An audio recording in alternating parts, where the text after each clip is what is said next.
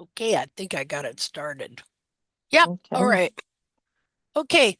Well, now, Gail, have you ever sent me any photos of your horse's feet? No, Do you have no, some? I don't. Okay. Well, you're, Um, However, I know I talked to the group before about my daughter's horse, and she did send X-rays to you, the one Jessica Murphy. okay. That horse is actually bearing weight on that foot now Good. and getting around. She had texted me again. Remember, we were estranged for like 2 years. Yeah. Um, and she had said, "Oh my gosh, I thought that the abscess was totally gone, but today, Uh-huh. soaking it, and she'd been messing with it. She said, I just got all this pus out of her foot, and she's now walking around. Wow, So, that's great. and the whole hope for this horse is merely to be pasture sound. So, nobody's thinking this horse will ever go back to work. Uh-huh. Now, So I'm feeling that, like, no, maybe it isn't for sure a death sentence. yeah, now what was her last name again? Murphy?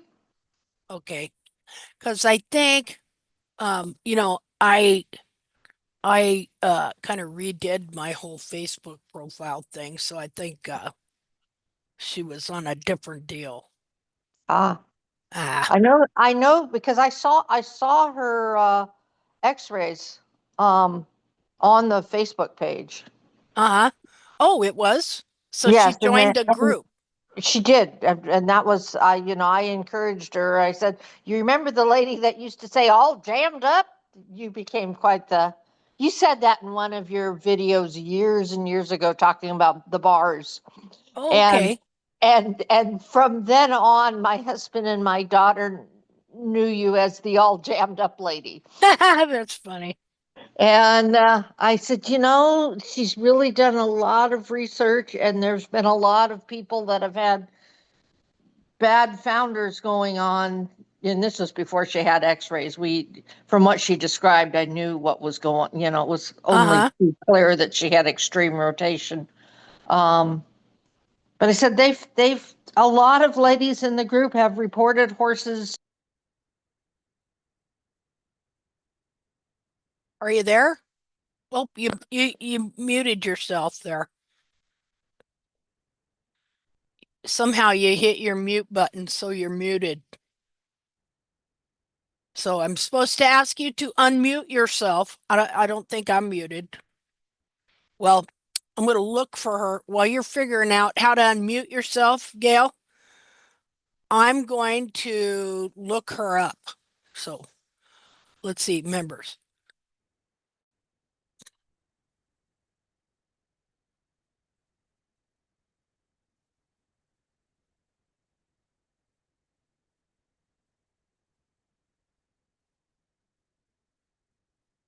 Got lots of Jessicas.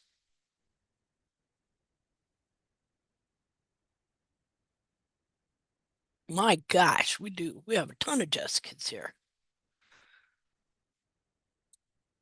There. I'm asking you to unmute yourself Unmute. again. Oh, There did we you find go. it? Okay. Am I back?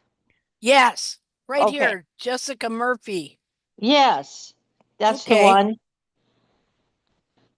So, anyways, the last we communicated, the horse was doing significantly better. So that's, Good. I mean, obviously still lame. She will be, but um, now that foot is not bad. There, that's the one that's, you This know, is the worst one. yes. Yeah, that does look bad. Yeah, she said I knew it was bad, but when the vet showed me the X-rays, she said I almost literally lost my lunch. I knew what that meant. Yeah. Yeah, So and this brown, well, two things happen when you see this brown color. yes, That you know that something bad is going on in there. Although, also when you're restoring the foot and it's healing, you'll get the same brown. really, Yeah, Huh. And most of the time you never see this. It's going on, but you don't see it. Um, in fact, I'm going to show what's going on in some pictures because somebody did it was foreign too. I think it was in German and stuff. So they were trimming a horse and they found loose sole and wait till you see what was under it. Now we know what these horses are going through when they're trimming the feet out of them. See, and so like on her horse, ultimately, like they look at this and go, "Oh, look at those high heels," right? But those Yes. are not, those aren't the real heels. That's sidewall that's in Her. front of the heels. Here, I'm gonna do a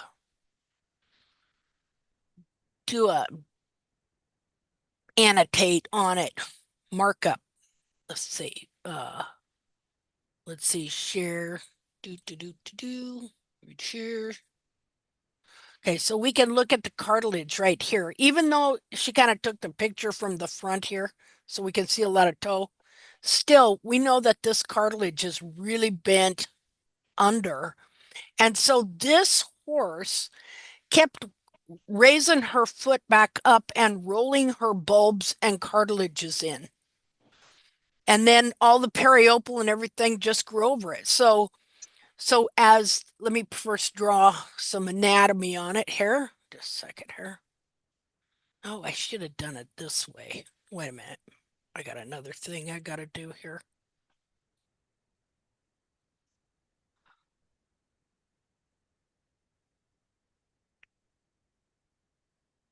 Ah,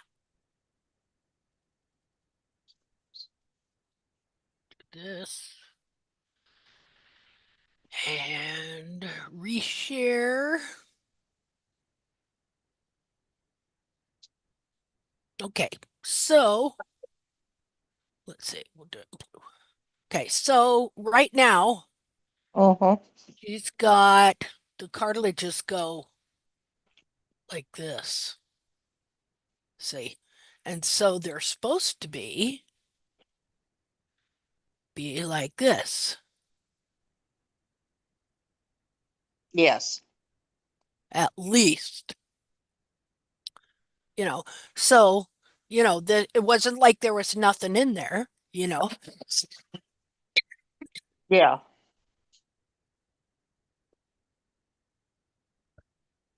So, as the heels are, even farriers that just take heels back to the base of the frog, they're lowering them constantly. If the frog doesn't stay thick, eventually they'll trim the heel buttress out. And as they do, the cartilages and what the heel buttress grows from on the coronary band will twist around the foot like this here. It's going to Yes. go around in there. And so then it's going to take all this anatomy, the digital cushion and the frog corium and everything, and it's going to push it forward like so into the coffin joint, which, so that'd be, let's see, so you got your kind of bone thing there. It's a little wider than that. Not a very good drawer there. But so it's taken this coffin bone and it's your dorsal wall is held together a little bit more than sometimes they do. And it's going to tip it forward and make it up like this. Something kind of like that. But what it's going to do is it's going to rotate this joint. It's going to press it forward and make this toe rotate down and back. Let me get something else here. Oops. What was that? Where'd that come from? Just a minute. Oh, there we go. Okay.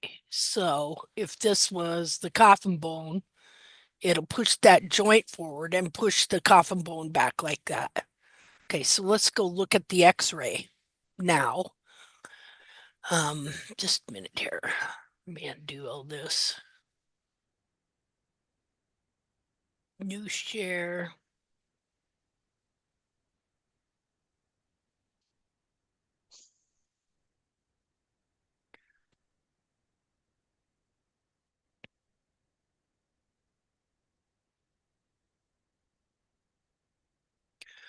Okay, so see how this is pushed up like this. Now the here's the thing.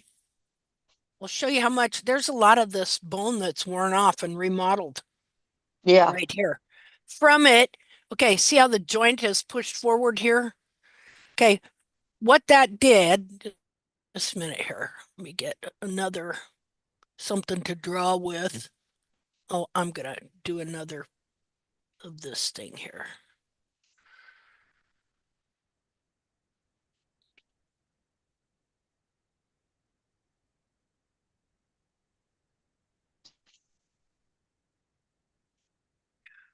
Okay. So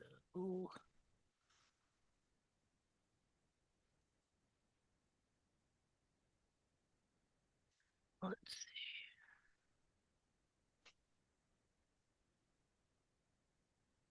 okay, so what that did, so this coffin bone should be at least that much longer. Wow. See?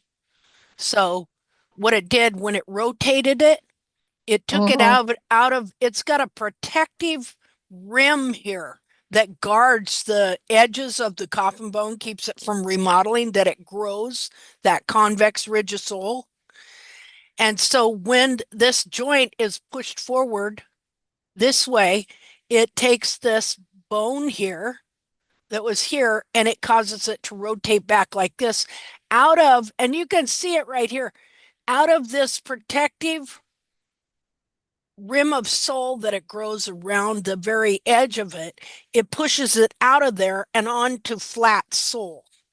And so the toe is constantly being pushed onto the flat sole and it wears away like what you see here. And you can see, let me see here. So you can see how this is pushed up like Yeah. this. See, it would be or like this. That, yeah, that's how much is worn away. And so this is, you have a really uh over positive palmar angle, but you can't hardly tell it because of the way the toe is worn off. So they might look at it and go, well, the palmar angle doesn't look that bad, but in reality it is because it's not supposed to be up like this. And it's pinching the navicular bone right there. It's supposed to be, let's see here, more like, more like, let's go down here, more like that. See, now you would think it is because you see this part here, Yeah. okay? But then you have this worn off piece right here. So it makes it look like doesn't have a real super steep palmar angle. But another thing that could be happening in here too, like I had one foot that I got. And so all of this is cartilage. The heels are made out of cartilage, but they can start turning to bone too, just like you have side bone and ring bone. The Huh. actual the actual heel itself can turn to bone. Here, let me show you an example here.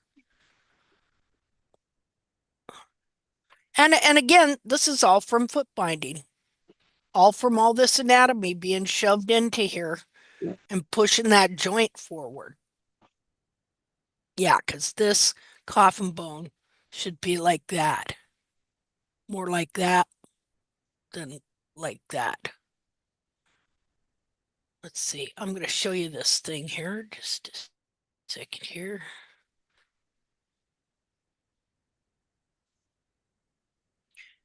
Is it Tuesday? Yes. Yes, it Okay, is. just wanted to make sure. It's Tuesday. Okay, well, I knew sooner or later I would run everybody off with these really long hoof chats. I know last week my phone died um before you were done, but it was just my phone was just done and I wasn't where I could charge it. So I signed off early. No, it's okay. It's okay. Let's see here. Cartilage. Get into the cartilages here and into, where are you here? Okay, well, let's just go here. Do. New share. Oh, Well, hey, someone's there. Roberta, how you doing? Hello, how are you? Doing good. We're All looking right. at we're looking at Gail's daughter's horse's foot that was really foundered. Oh And my. she said the horse is walking a little better because she got a bunch of pus out of the foot. We can Oh, see great. we can see why these feet get pus in them. I mean, so you got a regular horse's foot. Here, just a minute. Hmm, let me get here. Just a second. Open this up. You got a regular foot in there, and then it's crammed and dif distorted and deformed and shoved into a smaller shoe that doesn't fit in any way, shape, or form. And the horse is forced to walk on that 24/7. And so they start getting blisters that then turn into wounds that won't heal. And there you go. Okay, so see this part right here? Yes. That's the heel in the foot. It's totally made of cartilage. And so the bone ends right, really right in here. This is all kind of attached into the bone there. So that's the heel. This right here, this part up here is what's above the hairline. Nine. Okay. This is the Uh-huh. bulb coming down, and that's under your heel. That's your physical heel that Okay. Yeah. so there'd be well, there'd be we'll have to look at this here. Let's look at a different couple of different ones and stuff. So right here, this is all cartilage and fat. What you just looked at, the heel, Yeah. okay, is in here, and all of this here is cartilage, and then on the inside of it, attached to it, would be the digital cushion. So your heels, all of this is cartilage and fat. And then your coffin bone is only up here. So I always have to explain on feet dissections like this. As soon as you take the foot out of the capsule, the back of the foot falls down. Yes. Only the capsule keeps it supported. And like here, it looks like the heels run forward. Well, it's not really run forward. It's just that look how I'm holding this thing Yeah. with the back like that, so it's pressing it down. Otherwise, this heel would be straighter. Okay. So there it is, same foot, only I've just removed the skin from this side. Uh, See? yeah. And so with full cartilage extension, this is how long the foot would be. Wow. Okay. And then your coronary band would be up here.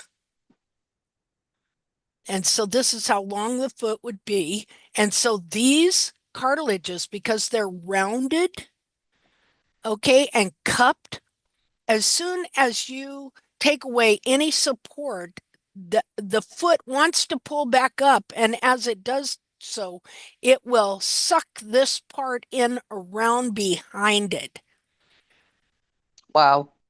like that. So you can wind up with a capsule that's this big instead of that big. Okay. Say, so what is that got to be doing to a horse's foot that is this originally? Say, when this cartilage, which just doesn't look that big here, when it stands up, it's quite more extended out the back. It should be like this if it was Yeah. supported. I wasn't holding it like that. So then what happens when this is literally curled around back and in towards the frog? What I mean, the torture and misery and pain these horses are in reality. But they're so stoic and there's so much of it that doesn't cause overt lameness, you know. Um, but it's just gradually going on and getting worse and worse and worse.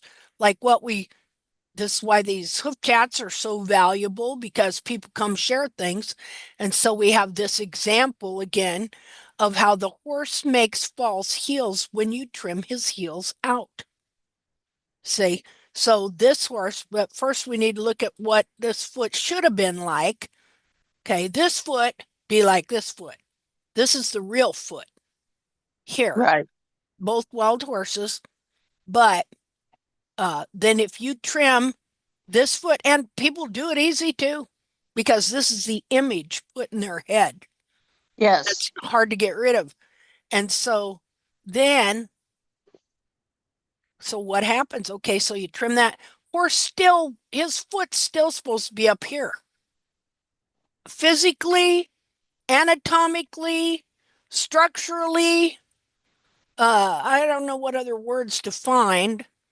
Naturally, okay. That foot, this hairline's supposed to be up here. That foot's supposed to be up there, and it's going to pull up there anyway. Okay.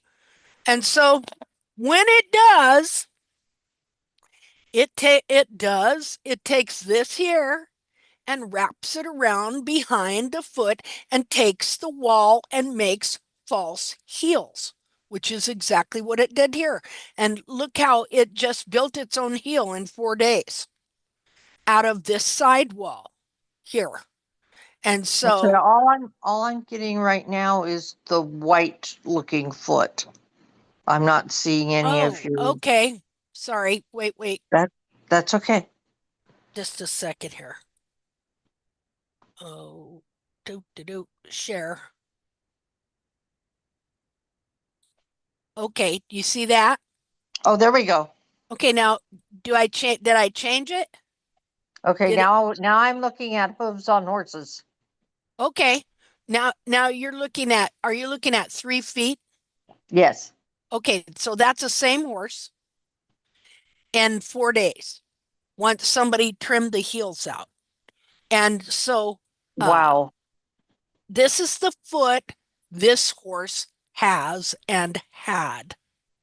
And so then the heels were trimmed out. This gal was new and somehow got us mixed up with somebody else, which is not hard to do because this is the image that gets put in a person's head right Mhm. there. And so this horse, though, I got pictures of the foot before this happened. Okay. And his foot is like this. And so uh we're having hoof chat and she was showing us pictures and she showed me that, which freaked me out. I and bet. and because I know how doing this causes tendon damage. Long-term trimming out of the heels causes severe tendon damage and other damage to the body of the horse.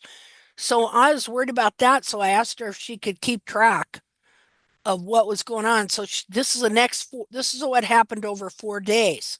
Now Wow. we knew horses were making false heel, but we did not know how until here. And so then things start clicking, making sense. If the foot is supposed to be, the hairline is supposed to be up here. That's the function. That's the way where it's supposed to be.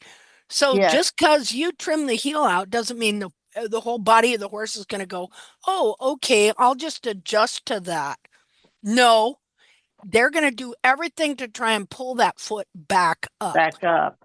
And so when they do, because of course you've reduced the amount of wall here, So that makes it weaker in general. And so as they walk and pull and pull and pull on the back of that foot, it starts to wrap this wall here behind the foot. As it wraps the wall behind the foot, it also starts to bend the cartilage. See, it Yes. just makes structural sense. And so you can see here how already this horse has made itself a little bit of heel, and it's already changed even the angle of its pastern. See, and then Yes.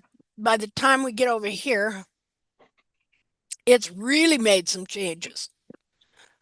It's also uh, rounded out the cartilages more. It's lengthened the false heel by taking the sidewall and pulling it around. Look where it's taken this dot. This, I guess that was a little bit of a wound or something there. This little black. Look how Huh. it's Look at moved that. it. Isn't that something? It is. And that was a 4-day period? Yep. Wow. Isn't that something? It is. But whoever knows, you know what happens? And then the foot grows. This area grows.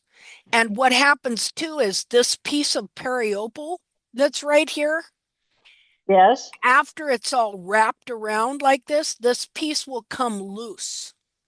And you'll see these flaps, like a more periopal flap than normal Yes. right there. That's because it's wearing away and the heels are being curled in, and so that I don't know why exactly it does it, but that piece of periopal comes loose as the foot gets pulled up and the false heel is made. Huh. And I seen this. See, I started trimming my horse according to this method, which was a Strasserite method, but I didn't know it. And what it was is they trim, well, okay, so this was Cheryl Henderson's group that did this. And she came up with this idea that at the end of the periopal flap is the natural place for the heel because it seems to be consistent. Okay, but what she didn't know was that it may look consistent, but but when you trim the heels out, it constantly changes. And so what had happened is I thought my heels were growing, but the horse was just making false heel. And I would come out and there'd be this big flap of periopal, and I'd just take the heels down again. Ah, And I just kept taking them down and kept taking them down. But the foot kept lifting up and lifting up and lifting up and leaving these huge periopal flaps. But every time and it's always at the same level, be from the hairline to the end of the periopal flap. No matter how much you trim those heels out, that's what that periopal does. See, but you don't know that your heels are being trimmed out because it looks like he's growing heel, but he's yes. not. See, just like here, it looks like he grew heel, but he didn't grow heel. He just wrapped that heel, pulled it up so that instead of pushing forward now only because the heels were trimmed out, now he's pulled it up so that it's actually that piece is standing up. But man, you can really see the difference in the shape of the capsule and the cartilages and everything, the pastern. So no wonder we're all deceived, right? Look at look Yes. at look at these horses, how deceptive they are. You, you deceivers, you Yeah. making Yeah. heel like that on us. How dare you? Deceiving all of us. Well, and it doesn't help that like the middle foot to me is what was I was always told was a really good foot. That looks Ex- like a really good foot. exactly. Yeah. So when you're looking at them, everything in your head says, "Well, that's how it's supposed to look." Yep. Yeah, and so then you go about trying to keep it that way. See, like what'll start happening too is uh look how much see like even here the dorsal wall is now starting to look longer, but it Yes. hasn't changed. It's that Yeah. yeah, the back has come forward. And of course it's done some weird things too. Uh look It's at how it starting, raised the uh toe quarter area, the hairline. and it also looks like it's trying to do that Roman nose looking Yeah. bit about it. Yeah, bull-nosed. It bull-nosed. Like it was a little bit here because also that's a little bit how coffin bones are kind of shaped to a degree. But then look how it's straightened out here. But then it really bull-nosed there, you know? So we're Yes. like looking at it now. What is the, well, this can turn into a flare. See, because what happened is, so what you got this situation where the internal foot and the coffin bone inside the internal foot is being pushed forward at the joint, rotating the toe back this way. Meanwhile, you've lowered the capsule so that it's pushing forward this way. So, really, what you got going on is you got the internal toe pulling one way, back pulling, being forced down and back, but you've got the wall itself being forced forward and up. So now you've got this constant pull inside between in the wall, between the internal foot and the wall. And so that can gradually turn into mechanical laminitis, obviously, Yeah. you know. Well, then you will start to get a flare in the toe. Okay. And Yes. so here I'm going to show this in comparison to my horse and the experiment I did on him in 2020 to when I learned that his foot was bound and being held in, that the cartilages were being held bound like this, because I'd been restoring his heels for quite a while. And I started noticing in pictures when it was wet, his cartilages would extend out really nice. And when it was dry, they'd round out again like that. So I'm thinking, what's going on? And so eventually, what I discovered was as all of this is happening and these bulbs are being pulled around the back, the periopal band starts to grow over the whole frog and try and hold the hoof capsule onto the foot. Like it'd be for the horse's survival ultimately. But then when you're trying to restore a foot, what it does is it deceives you and it binds a whole foot right there so that you can still grow and heal. But the thing about it is, you not only have to grow in heel buttress and restore, the cartilage and the size of the hoof capsule in each heel, but also in between the heels, it's like a Rubik's cube. Each Yeah. heel's independent, but that frog and that digital cushion between those bulbs, that's independent too and stuff. So it can still be bound underneath the foot. So I'll show you this other deal here.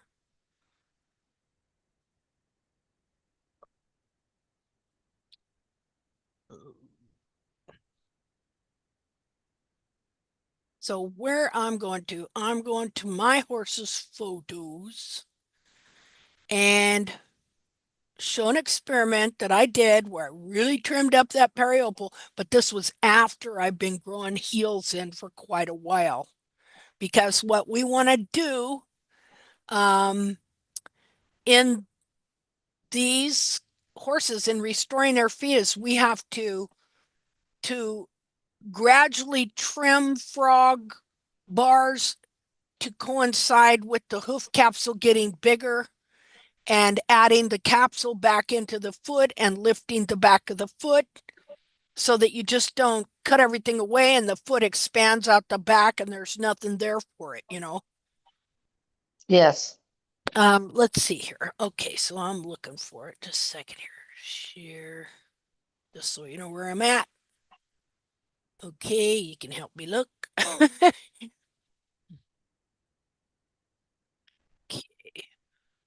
that's in here. Well, here, I'll show this first. Uh, let's see. Share. Okay, so just going to show this first to show what you're really dealing with when you trim in these cute little feet. See, that's similar to the foot we were just looking at, right? Where we Yes. thought, you know, and stuff. Um, and so let that grow. This is why they got to keep them on such a tight trim schedule, because if you let it grow at all, it's going to show what it really is. And what it really is this right here. That's what it really is. Okay. And so so anyway, but this is what it that's the distortion of the hoof capsule, but this is more the hoof capsule being corrected and reformed to the foot. See, or like this higher hairline. But as you can see, the cartilage is still rounded, but who would know? Now, here is an example of what I'm talking about. When it's drier, the cartilage would round out. And when it got wet, it would extend like that. So I knew, because I'd seen some horses that had really extended cartilage and done some dissections where you could really tell that cartilage really extends out behind the pastern there and is a different shape. It is not supposed to be round. And so this started, you know, getting me to thinking, why is this happening? So just a minute, and I'm going to find that. So I experimented one winter on one foot. And then because I only had one boot and then my boot broke. So Oh, so that experiment kind of had to wait till spring and the rain, which then I was able to continue on all 4 feet. But let's see. down. I Look just gotta down. find it. It's either a cat or a dog.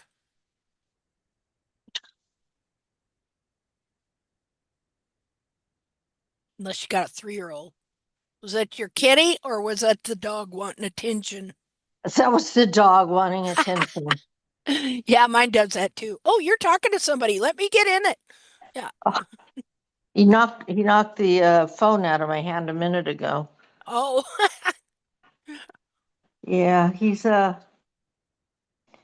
was dumped here a couple of weeks ago, and oh, oh, I've got two like that. I had two dogs, which just seemed just right, and then another one showed up, and it's like, okay, you can stay, and yeah, then another one showed up. It's like, people don't get dogs when they're cute little puppies if you don't intend to keep them. yeah. No kidding. What kind of dog is it? Oh, it's a German Shepherd. It's not even little. Oh my goodness. He's huge. Well, we got a call from one of our neighbors asking if, because they knew we had dogs, but we don't talk to them very much. Um, Uh-huh. and and and we said, well, we do have one that has like a painted or German Shepherd paint job, but it's not big like a German Shepherd. And he said, well, there's two German Shepherds over here and getting at my chickens. I'm shooting them. Uh-oh. So I, went out down the road, and there were these two big German shepherds that I coaxed onto my property from my neighbors. And one of them disappeared. I think he actually shot one of them. And then the other Yeah. one, was just kind of living out in the forest. Yeah. And so it's like, well, I'm not leaving him out there to get tore apart by coyotes because Yeah. we have a Yeah. lot of coyotes here. And so and the next thing I know, I'm in a mobile home, and he was living under the mobile home, and it's like, okay, so I guess we have another dog now. Aw. It's terrible the way people dump dogs. It really is. It really is. I mean, and I used to live in California, and I now live in Texas, and probably the only thing better about California than Texas is people don't treat dogs like that there, at least not where I saw. Hmm. Here, there's you can just tell, you're driving to, and you'll see the never no collars and the panic look. They just got dumped. Yep. Yeah. And Yeah. our dog pound here is so stupid. They don't. It's harder than heck to get to adopt a dog out of there. Well, they're so full now that they won't take any dogs. So what are you supposed to do with the dog that got dumped on your property? Yeah. Yeah. In California, you have to have a rabies shot every 3 years. Here in Hmm. Texas, it's every year. That's Well, ridiculous. it is ridiculous. Well, when I went to adopt a dog out of there when we first moved here, because my dog passed away and I wanted another dog, Hmm. um, she called my vet in California and they said, no, she didn't get a shot every year. She got it every 3 years, which is what you're supposed to do in California. Well, Yeah. she wouldn't let me adopt a dog. That's ridiculous. And I since talked to the people at the feed store and a few other places, and they said, "Oh yeah, no, she doesn't ever adopt the dogs out. Now they're so full they won't take any more dogs." And it's like, so what are you supposed to do with them? Yeah, they need to When get they rid of show up her. on your property, Yep. and But is it a no-kill shelter? I think it's supposed to be, but at some point they're going to have to start doing something. If she won't adopt them out, and they won't take any more because I mean, it's just It's ridiculous. it is. It's just stupid. I Hmm. have to wonder who is she sleeping with, or who is her relative, or what, that she has Yeah. this job, Yeah, because exactly. she's obviously doing a really poor job of it. And I know, like, our two properties over, I'm pretty friendly with them, and they've, like us, they keep finding dogs on their property because people dump them because we're outside the city, Yeah. and they bring them out and they dump them, and then of course they go to where they smell food and other Yeah. dogs. Yeah. And it's like, yeah, you can't they won't accept any dogs from outside the city limits, and even then it's hard to get them to accept a dog. And it's like, so what are you supposed to do with them? Just let them get hit on the road, or tore apart, or Yeah. shoot them yourself? Or, I mean, what exactly, what Yeah. are you supposed to do with these dogs? Yeah. It's ridiculous. It it really is. Yeah. It just really is. Yeah. That's too bad. And it's that way many places. I don't know what the rabies thing is here. I'm sure I could never adopt a dog because I don't see the point, especially a point of getting a rabies vax every year. Are you kidding me? Yeah, well, You know? you know what? They've done the little teeter or whatever they're called tests, and Hmm. rabies vaccines last like 10 years. Yeah. It's just a They, money thing, yes, you know? it really is. And Yeah. it's not even good to vaccinate that much. No, It's that's very right. hard on the, it's Yep. very,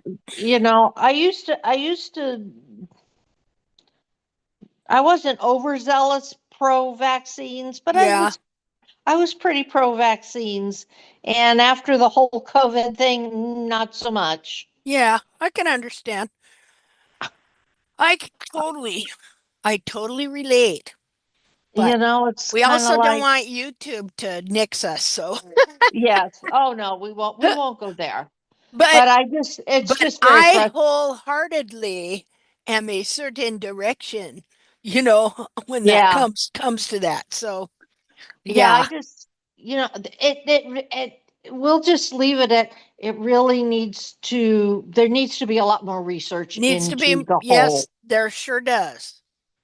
There sure does because there's so much, well, in everything that they want you to do, even the flea medication for crying out loud. I can't believe how much they want to charge you for that. Holy heck. Yeah, you know It's a what? racket. It really, I only need, and I'm not even sure why, because I mean, I'm out in the country. Um, but I really only need to do flea medications like 2 months. Hmm. Right now and it's not even so much fleas, it's ticks. We get ticks. Oh, yeah. Um, for about 2 months out of the year. Other than that, my dogs aren't on any flea medications. And I don't, and they live in the house. Trust me, if they had fleas, I'd know it. Do you have a cat? Um, no, I don't have a cat. That's why. I'm sorry, but that's just the truth. That's why. Like, I had no flea problem hardly at all until we got another cat that wound up being an indoor cat. And here's what cats do, they wander all over the place and then they pick up fleas and then they bring it into your dogs. Ah, They and I had a cat before, um, and she passed away after 20 some years. And then I had even less fleas after she was gone. But I treated her for fleas too, but not the same as I treated the dogs. But because she was never in the house and the dogs did not play with her, okay, my dogs mm-hmm. didn't have a flea problem. And now it's like I can't get rid of it, you know. Oh, It's terrible. My dogs are suffering. So I'm just gonna, I don't know what I'm gonna do. Maybe find somebody that wants an indoor cat somewhere. Because it's a very nice cat, but she's still a kitten. She'd make a very nice pet for someone, you know. But yeah. not for me. I used to, when we were first here, I did the whole, the once a month flea drop things, Yeah, and I used to, way back, used to use trifexis on my do, and at some point it's like, I don't think all this stuff is good for them.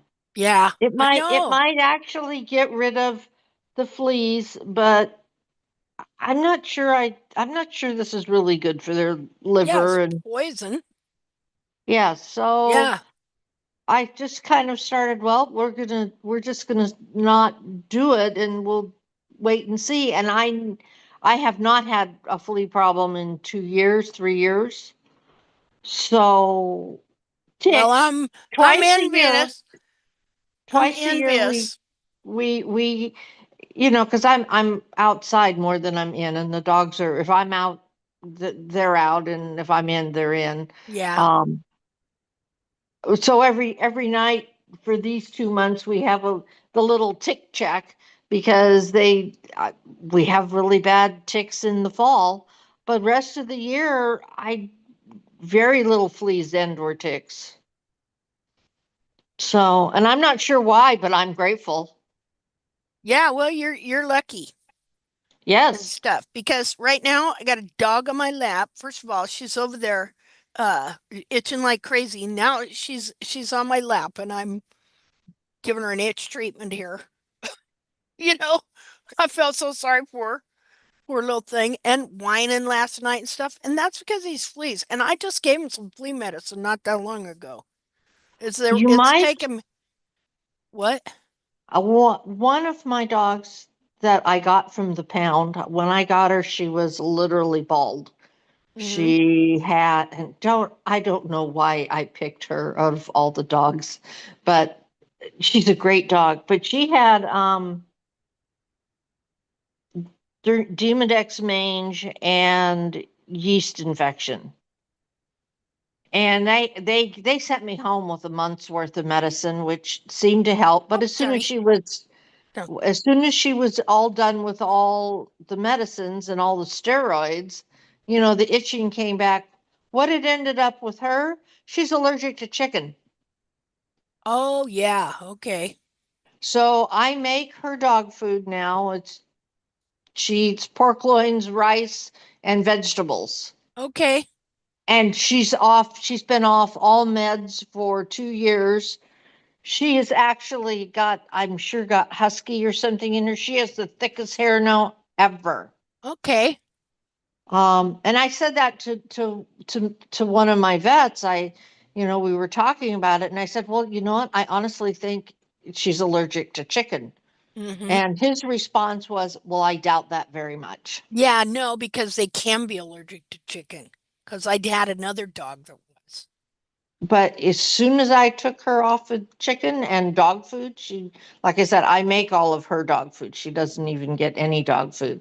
Yeah. Um, all the itching went away, Yeah. all of I'm it. I'm gonna have to try this for these dogs too, My you know.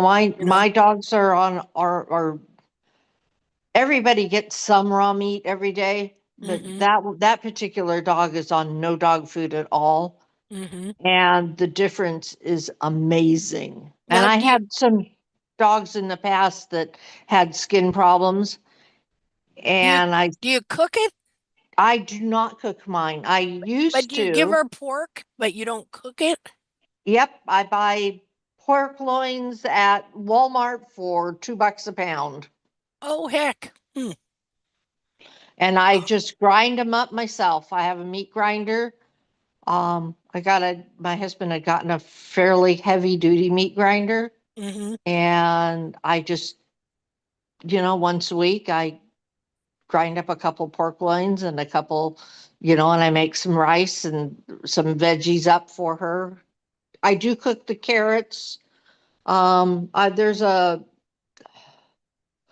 grocer that I go to every couple weeks that he does damaged from Cisco, which is like the restaurant Yeah. supply. Yeah. And a lot of times he'll have like the hotels that have breakfasts. Well, they have like scrambled eggs. I'll have big Hmm. packages of scrambled eggs for like $2. Oh Any heck, kind of that's great. decent Yeah. quality proteins. Yeah. So I just try and give her 60% protein, um, 20% rice, and then the rest is veggie. Okay.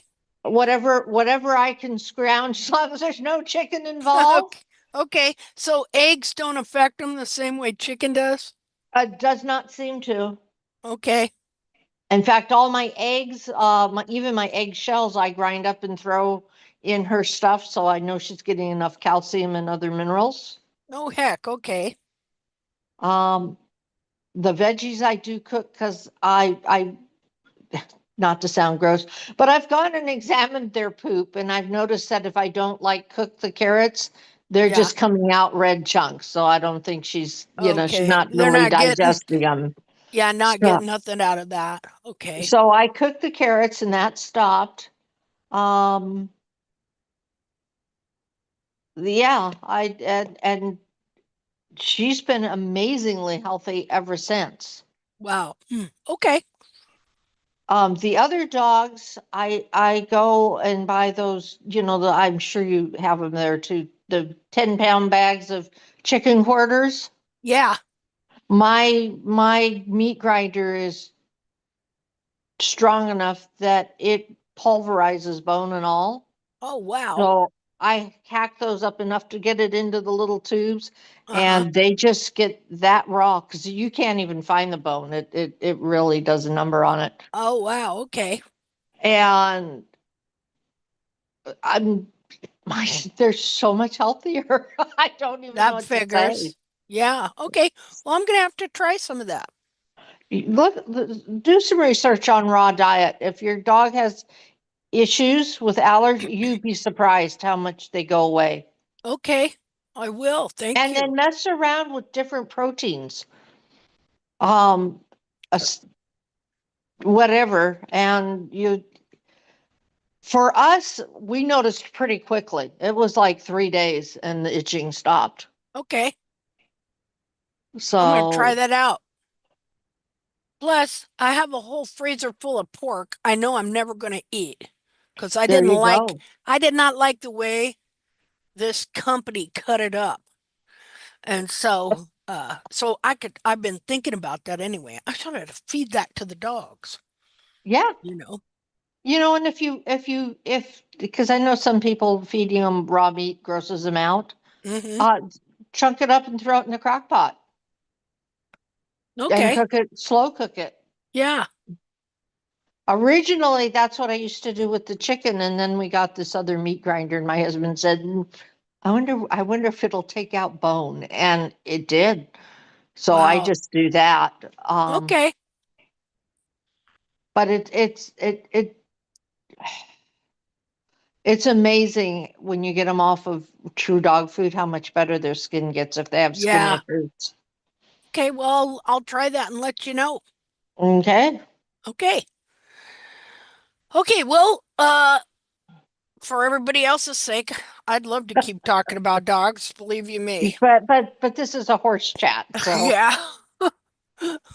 But no, but I was really glad to hear all that information for sure because I've been having issues.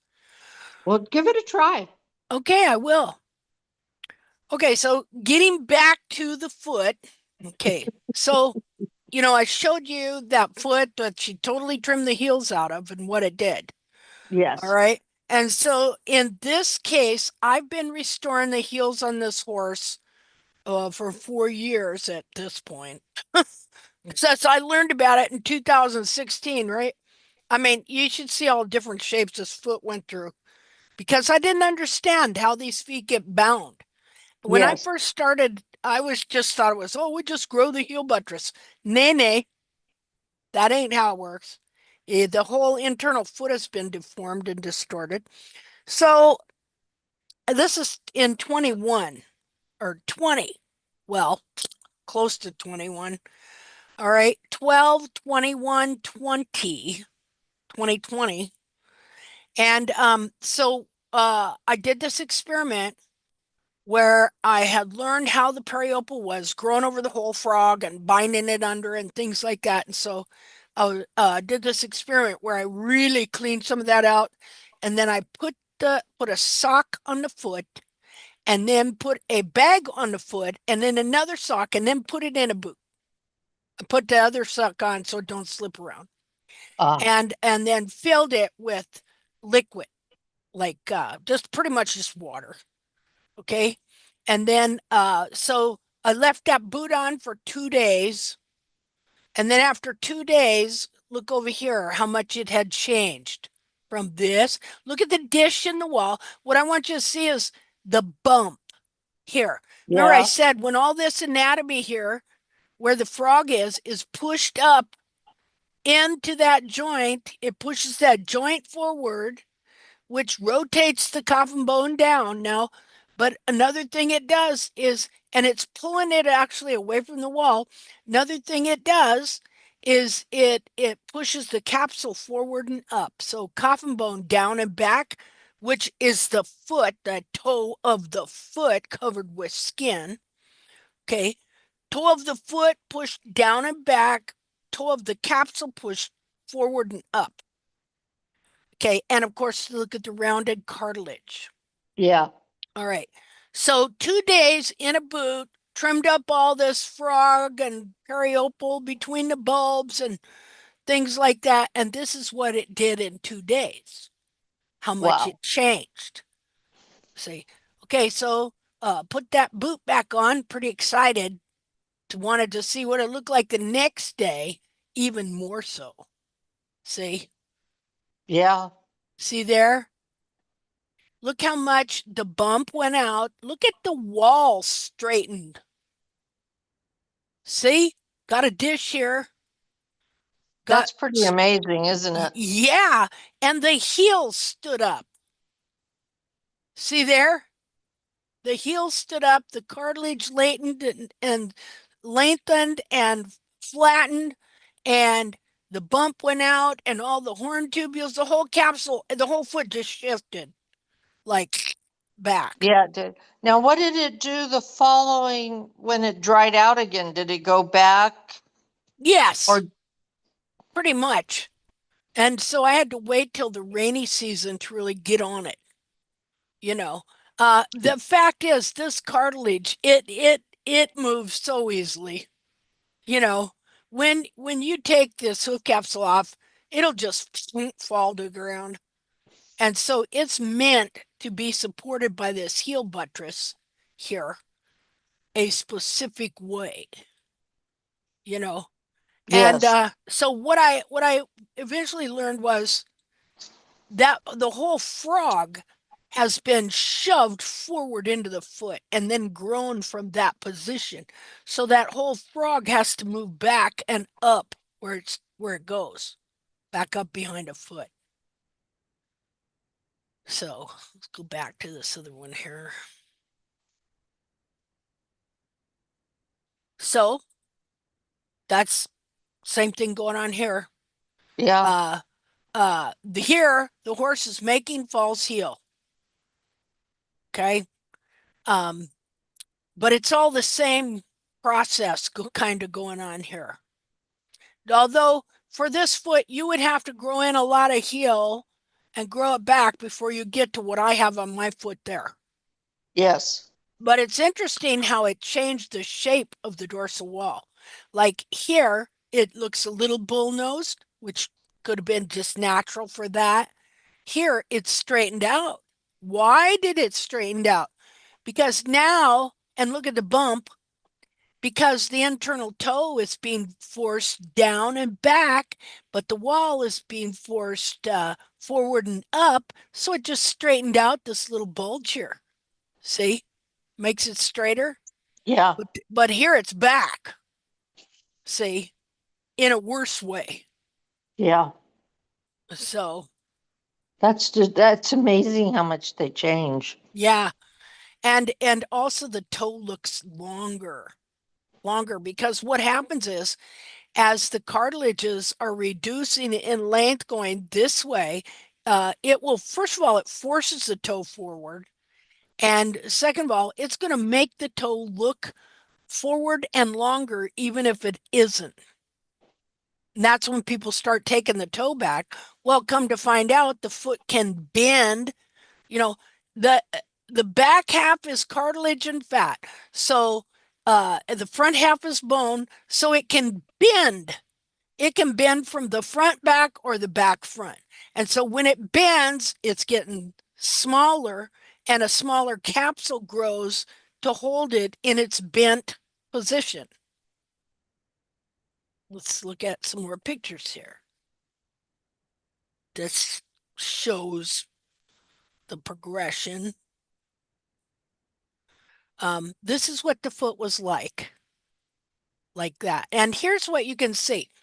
Um, so so then take the heel down. It's going to build heel, and it's going to look like this one over here.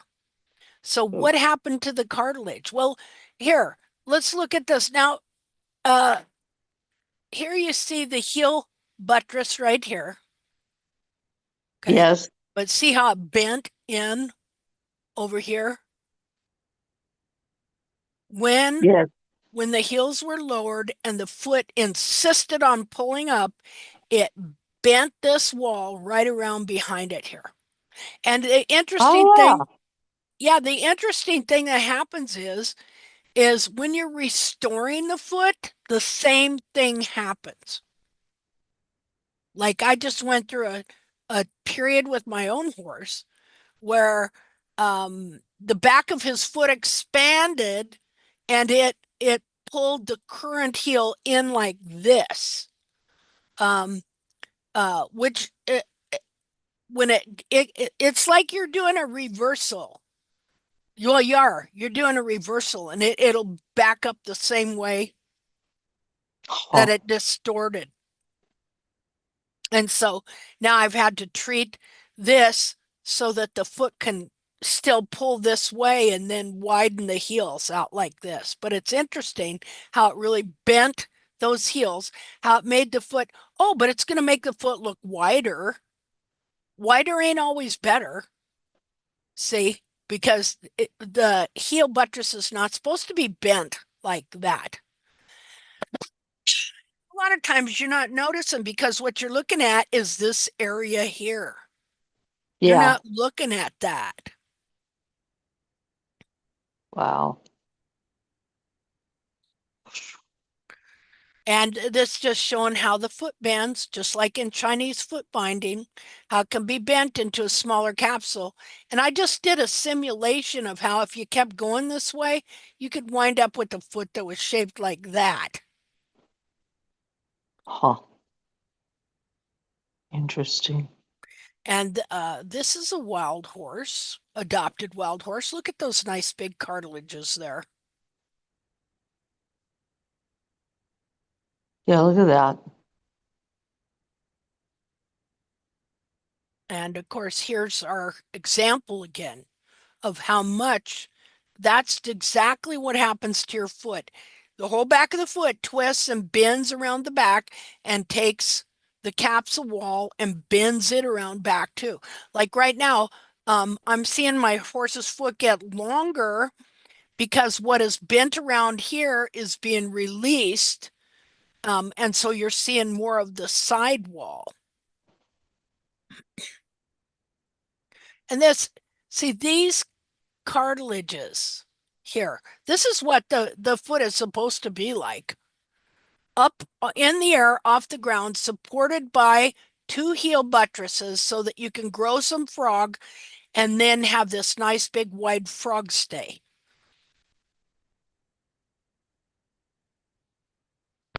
Hmm. And here, this shows you where I skinned the skin off the foot, and it shows all the different coriums that grow the hoof capsule like a shoe in one piece. So you got this grows the periopal right here. Right. Then you have the outer wall. And then this here goes from outer wall to inner wall to lamina. This grows the lamina right here. See the different kinds of skin? Yes. And then here's the lamina that the wall attaches to. Lamina's produced right here and attaches right there. And then they grow down to the ground together till they get to right here. You got another kind of uh, corium skin that injects yellow glue into the white line of the hoof capsule and connects it to the sole right here. And then I got some, they're not easy to skin this part of the foot like it is, the leg and stuff. But I see, and here's the thing, you see all these different kinds of coriums, which Yeah. was fascinating to me. And look here, you can see how that thing is rounded, that cartilage. So it just makes sense that it just kind of rounds out and sucks around behind. Yeah.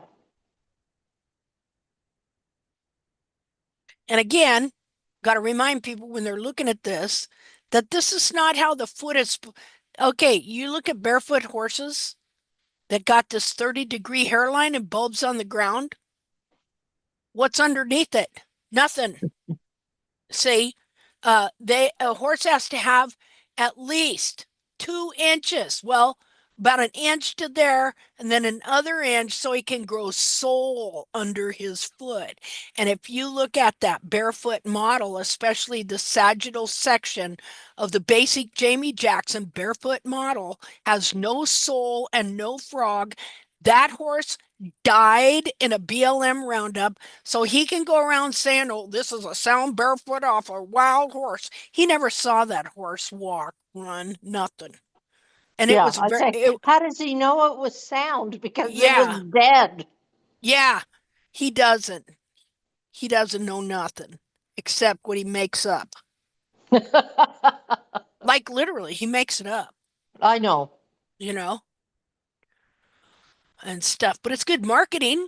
And it put that image in my head that I tried to trim my pony and my horse into for That image years. was in everybody's head. That's Exactly. that's what everybody tried to do.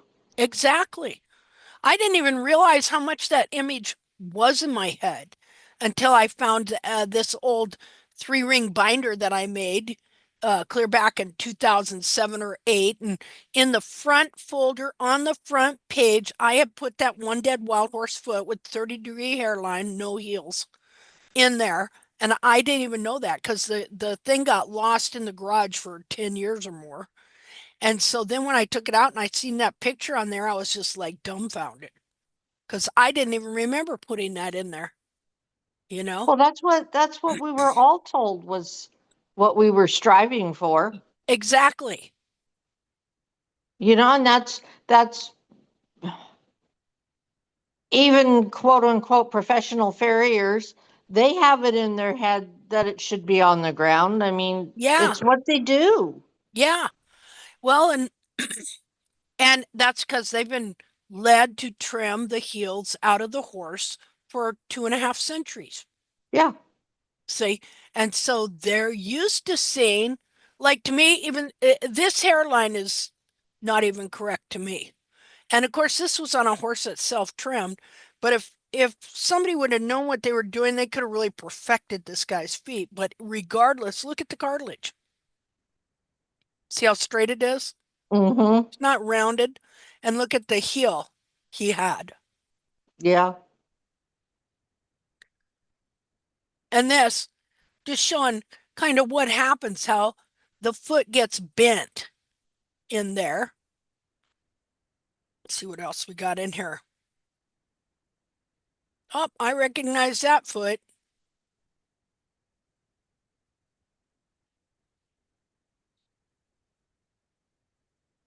Let's look at this other foot. See, same thing happened to the other foot. Yeah.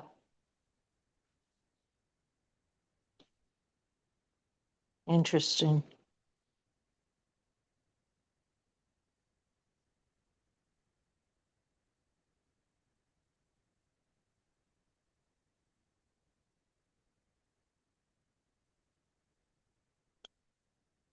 Mm. It's amazing any of them can walk at all. Yeah, it is, isn't it?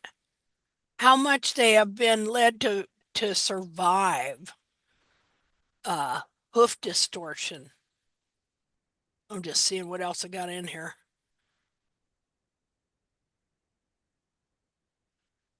Okay, well, here's that foot. A similar foot right here. No frog, stretched digital cushion, bulbs on the ground.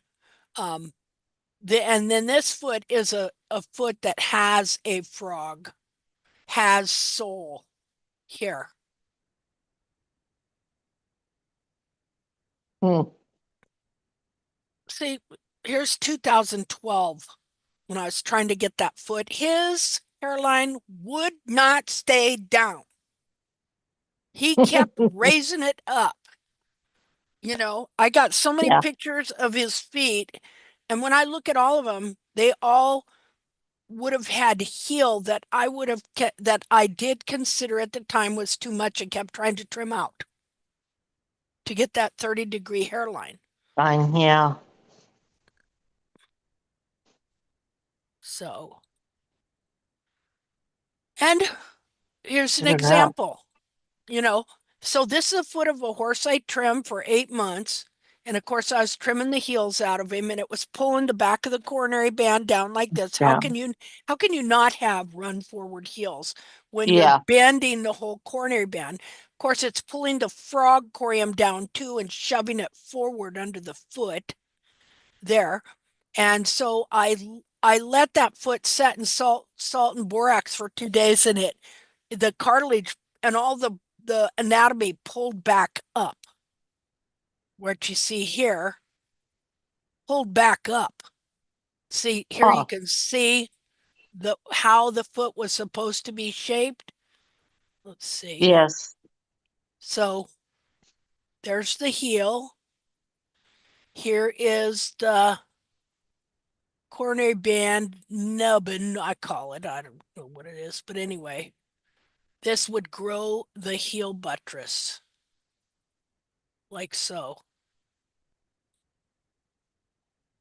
So be like so. Um, and see, so the heel buttress grows down like this when this is in the right position. So, And just a minute. And so here you can see when I first took it out of the capsule, how it was bent down. yeah, way See, down. and where am I now? Just a minute. And so instead of being out like this, like we saw the other one, okay, it's now down like Okay. this. Well, then how's the heel going to grow? Like this. And Yeah. what happens when it does? We just keep trimming it off like that. See? Well, then what does this do? It pushes all these forward like this. And then your toe winds up being out here and your heel clear back here when it should have been clear Well, over there. back here. See? Oh, okay. Anyway, Interesting. so all this process went on here with your daughter's horse over a long Yes. period of time. Well, Uh, she had funky feet when she got her, yeah, and life got in the way, and I know the horse didn't get taken care of like she should have. yeah, Uh, that um, happens. yes, And and people don't realize a lot of times in depth what's going on with these feet to begin with. oh, I'm So, sure she did it. I mean, it was like, man, she has funky feet, she has funky feet. mm-hmm, Um, and she would be intermittently lame, but my daughter, she was the extra horse kind of a thing, and she didn't ride very often anyway. Um, so it was very easy to be involved with life and not the horses. And sure, she fully admitted that she wasn't taking care of her. When she lived with me, I would sometimes get real irritated with her because she didn't keep the feet up. So I'd go out and do them. Well, did she stop talking to mommy and moved away, and then nobody was taking care of her. mm-hmm, But now she realizes and she fully admits, I did this to this horse. Well, she came with weird feet and then she wasn't taken yeah, care of. So, yeah. And so, and the thing about it is, uh, what if she would have hired the best of help to come take care of the horse's feet? Horse might be well, worse, they you might. know? Yeah, Yeah, there's no guarantees of any of this, you know? yeah, because the experts are worse than no care at all Well, half the time, you know? well, I know I used to always have a farrier do my horses and you know, they're their own worst enemy. Yeah, And yeah, and one, sometimes you'll find one that'll do okay and leave some heel, you know?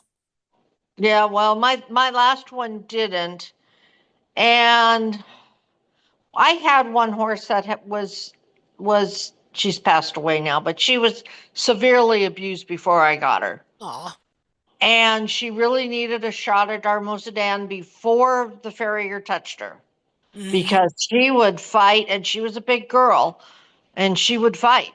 Well, I was off getting the Darmosadan and oh, he came early and he knew what I was doing. He came early because there was going to be a party that night. mm-hmm, I got home and my yard where we always trimmed looked like somebody had taken a plow to it. I went back and she was dripping wet and shaking, and I couldn't put a halter on that mare for a month. I never had a professional farrier touch my horses again. Yeah. I called them up and she's like, what the heck happened here? Oh, she gave me a little trouble, but I stopped. And I'm thinking, you didn't stop till you knew you couldn't do it and you knew I was on my way home. Yeah. And you wanted to get out of there before I saw what you did to because when I got her to, she was so head shy. It took me over a year to be able to just put a halter on her without her Yeah. flipping out. Well, I couldn't put a halter on her for a month after that. Yeah. I was like, I know he was earing her. Well, he also had a new helper that was, Oh, learning. great. So, I had these two young guys beating the shit out of my horse. I know they did. Yeah. Sure they did. And so, after that it was like, fine, I'll figure this out myself because I can cripple her just as easy as he can. Yeah. There you And it go. won't cost me a bunch of money. Yep. And yes. There we Aw. go. That was the beginning of when I decided, you know what, and then that's when I found you. Mm-hmm. And, I found some other things that took me in wrong directions. Um, but yeah, I will never forget coming home and looking at her, and it's like, oh my God. It's like, why didn't you just wait? Yeah. You could have done the other three and just left her alone. Yeah. There, you didn't need to do her, Yep. you know. So I need to Uh, ask a question. Okay. So this mare, how old was she when you got her? The one that you're looking at, No, no, the one you're talking about now, the farrier. messed up. Yeah. She was like 15, I think, 12, 15, something like that. So would she let you handle her feet? Yes. Well, I could pick them up and clean them. Uh-huh. And then it got where I would stand at her head and literally handing her alfalfa cubes or Uh-huh. pellets while my husband did her feet. Okay. And that went on for a while, and at some point we could just do her. She realized, and that's too when I found out about angle grinders. At some point I thought, why couldn't I just take a finish sander and at least keep them nicer longer? And finish sanders, no match for horse hooves. And we were in construction, so I had all these tools. Uh-huh. And at some point, my husband's like, well, I bet we could clean her right up with an angle grinder. And as long as I had the pellets out in front of her, the noise did not bother her. And in fact, it took like two trims, and it was pretty obvious that she preferred that. That's awesome. Ah, In fact, I had a DSLD mare. I knew nothing about this when somebody gave this horse to me. uh-huh. Um, and she preferred, most of my horses have preferred, once they get over the noise, which is usually like two trims, somebody standing at their head, distracting them for like two trims, and then they're just fine. So I don't usually use a regular rasp. I use the angle grinder. That's great. That's great to know. Um, but yeah, the first couple trims, I always have somebody at the head, keeping them distracted with treats. Uh-huh. And one of my horses, because if when you're you grinding, you can get little bits that fly up. Yep. And one of mine is just oversensitive. I put a sheet on her so that any little bits don't hit her belly. and she's fine. See, that's So awesome. Yeah.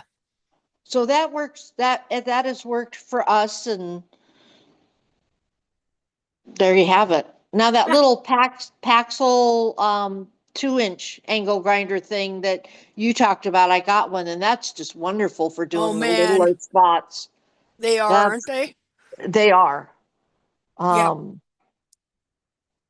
but that's kind of that's what got me into it all is just well, yeah, and and they're so professional farriers for the most part are so arrogant. They think Yeah. you can't live without them. Yep.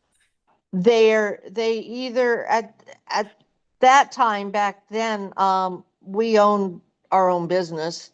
So yeah, I could take off to meet his schedule, but by golly, I had to work like the Dickens to make sure I wasn't having any deliveries on that day or that my crew was all busy for that.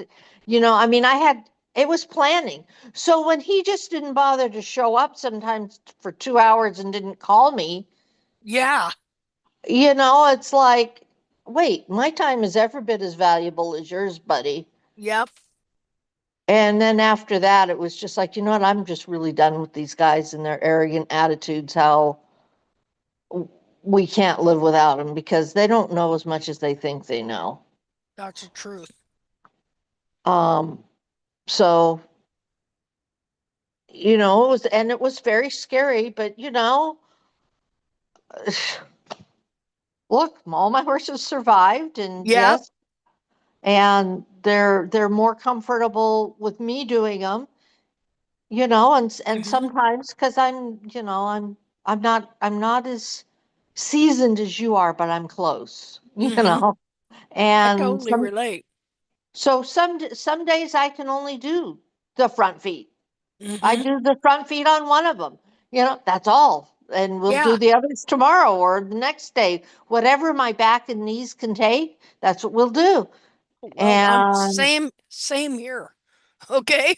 yeah, Yeah. well, I think a lot of your people are of our vintage. And Yes. so we Vintage. we do what we can do. Yep. And Um, but at least we're not cutting the heels out or trimming them too short or taking the Yeah. toes so far back that they're stupid. Yeah.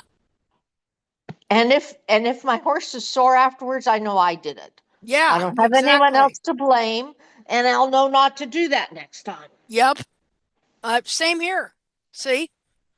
Same exact deal and stuff. And And one of the reasons I was wondering about that mare and stuff like that is because what I have seen off and on throughout these years, which my horses never got that way, which is amazing, but is that horses become difficult to manage and trim because they know they're getting butchered every time and yeah, they start associating, you know. And so yeah, they like I watched this one video and this yeah, I don't know if it was a male or female farrier, but anyway, it shows they got this horse tied up in a uh, like an alleyway to a barn type of deal, and uh-huh, he's got his tools, like he's got a big nice aluminum box, with all the tools and the nail and the whole thing in it. They pack a lot of stuff in there. I think it was yeah, even on wheels. And mhm. and you can see this horse positioning its foot to kick that thing over. And just so careful, that she's getting her foot in there just right to just unk, then send all that stuff flying and so he'd have to pick it up. And he says every time he comes, she does this. If he doesn't watch it, she takes it over. And I thought, yeah, she's protesting what you're doing to her.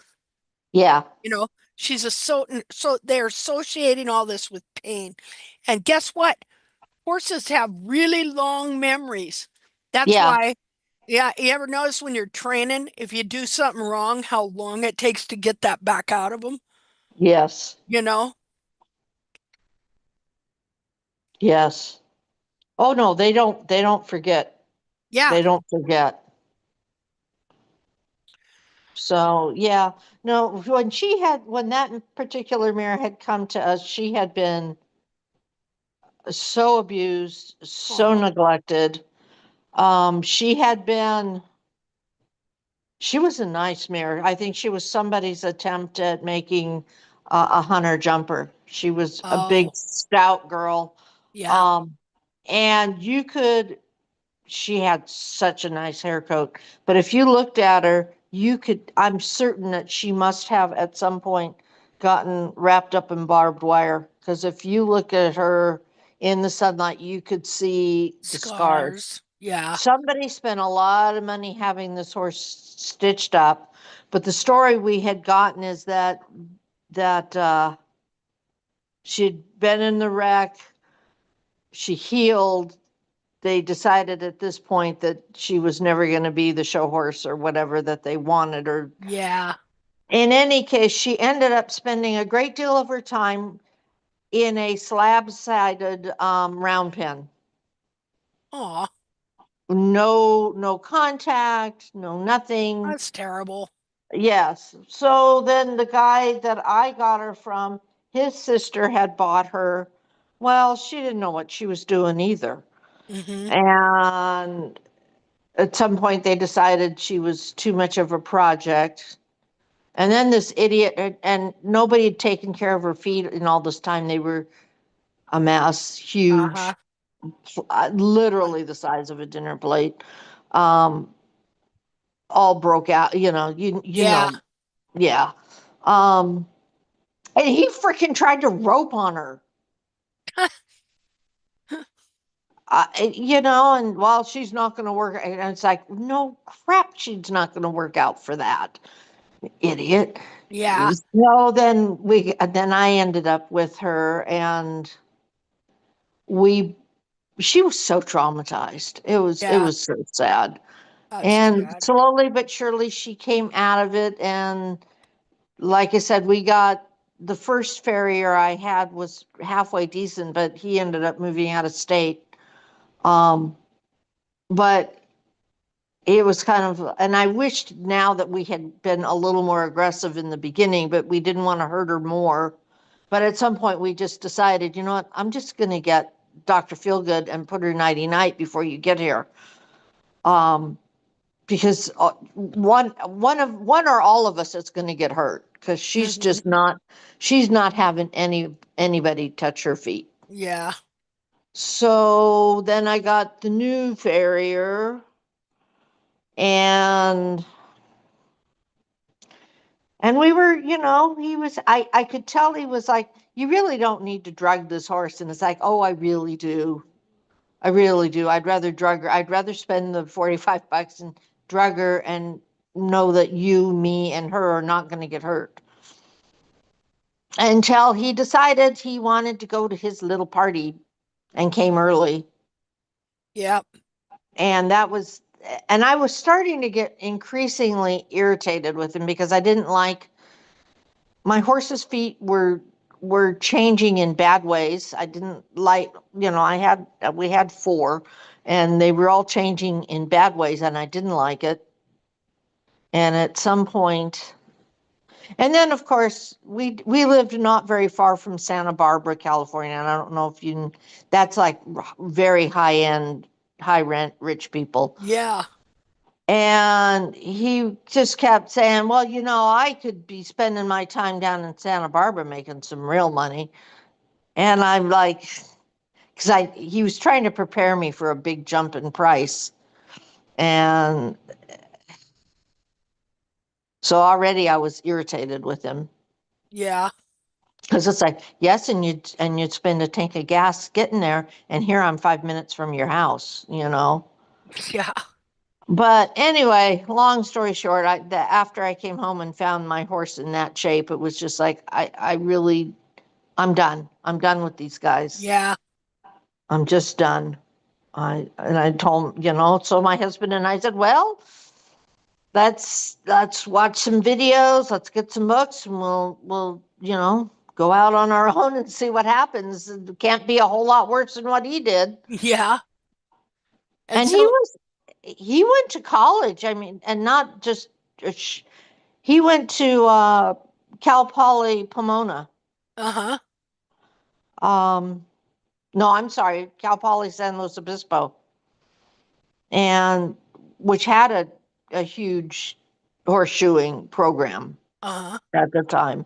So he was, he thought he knew it all. But anyway, Oh, so that farrier went to college? yes, Oh, well, that makes him worse. I think so. I'm Yeah. sorry, it's just the truth. You know, there's nothing worse than getting an education and not knowing what you think you know. Yes. Well, and what kind of the same with doctors, like Exactly. they they know what they've been taught. What they don't understand is what they were taught is not correct. That's right. And they don't listen to a person. It's Well, like, and yeah. yeah, like I gotta go to the doctor tomorrow for this overall wellness thing. And uh this woman never does listen to me, Oh no, they and don't. so I'm talking to the gal on the phone because this other gal's asking all these questions, they want to know before I get in there. And she asked how I've been feeling, and of course, like a month ago, I had like three near-death experiences, and so no exaggeration. And so with my heart and different things. And so I said, well, here's something. I'm 69 years old. I've lived in my body for 69 freaking years. And I said, I'm going to tell you something. I pretty much know what's going on in it if something ain't right. And I've been coming to you guys for a long time and telling you I got inflammation and you're not doing anything about it. And inflammation, come to find out, can cause internal organ injury Hmm. and carditis. So Yeah. so you are gonna get me uh uh an appointment with a cardiologist so I can see. See? Because they just blow you off, blow you off, blow you off. Yes. I don't like doctors. No, Because I because don't that either. they don't listen to you. And the farrier don't freaking listen to you either. He don't They ever don't. see. He don't ever see how many of them do you really even see watch a horse move? No, maybe getting them out of the stall, walking them up to the tying post there, you know. They Well, don't see. they don't even do that anymore. Mm-mm. I mean, at least when I first got into horses, I know the farrier used to watch the horse, and she Mm-hmm. trotted up and back, up and back. And and then at some point I noticed they don't even look at these horses. Nope. They just go and they trim the foot to what they think to that 30 degree, Yep. that image. They're not even looking at how the horse is moving. Nope. And they're not looking at the foot. They see the sole. That's it. And the sole is the most deceptive part of the whole foot. You can have that foot as a certain size and then it gets smaller and smaller and smaller, but it looks the same on the sole and they don't notice it. You know, they don't notice what's going on from the side view or anything like that because they're never taught any of this stuff. Right. You know, it's a big farce. It is. It's not really their fault. It's the vet schools that got this crap going that took over farriery in the 1700s.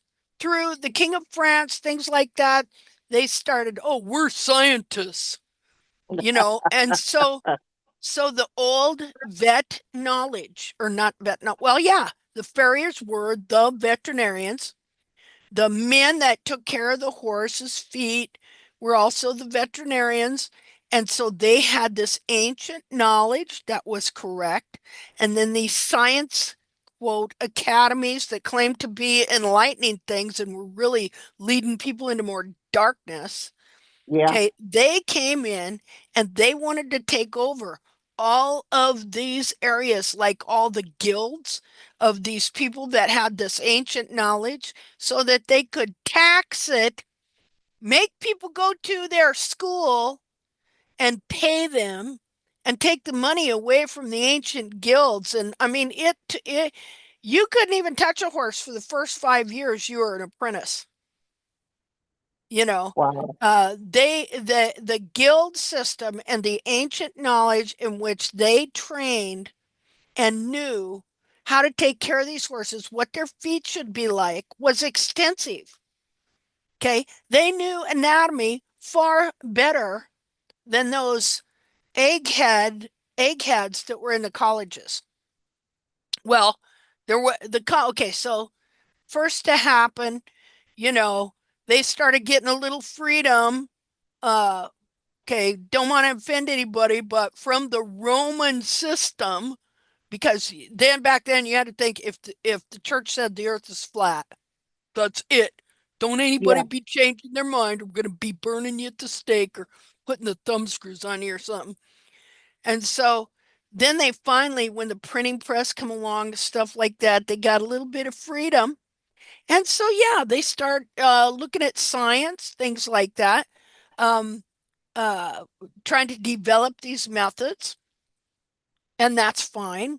But then they got on their high horse because it wound up being all the elites who never picked up a horse's foot in their life or even saddled one.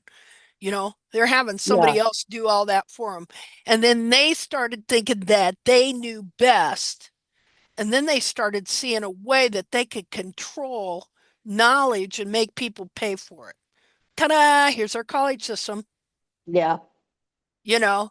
And so they took the knowledge away from the ancient farriers. So the farriers today got really screwed by the vet schools that arose that were all started by elites, say, and and so the knowledge of the horse's foot, the true knowledge of the horse's foot was taken away from them and replaced with a mechanical scientific view that was, in fact, not even scientific. And based on what was called, I don't even know if I'm going to say the word right, Cartesian philosophy. Okay, so there's this guy, 1630, 1633, 36. There's a guy by the name of Rene Descartes. Okay, and he was a Frenchman, and he was a soldier first of all, and while he's in the army he has three whacked out visions, which he thought it was demons, and then he decided it was God. Now they won't tell you this when you put his name in.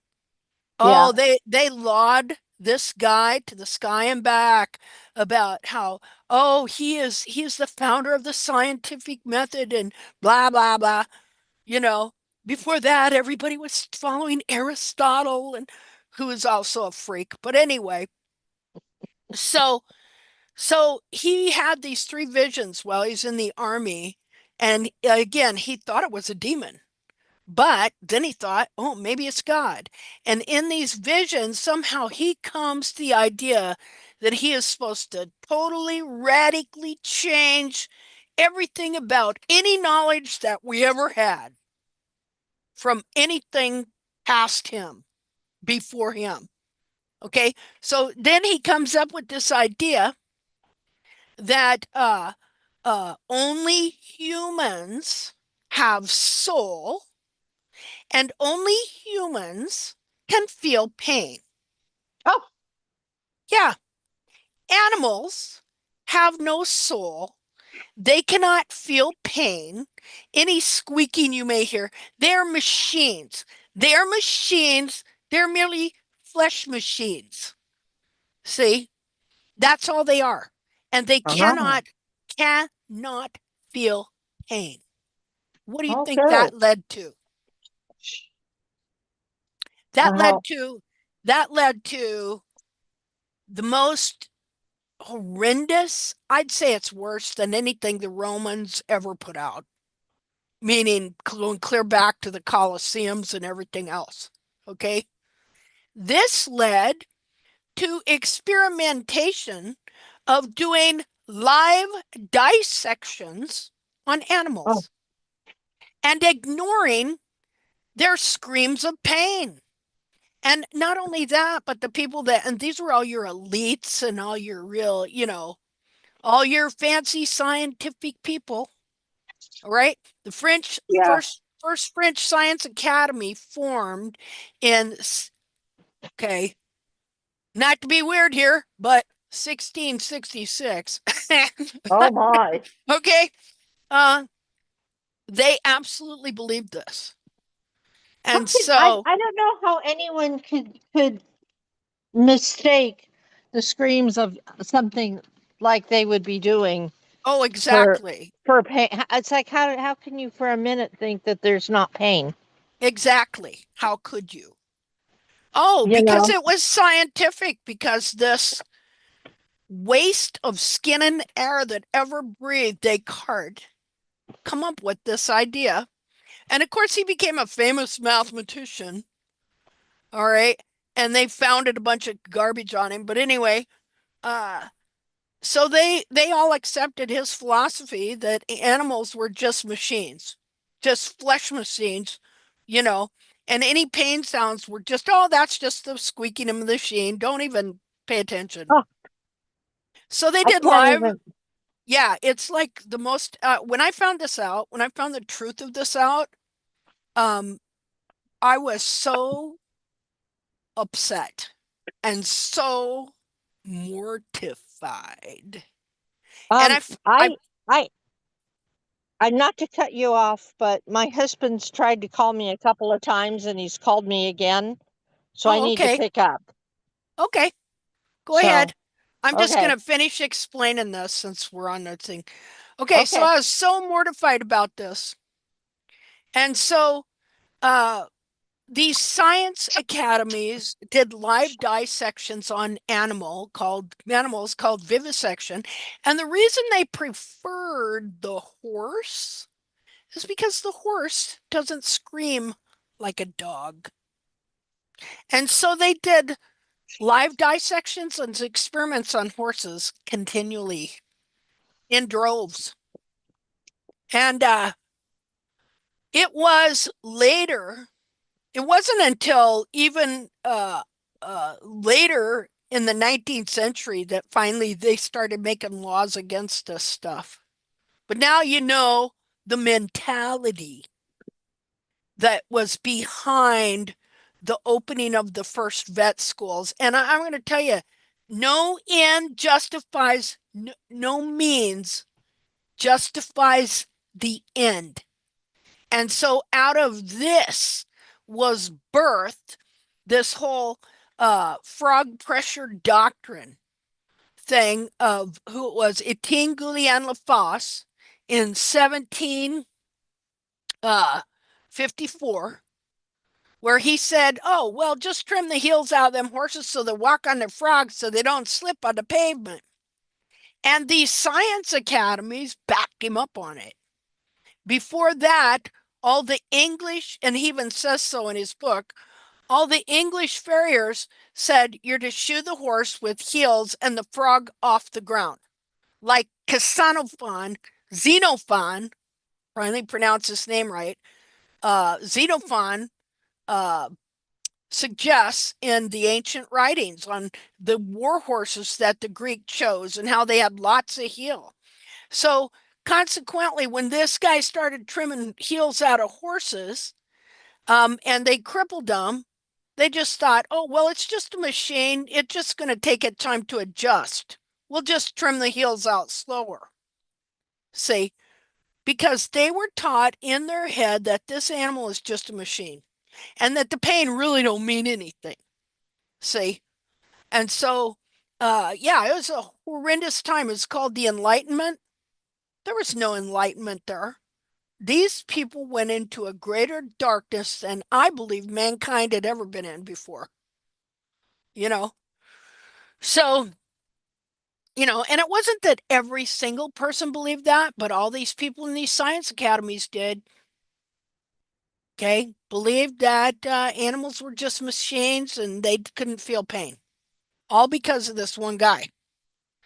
So that's what came into farriery when they took over the guilds and took the ancient knowledge away from the real farriers and started producing their own brand that would trim according to their ideas. And once somebody got an idea in their head, even if it didn't work, once it gets in academia, get that out.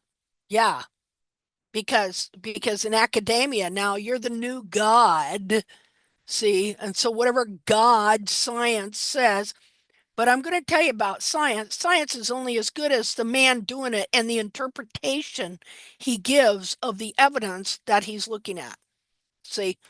So you can't take the word science and turn it into a god or the word nature or the word this or that, because all this is based on the experiences and interpretations of men.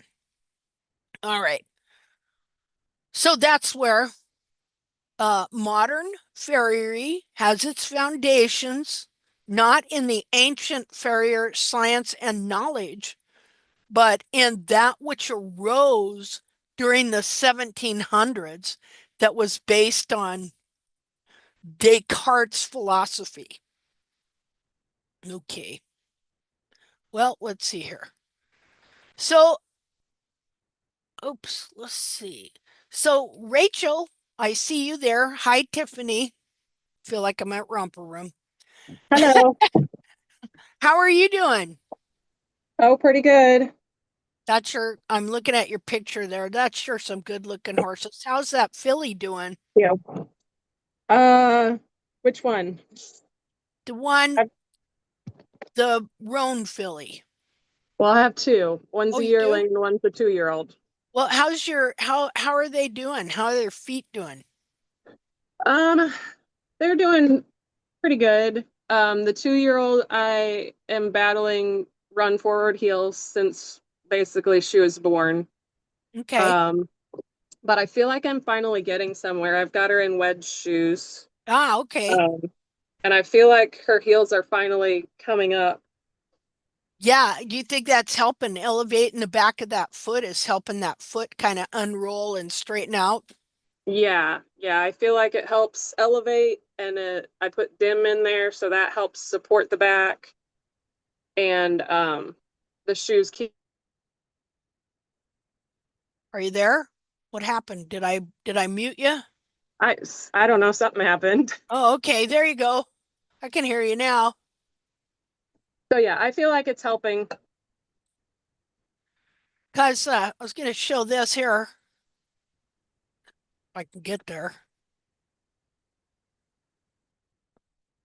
Oh, come on. Where you at?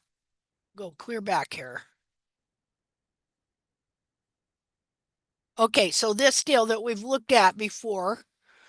Okay, and I found this out on my horse too. Um, the higher I could get the hairline back here, the more his foot was prone to unwrap and unroll and straighten out the heels. Because it's actually when that's low, that hairline is low, that they want to curl in. So I could see if you put wedge pads on her, how why that's working. Are you there? Yep, I'm Oh, just yeah, it's her foot looks kind of weird right now. I've posted on some comments recently. It's like really bent in the middle and I'm hoping that that just is because her toe came back, but it hasn't gone back to her heel yet. okay. Let me go find the pictures. Or do you want to send me? Are we? Did I refriend you? Yeah. Okay. You want to send me some pictures? Okay. Okay. Go find Facebook here.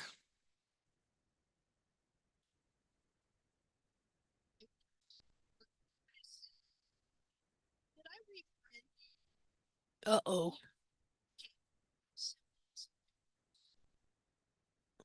There we go. Let's see. Facebook.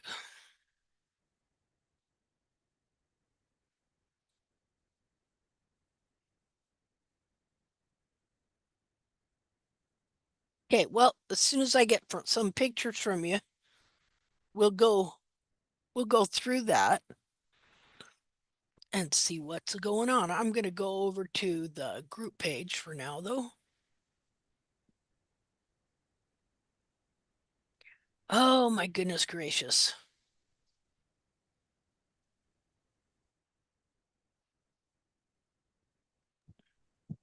Okay, I think I just sent them to you. I sent just the left hind.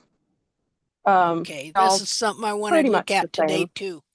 Mandy's horse's foot that seems to have gone in a different direction. It's just looking pretty weird back there, trying to figure out what happened. And she was going to post some, let's see if she posted some. Okay, so she's going to post some different views.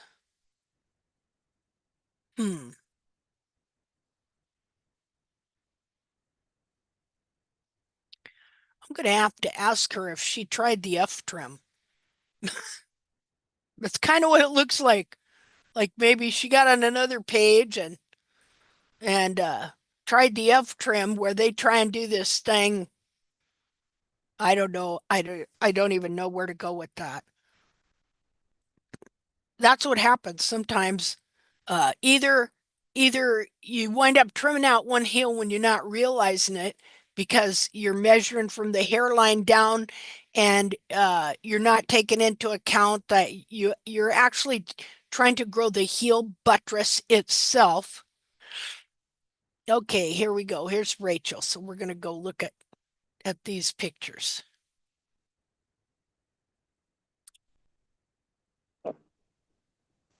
So I sent you the left Okay. hind from just the other day and So this from is before I started putting 820. the shoes on.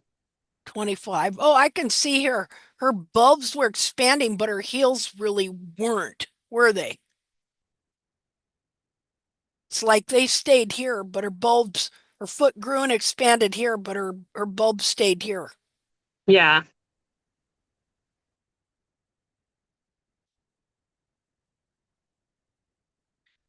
So,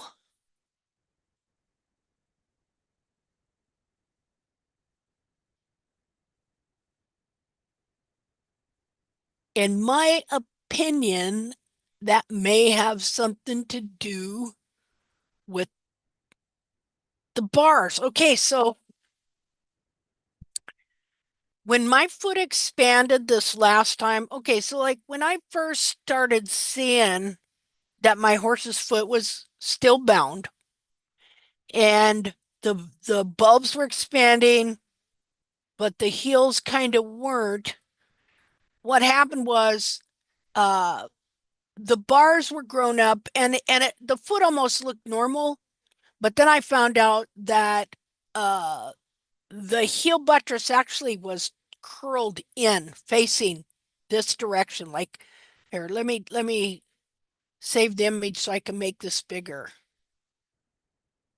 and then share that. And there should be some even newer pictures that I just sent too. Okay, where am I at?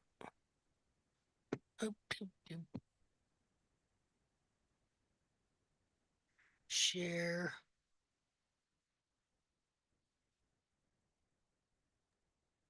Okay.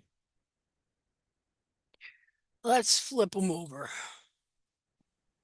first. Let me look at them this way. Oops.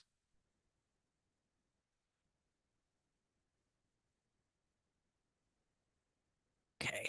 So, okay, so what we're seeing here, when you see these heels curl like this, is you're seeing the bulb expand out the back. The foot is growing, so the bulb is expanding somewhat, but the wall is not able, the heel buttress is not able to go with the bulbs because of the bar, pretty much. For some reason, it's just not releasing enough um,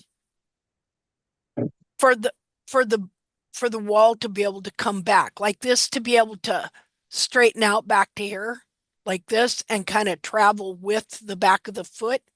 Yeah. And so, yeah, see where you see these curls Uh-huh. like that.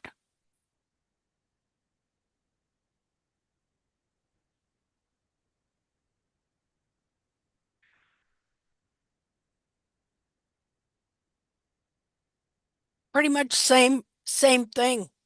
I think that your bars were getting hung up right here. Let's go look at some more.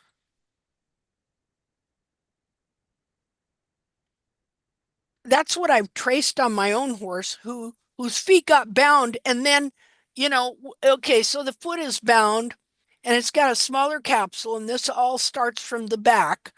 And then uh so it technically it's kind of the same as a horse's foot is growing, because that capsule is temporary.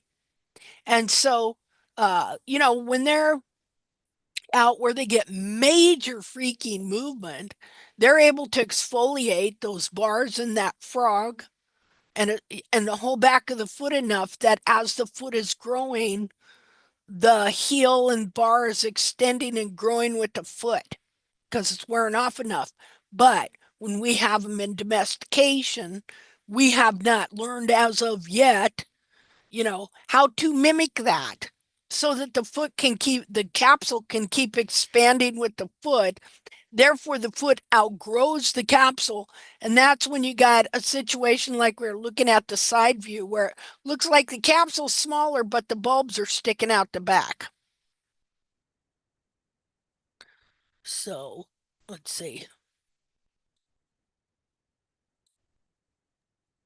So I feel And like I take the I can bars show down. you on my horse where I went through a period of his foot expanding because I'm purposely expanding the back of that foot out, and how then the heel buttress would curve just like that as the foot extended.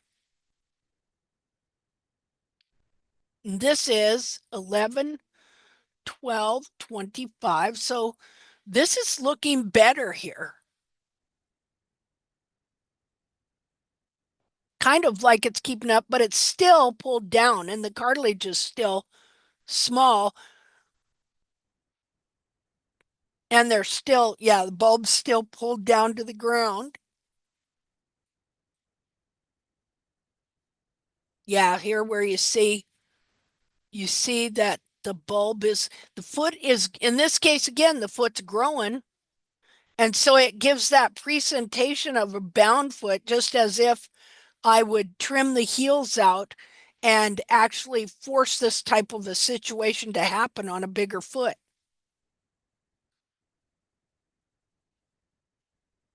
There's just something about that movement that they get out there in the wild that helps exfoliate and these feet expand more that we just don't have in domestication.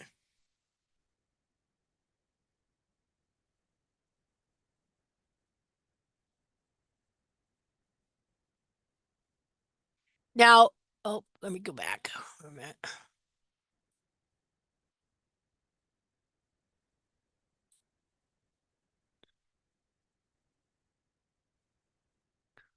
Okay, so this is left hind medial, and this was, which is this left? Is this a front or a hind I think that that's we're left looking at? front. I Can you can't hear, see up there. can you hear me?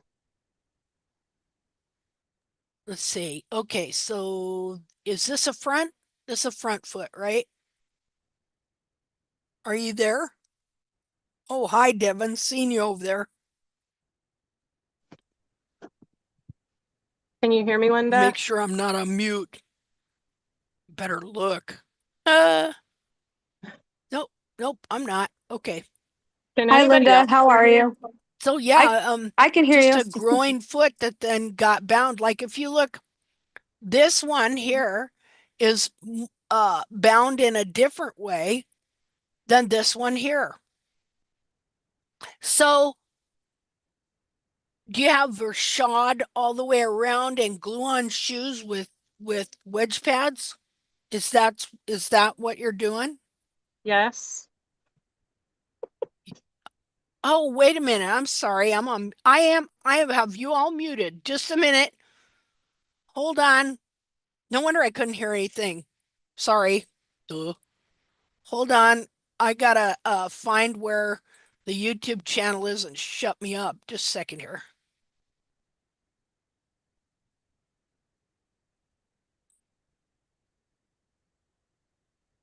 Okay, just a second. I gotta find that YouTube channel on here somewhere. Otherwise, I'm hearing it in my ears. Oh, why did this have to happen?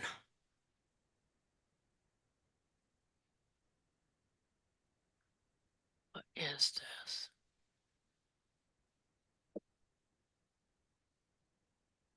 Okay, I found it. Now I put it on mute. Ah, there we go. Ah, Can you hear me now? now I can hear you. Oh, good. I'm like, it's always something. Yeah. Yes, she is shot all the way around. Those pictures from August and September, I believe, are the left front. Okay, And the ones I just sent you were left hind. okay. They're Do you all un kind of having the same issue. Yeah. So you understand what I'm saying? How her foot's expanding, but the capsule is not, Yes. and And that's I why the feel back. like I trim her bars down like a lot, but you think I need to trim them down more? Yeah, She has, yeah, I think, a lot of soul because her frogs are like deep down. I have yep, to really dig to get to the apex, but I yeah. just, See, and so she's developing so much frog. Um, but see, it's a combination when they're out there. It's a combination of the movement. It's kind of pulling the foot away from those areas as well as wearing them off and stuff like that. And uh, I mean, they really wear that stuff down due to the movement they get. And mhm, we just don't. And so yeah, they're going to get thick, hard frogs, and the back of that foot will just get bound where it's at. And then okay, their foot keeps growing and sticks out the back, you know. right, And so what you see on here, if I've got that on there right, is just a combination of that in different ways, you know. mhm, I mean, see how this foot's a little different than this foot, and yeah, how they're just a little different from each other, and yet like right here, this foot it really extended, and right here your heel went forward and then it pulled your cartilage under. yeah, See, so now you have a different foot here than you had there. Um, right, and the same with this foot and stuff. Uh, one thing you can do too on these capsules, okay, we really are putting our notches in the wrong spot. Okay, I know this mhm, now because I got a foot that's notched a while, not a while, but it was a domestic horse that self-trimmed that is perfect in the notches. Okay, and the notches, I'll show you on that foot and I'll show you on your foot. Uh, and it makes total sense. Okay, the notches go like this. See this heel area here? uh-huh, You see how that would work? yeah. Okay. And I think I maybe have started doing that, hopefully. Okay. I did it yesterday as an experiment. I didn't trim down uh Valor's feet very much, and I put notches according to this capsule I have. So I'll let you know how that turns out. But I know, well, I already know it works because I've already done it, you know. Um and I hadn't trimmed him in a while, and so his heels got long and kind of, well, what they do is they collapse forward, you know, and then they pull the cartilage with them. Just a minute, and I'll get some pictures here. See, that's a thing. If we could just get this thing on these young horses right, that would just help them so much because everybody's got kind of this problem, you know? Yeah. Linda, I think Am I I just sent you a picture of what's happening about the notches. What did you say? Sorry, I think I sent a picture of a notch Oh, that's okay. happening, Okay. Just a minute here. but it happened organically. I didn't do it. Oh, okay. That's cool. You know, Let's take a look. Let's see. Close that. And then oh, there you go. Oh, yeah, I guess so. Okay, just a second here. Let me Oh, I guess maybe I am sharing that. I don't know. Yeah, okay. Yeah, that's interesting. See, that whole back Hmm. of his foot wants to release right there. Okay, here, I'll show you what I did yesterday. Just kind of went crazy. Let's see here. And I didn't really do much other trimming than just kind of clean stuff up and just put these notches in. Let's see here. Okay, well, it's still in the camera. Let me get it out here. See, I know that this works because this is why they do it to their own feet, to straighten up heels. But they also have some heel to do it with, you know. So you can't really do it when the horse hasn't got any heel because then you'd be doing it in the wrong spot. You got to grow in some heel first. So let's see here. Um,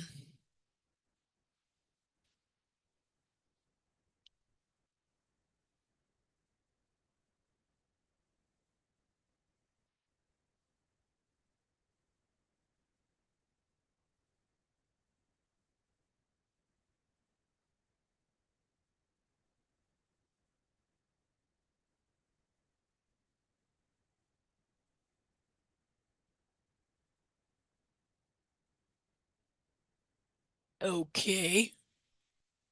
Let's see here.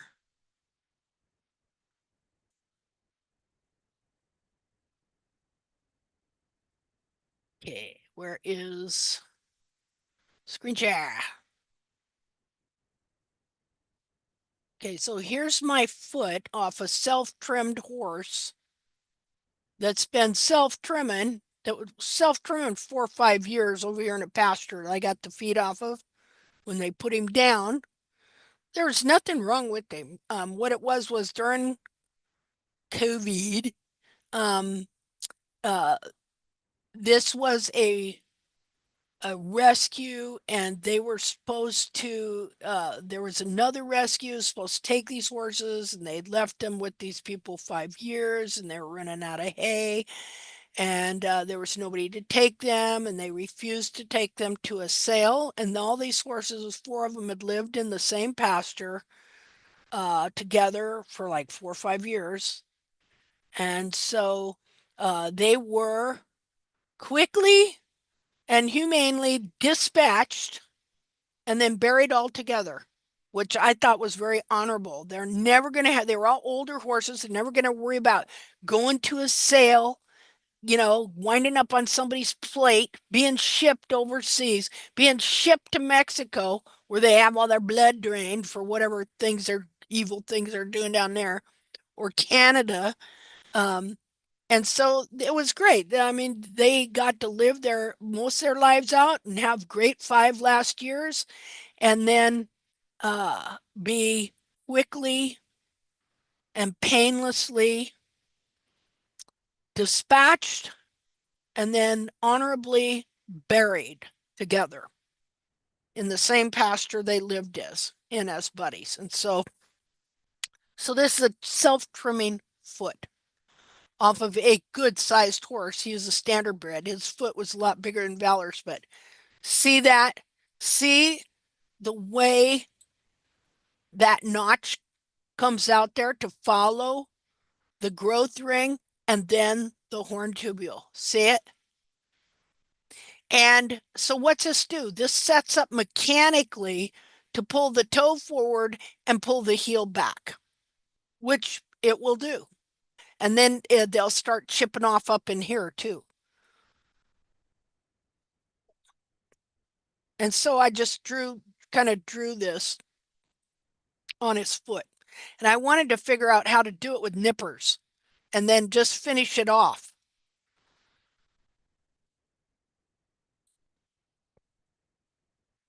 So that's what I did right there. But see now how I have this heel area here. So we'll see if that's going to help pull his heel back a little bit there. Which I know it will, because it's just mechanically set up to now do that.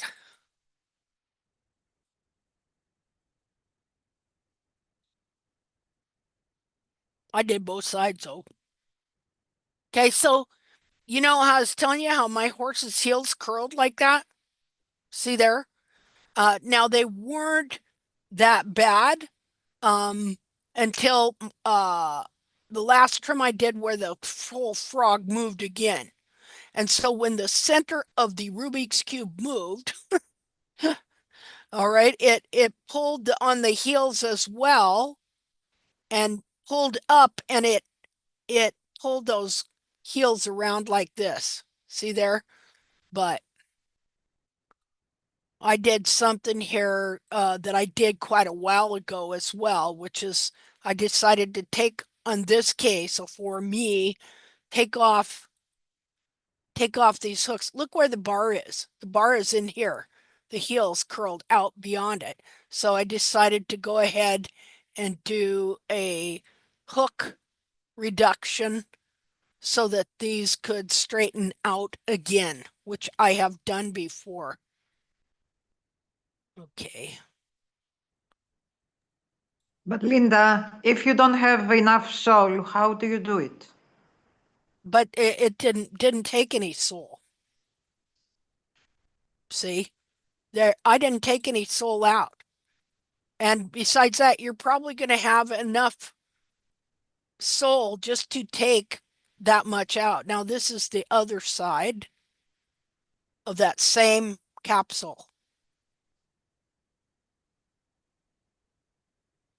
And the other foot. That's not soul, that's wall. See, his like it's been several weeks since I trimmed this foot and the other feet as well. And so I'm just taking wall. I'm not really taking any a lot of soul or anything like that. This is what you're seeing right there is wall, not soul. That's just inner wall.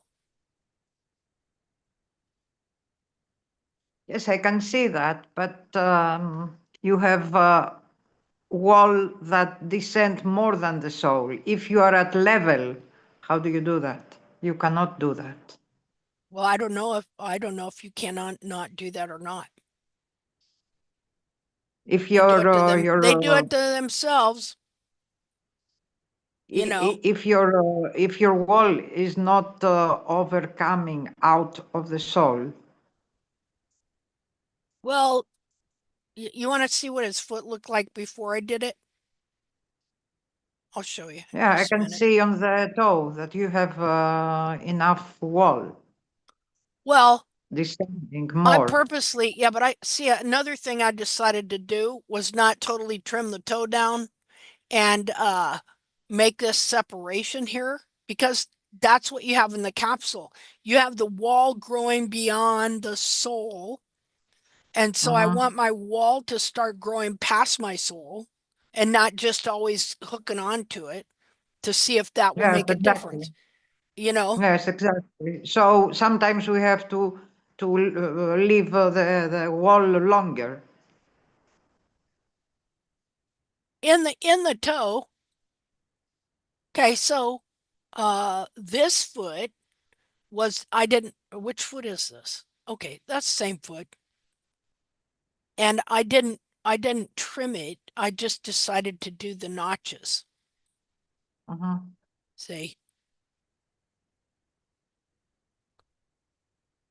And you're mostly just taking wall. You're not really taking sole. When I look at their feet, uh like okay, the capsule that I used, it's not breaking out the sole. Now on him, I did go ahead and take some because he has a lot of sole anyway. But it's Yes, just yes. the wall. Just the But wall. this is a hoof that has heels, has Yeah, well, buttresses. I can't make Yeah. up for every single thing that people don't have though. And I tell Yes, them yes. I tell them Exactly. all the time, your horse may not Exactly. have this. Maybe you need to just grow some heel in, you know what I mean? Exactly. Exactly. Yeah. We have to tell always that all these experimental trims are not for everybody. Yeah, well, and it's getting to the point where it's no longer experimental. These Yeah. notches work, Hmm. but you want to have, look, my horse has heel, you know, and Exactly. so I can explain this a million times to these people that my horse's foot is not necessarily your horse's foot. And if you've got a hairline going clear down to here, you're not exactly in a place where you maybe want to be doing this.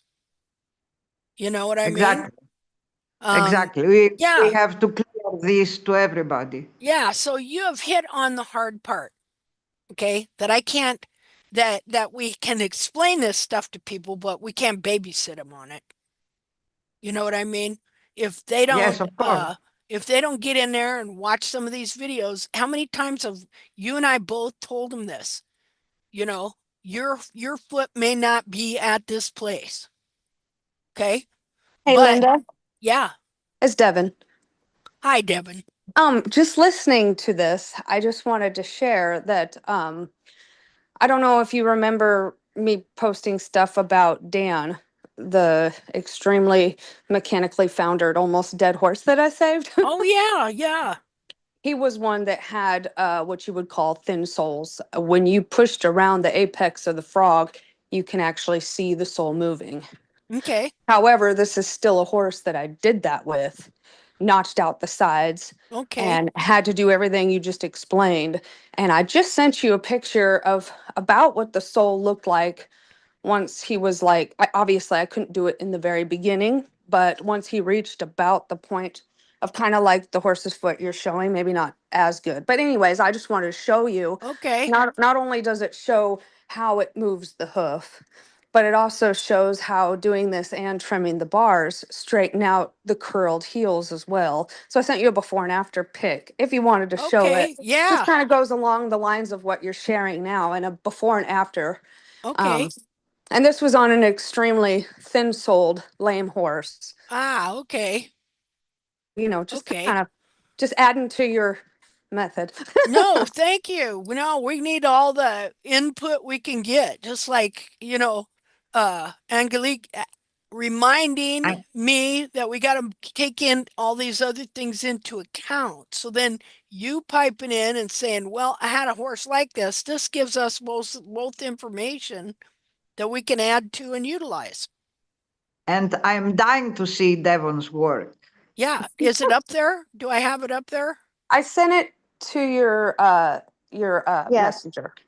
it's there. Okay, okay, it should be up there now. Is that it? Uh, that's the before. Okay. So I mean, I had trimmed him a few times. When I first met this horse, I pulled off pads, uh, like they were wooden wedge pads, Uh-huh. and his soles were almost. So that's the Um, before. Is this the after? that's the after. Wow, he's come a long way. Yeah.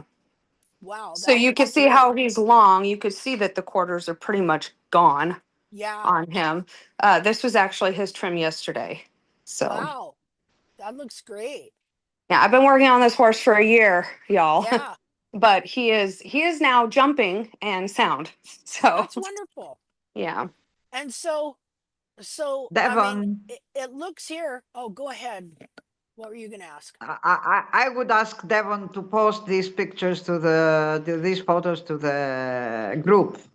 Always to put her work to the group Oh, yeah. because it's I know. absolutely I know wonderful I've what been you do. slacking lately. I'm sorry. I have been slacking lately. I will say I had somebody message me asking me questions about their horse the other day. And Good. so yesterday one of the horses that I was trimming, I kind of made an example, and I think I'll post that video on the group just because I'm sure a lot of people deal with the capsule being bound based on like the built up bar that can impact in the capsule around the Uh-huh. front of the apex of the frog, and how important it is to keep that area cleaned out. And I Okay. think that's the biggest struggle that she's had. So I kind of sent her a little um, video on that. I But think anyways, we should pay some more attention to the group about bars Okay. because I see the same thing always. People are not very comfortable to treat the bars. yeah. And like with So this we horse, have when I to. first got him, when I first started taking him, you know, and with trimming in the past, a lot of people are like, don't touch the sole, don't touch the sole, the sole's Mhm. thin. But the bar can smoosh over the sole, and the sole can't grow if the bar is all built up over there. So Exactly. you still have to trim that out, even if the soles and the sole underneath will actually start growing once the bar is not impacting the capsule. So Exactly. To make borders to the bars. yeah, and I Yeah. found that keeping that bump of a bar, now not the straight bar, coming from the heel buttress to the widest part of the hoof, where about your bar should end. But everything before then, you'll usually end up with a big old bump right there. Yeah, And it right can, in there. yeah, and it can smooge over. And then when that impacts there as the hoof grows, it won't allow anything to come backwards. So it literally just shoves everything forward, and usually will help encourage your toe quarters to bulge out as well. Hmm. So, Okay. anyways, so thinning that out real And good.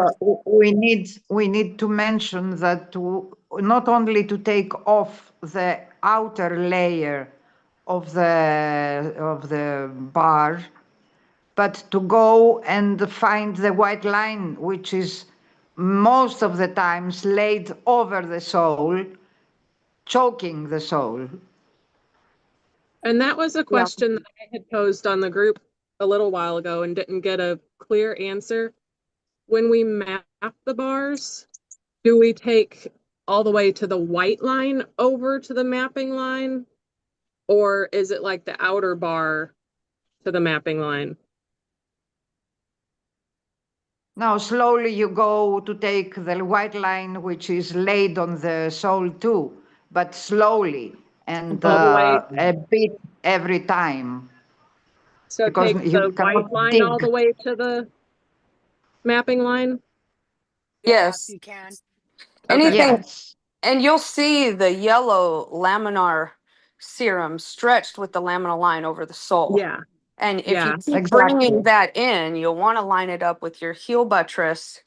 It should be straight. So kind of like in here, it looks a little straight. I wish I would have showed a picture before I trimmed that because it was kind of all smoothed and laid over the sole. So I had to back it up some.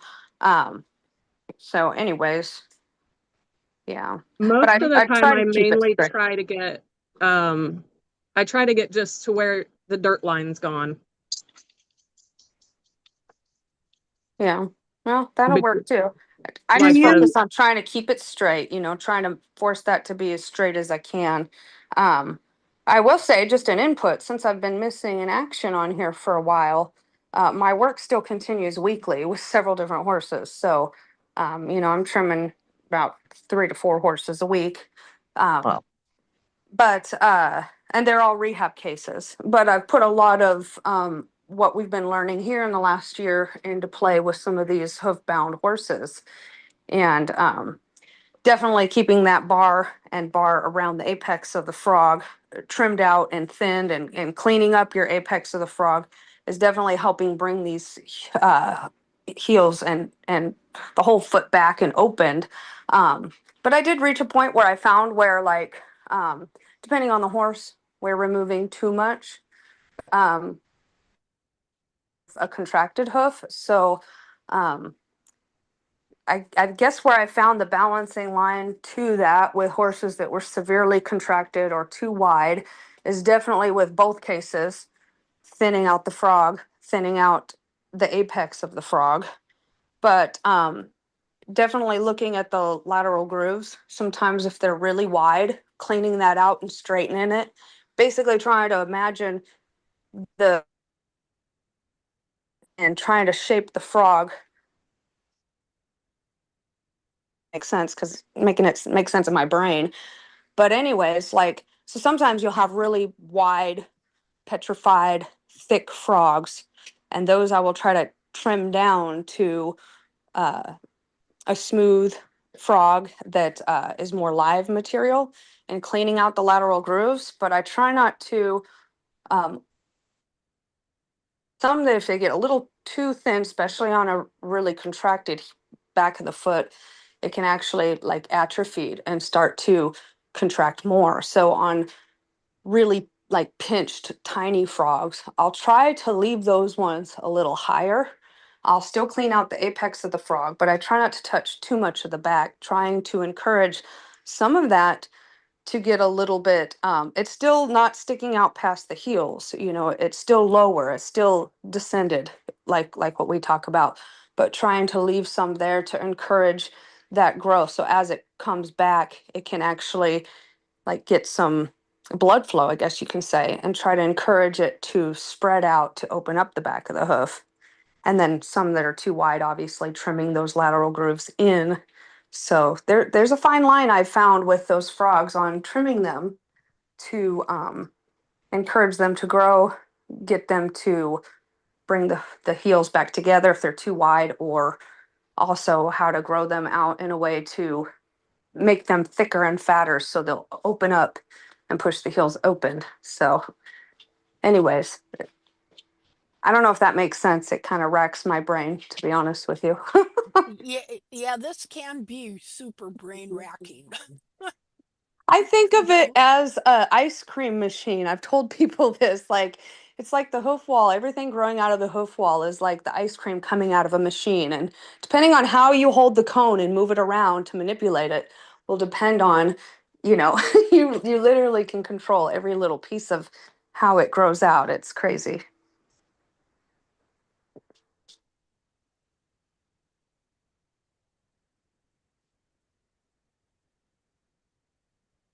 Well, Y'all here, I'm y'all still listening. there? Yeah, I'm still, I know there's just like this little, no, Okay. that sounds good. And I understand what you mean too about, it can rack your brain trying to figure out, what all's going on here, you know? Let's see here. The difficult thing is, I think, to explain and people to understand Yes. what you are talking about. That's the most difficult thing. Yeah. Hmm. But once you know, this is why I always insist on the inner foot and the anatomy, because when you have the inner foot into your mind, into your brain, then it is easier to understand all the capsule elements, where they go, where they lay on, where they are in their correct position, Yeah. What may be going or on. there are deformities there. But you have always to keep in mind, as you, Linda, said, you have to have this extra ray vision to connect the outer and the inner. Yeah. Yeah. And it's not always easy, that's for sure. And Yes, here's the but thing people too. have to understand that. Yeah. It's, When, I think it's the way where to yeah. go. Oh, for sure. Yeah, always thinking about what is going on with that inner foot.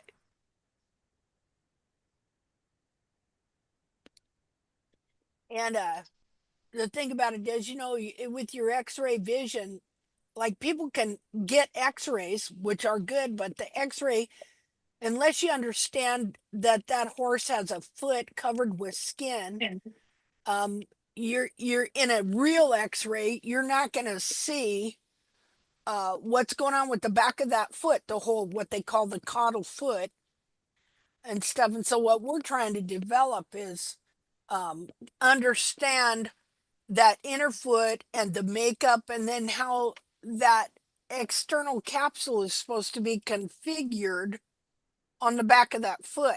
Where's the frog supposed to be? What are the buttresses supposed to be like?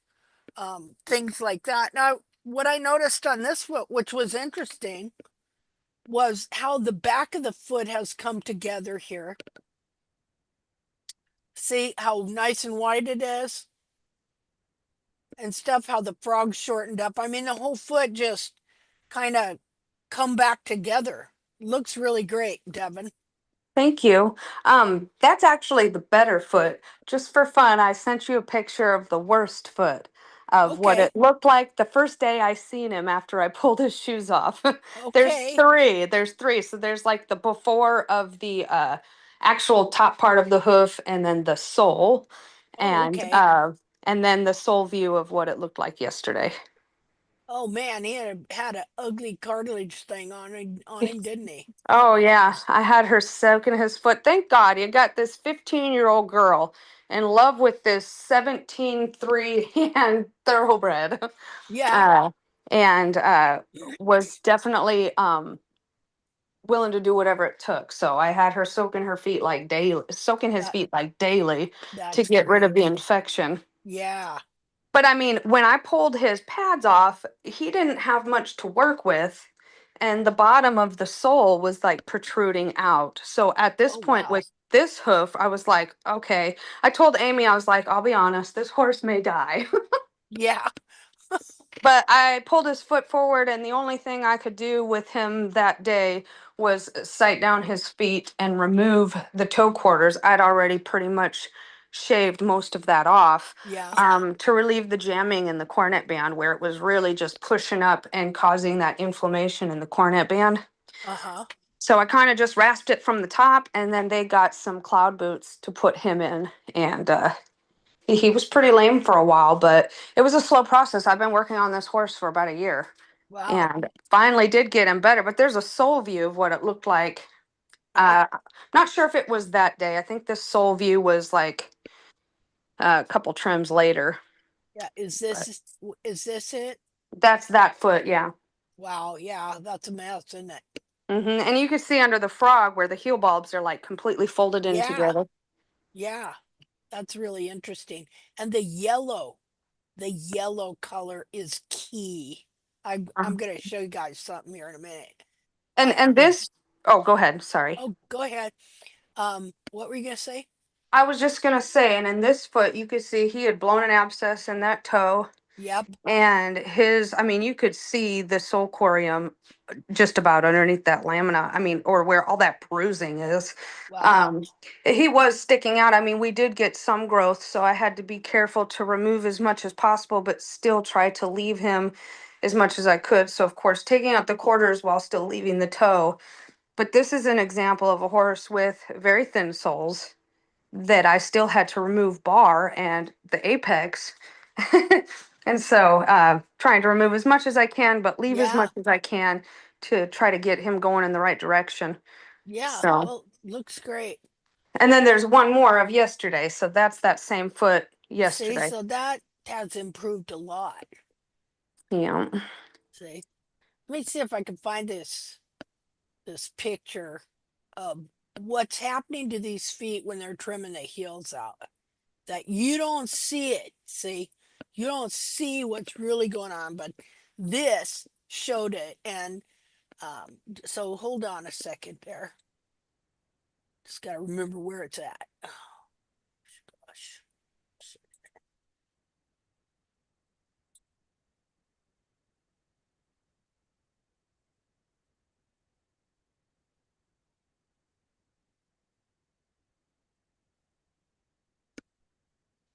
This foot, Linda, Yeah.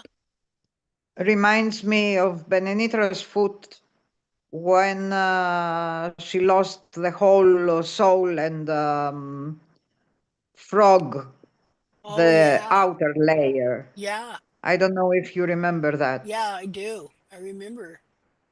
She lost everything. One day it was like a shoe coming out of the foot. Uh-huh. And next day she had a new sole, very, very, very soft one, but she was walking okay. Hmm. Well, that's what if I can find this video, that's what you're gonna see on this video. And you're gonna see uh what something we don't hardly ever see. It's like when I first started trimming for other people back when I was, after about a year when I was doing barefoot trimming, and did this one horse, and this guy walked the mare up, and I didn't even realize she had laminitis and was foundered. When I picked her foot up, she had an inch wide, pristine white line, yellow, yellow, bright yellow, white line. And it was composed of little interconnected bubbles. And I was like, what is this? Me and my husband both were going, I have never seen a white line that wide. We had no idea what we're looking at.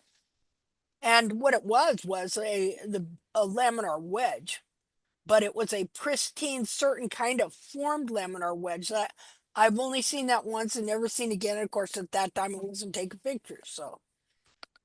But this, I've got to find this. Where would it be? Just a second here. Is it the German video? Yes. I Do you know where sent it to that's you. at? I sent it to you, so it might be Oh, in my. yes. Yeah. Okay. I'll go look there. Yeah, this is mind blowing. And it makes perfect sense to me because I've been seeing this. First of all, when you get way up into that white line, it is bright, bright, bright, bright, bright yellow. Okay. And then it kind of loses that bright, bright color as it travels down to the ground, where it can be kind of a nice light yellow, or it can even turn grayish after that. Um, but but that white line produces this super yellow glue. And so this was so interesting. Okay, so now I gotta find Tiffany's page, and okay, here we go. Gonna we're gonna what? Oh well, wait a minute. I gotta Yeah, it's go. crazy how it'll just glue the whole hoof together and make it one glued together, petrified mess. Yeah, yeah, exactly. And it's hard to trim. Oh my gosh. Okay, so I'm looking for that. Was it a I ways back up? don't think so. I remember saying, "Oh my God, put your knife down." Uh, Uh, okay, so did you find it? all I have is a screenshot. Keep going up. Here, I think I can resend it to you. Yeah, would you? One second, if I can figure out how. Linda, send. I'm gonna mute myself, but I resent it. I see a little thing going around and around.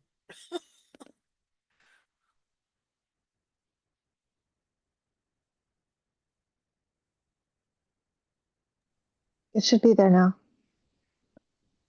Yeah, it's just like kind of, how it's that little thing going around and around.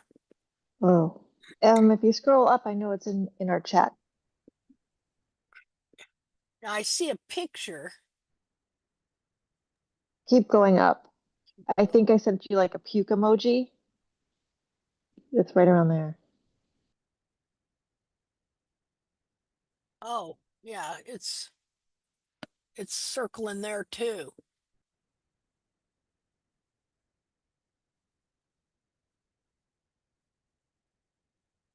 Huh. Did they block you? God, you never know. People love just block me. Block you. I'll block you back. No, pun intended or whatever. Um,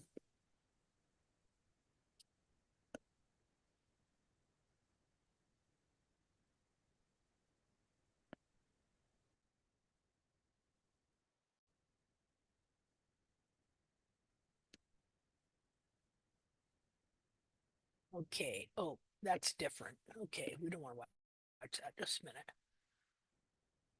Um, dang.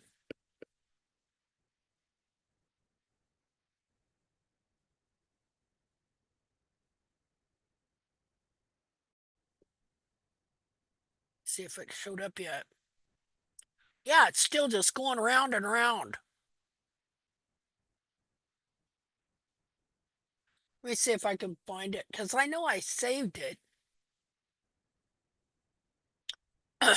Also on my page.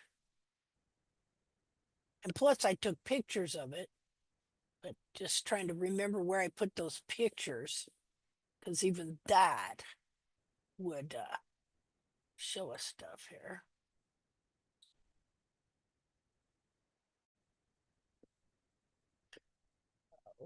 Okay.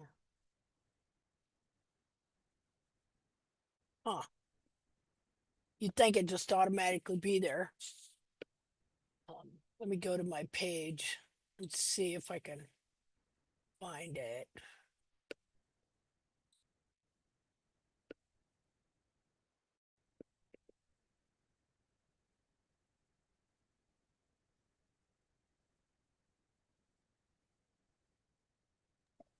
So, Devin, is this horse sound or sound-ish? Is he in work?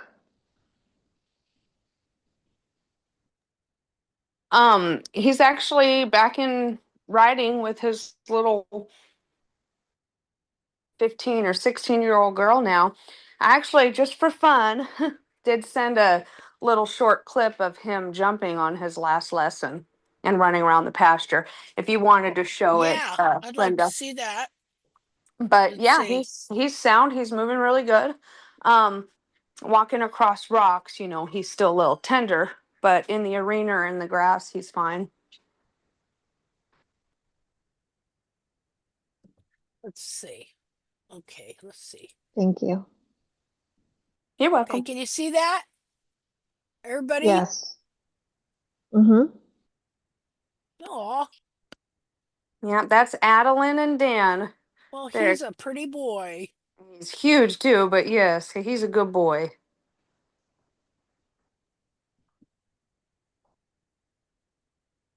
What a willing little booger.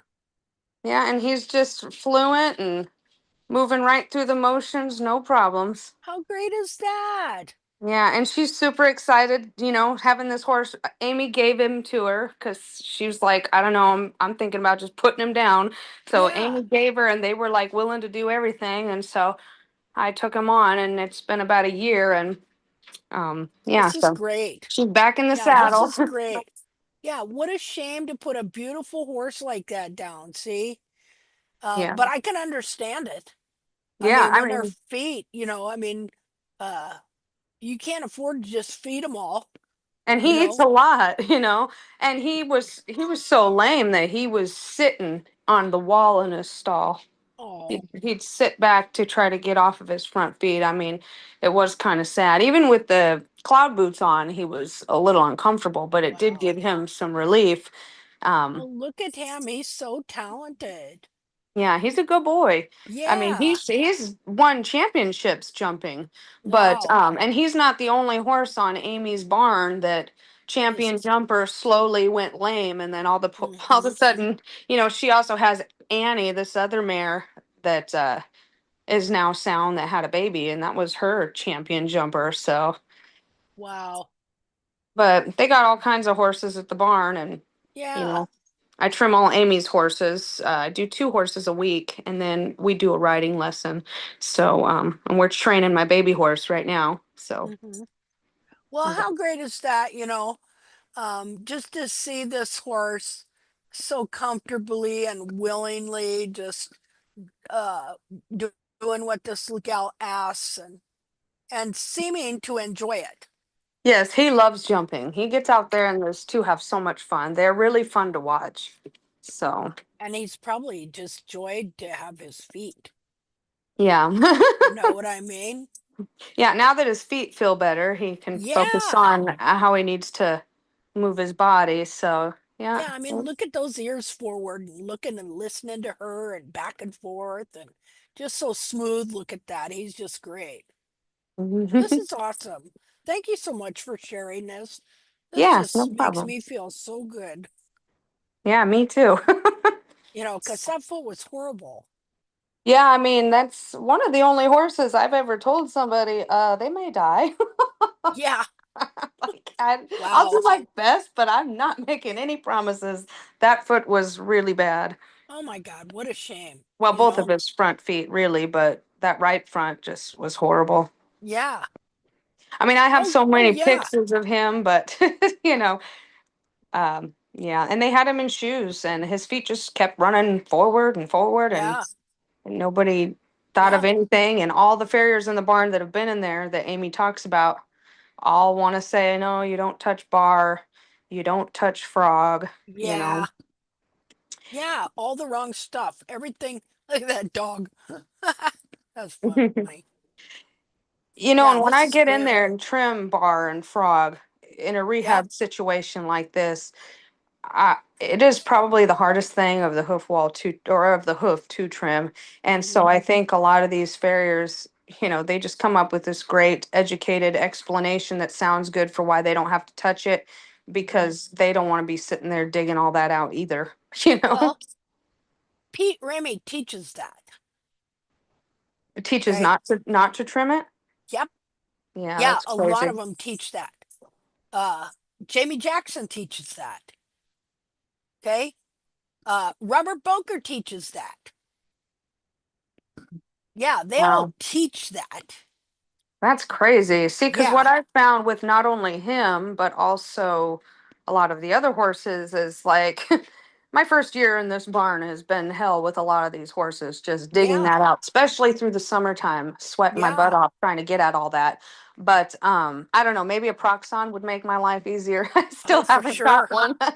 But now I'm getting to the point where a lot of these horses, you know, the internal foot has moved into place and the all that serum trying to glue everything together is gone. Uh, Once the foot feels like, oh, okay, we're where we're supposed to be, it'll stop doing that. yeah. False sole will Well, come this out in is great. chunks. Yeah, and then eventually you get down to a live sole that exfoliates and a bar that grows where it's supposed to, and then Hmm. those maintenance trims become so easy and they trim so much easier. So Great. Well, this is really a blessing. I'm so glad you shared this, thank you. you Yeah, and know. I got radiographs of him, and the tip of his coffin bones have that little wisp. Okay. um Yeah. where they kind of when it kind of scoops up, Yeah. but Ski tips, yeah, but as at they least call it. now they're where they're supposed to be now, so Oh, yeah. Well, he looks very comfortable. yeah. This is wonderful. Well, thank you. You're welcome. Thank you. Hey, there, look, we have a horse moving. Maybe we need to show more of that.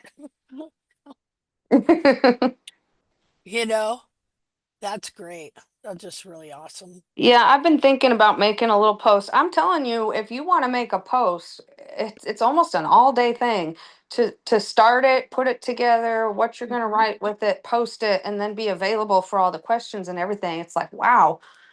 So a lot of times that's what takes me forever is I don't Yeah, ever have a day where I can just sit around and do nothing yeah. except for do that, you know what I mean?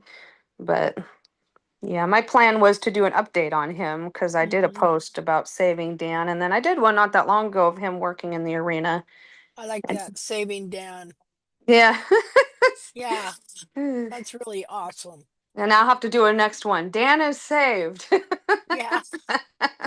Well, my goodness, Just when you started sharing what you were talking about today, the curled heels, because you could see there his heels were long and they were Yeah. curled, and I left them like that for a while. The corn really needed to catch up with the rest of the foot.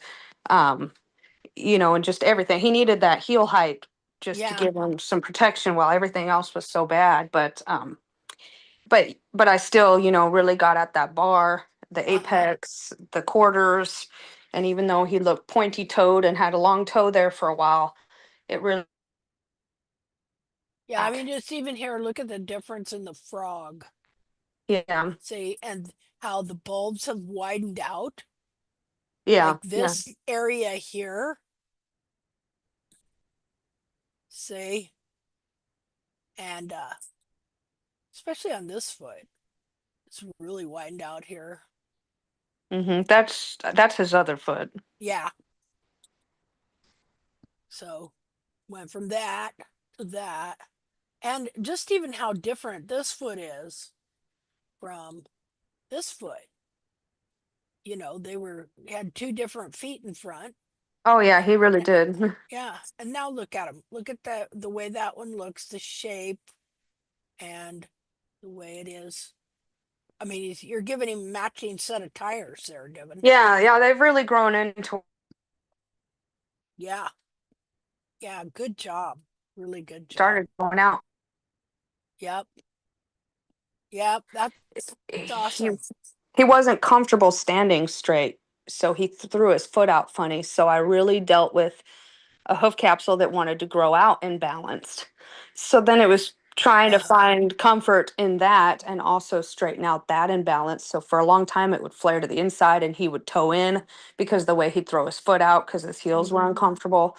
And just now getting that to straighten out. So Oh, good. Well, looks great. You've done a fabulous job, and I really appreciate you sharing this yeah, no problem. with us. It's good to see a victory, you Yeah, know, I love victories. and stuff. A horse being ridden and used, and a victory. Yeah, absolute. It's awesome.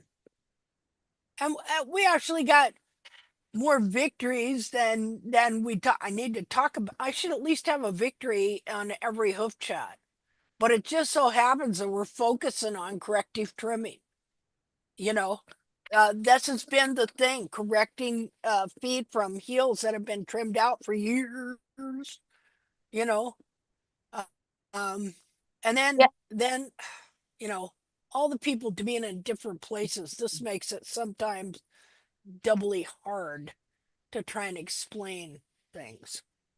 Yeah. So Yeah, and he's actually to the point now where I'm actually having to trim some heel just because, he's got healthy heels and they're long. So now it's keeping them where they're supposed to be. yeah, And the great part about that is as you trim the hoof wall a little bit and even exfoliate some of that sole, it just gets thicker and stronger and grows in more. yep. So getting to the point where now I have more heel growing than toe. Well, good. That's awesome. Yeah. Well, I'm gonna see if I can find that. I'm gonna see if Tiffany's video came in. Okay, I'm just clicking on the wrong thing here. Just a minute here. No, it's still just doing its funky thing. Let me try a different Facebook post. See if I can get it in. I Devon, don't think she heard you. Yeah, I did. Sorry, I muted myself and it's Oh, it's never quick to just come back. It takes a second. But yeah, Angeliki. have you seen the pictures of Pocahontas hoofs? Like recent ones? Pocahontas was a filly that lost half of her hoof. oh Yes, yeah. Wow. yes, I do remember that one. Yes.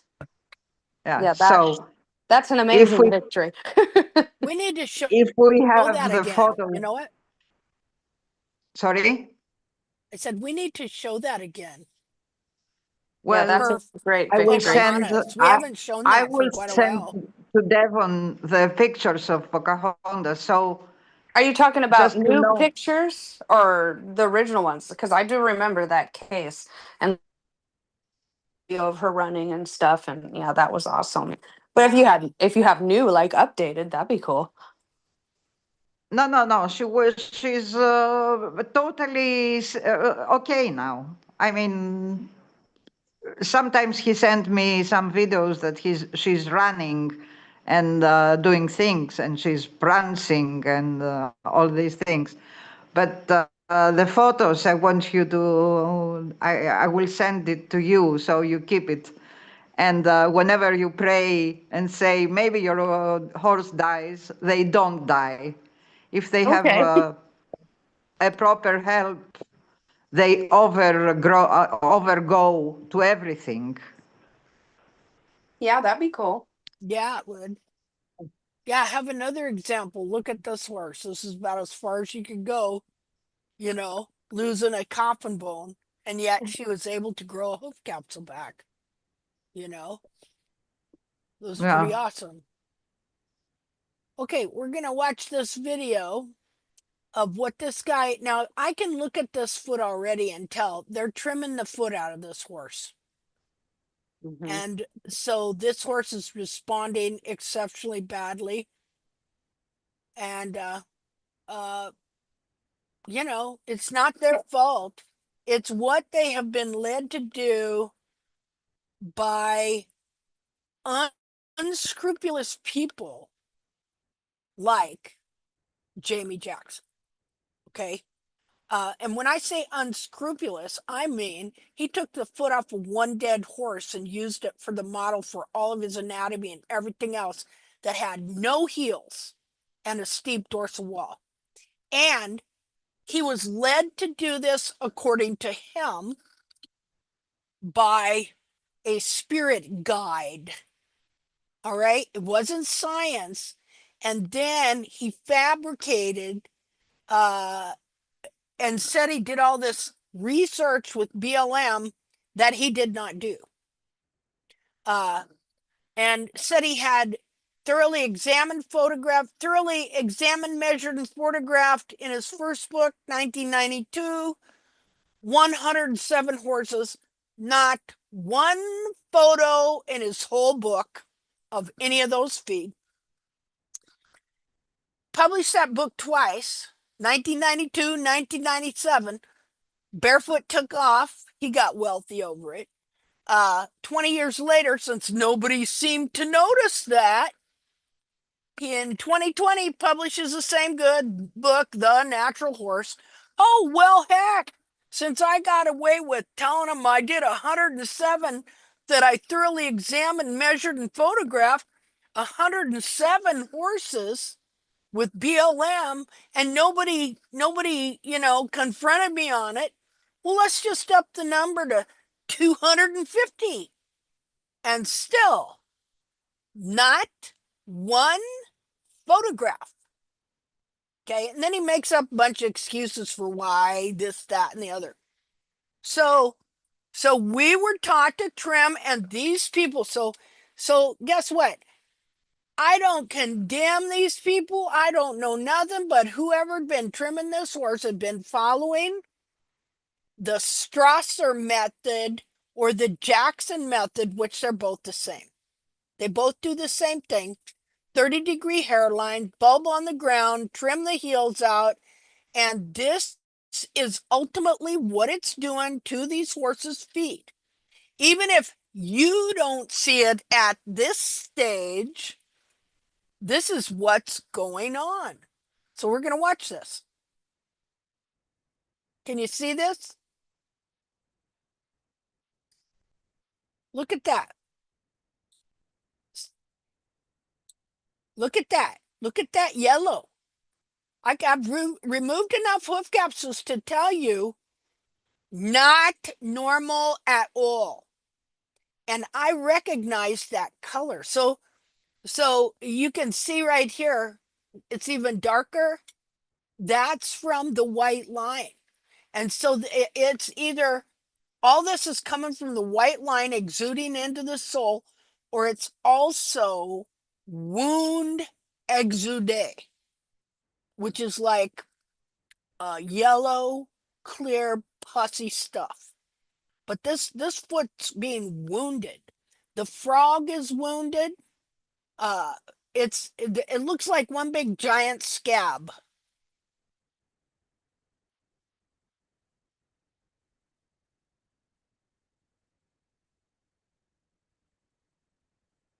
Okay, see how really dark, dark, dark, dark yellow that is? You know, I am thinking that is the white line, okay, so the coriums that grow the different things. You have the corium right on the edge of the foot that produces the yellow glue that forms the white line. And to me, it looks like that stuff just, it's producing, trying to connect into the soul and different things. And so it's just going everywhere.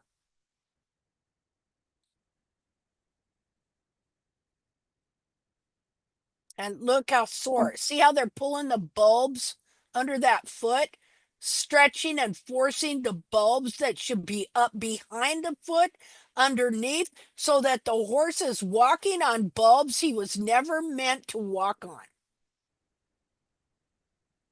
Poor horse. And again, it's not It's these trying to people's keep fault. everything connected. Yeah. And it's not these people's fault. It's what's been put in their head. If this is Germany, Strasser. Okay. Here, I'm going to show you something. We're going to stop there for a second. I'm going to show you something.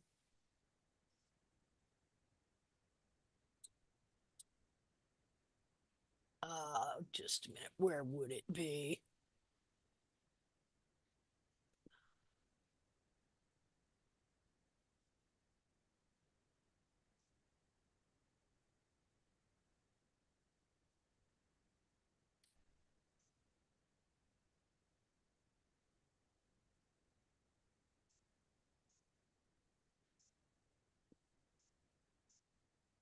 Might take me just a second to find this. Hold on.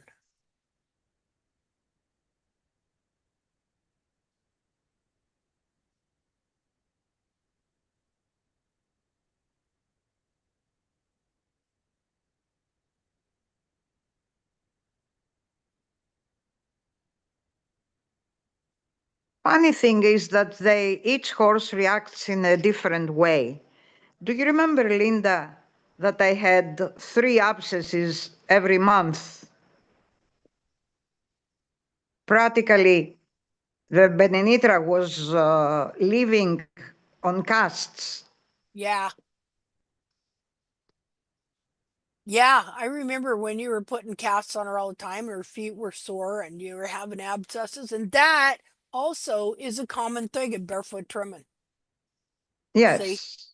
And it So was 22nd of December of 2015, I had the last abscess. mhm. Since then, from 10 years ago, she had never an abscess again. Yeah. See? Well, that means something. Yes, it does. Yes, it sure does. We quit trimming the heels out of them. See? Yeah. Because you quit trimming the heels out of them same time I did. I had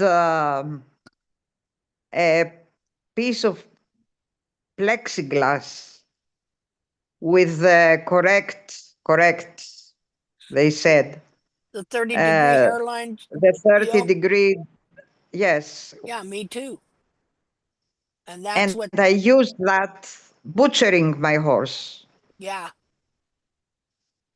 like this. See, this is like gone to the extreme. This is Strasser right here. And Jackson No, is this no horse different. has heels. Benenitra had no heels at No, all. At it all. it really doesn't have heels.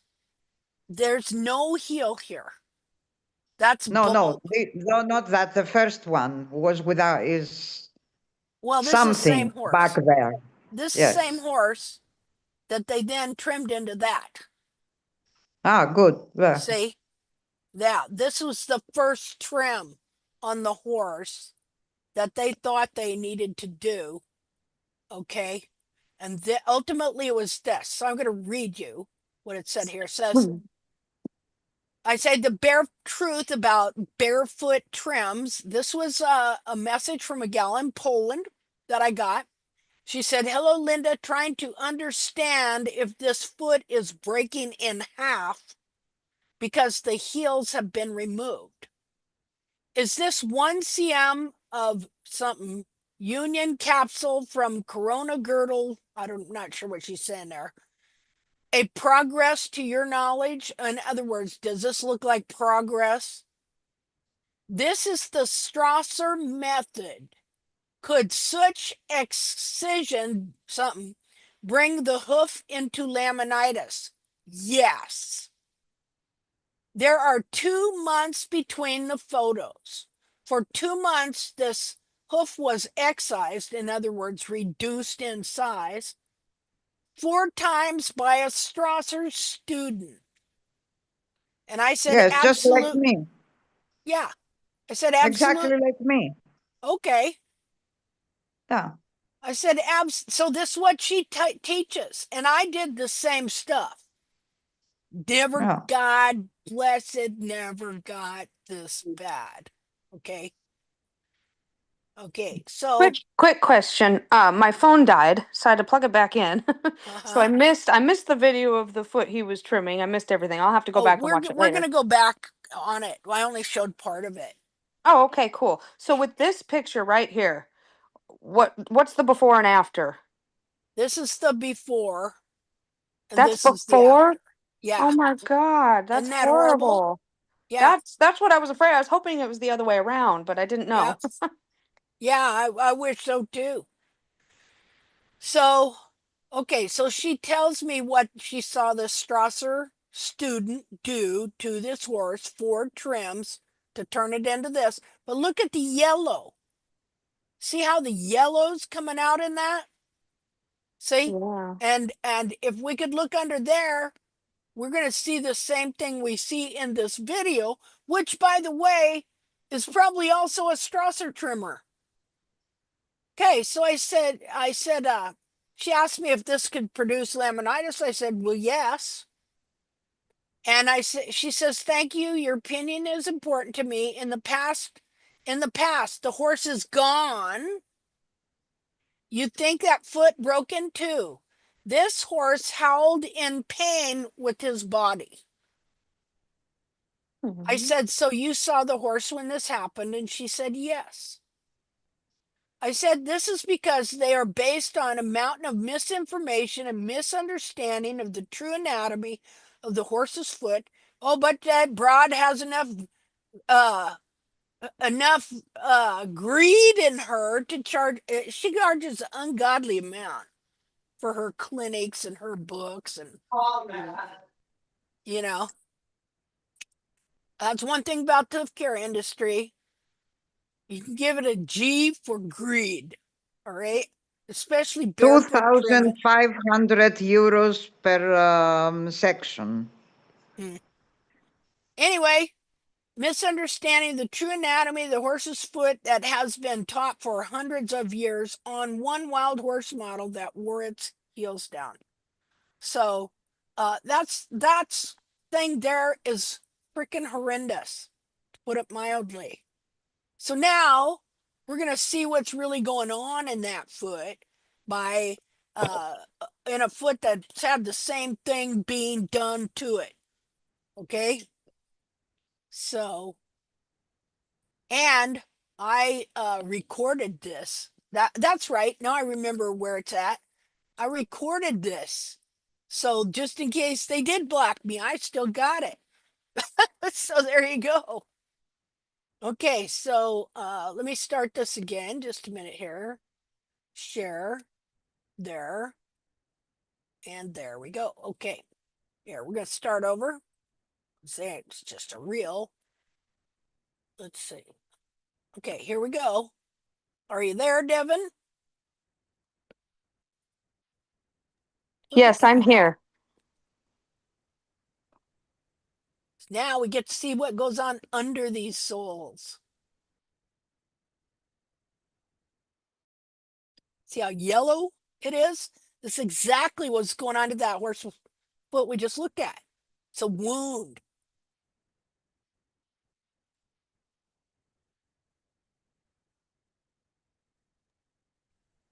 Let alone look at that frog. Look at the red. See? Poor Periopal's trying to do something. Poor thing. The whole thing's just being forced forward. Yeah. And they actually got 2 videos on this. I had the whole sole come off like that on a paint mare on a hind foot one time. She had blown an abscess, but underneath was a healthy sole. Uh-huh. It's fun to dig it out like that. I actually enjoy trimming feet that look like this. Yeah, I've taken soles out like that, you know,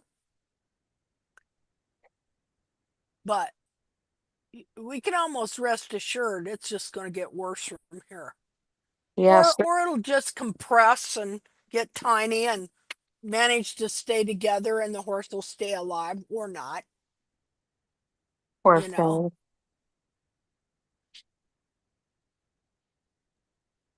Do So, you remember, anyone remembers when the barefoot trimmers began to sell the paths, the horse paths made of very fine sand so the horses could walk on?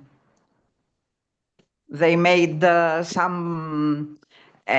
place of their fields like a small playground, and the horses had to walk on these paths. Like pea gravel? Yeah, not pig gravel. They used sand because the horses cannot walk on anything else. Oh, okay.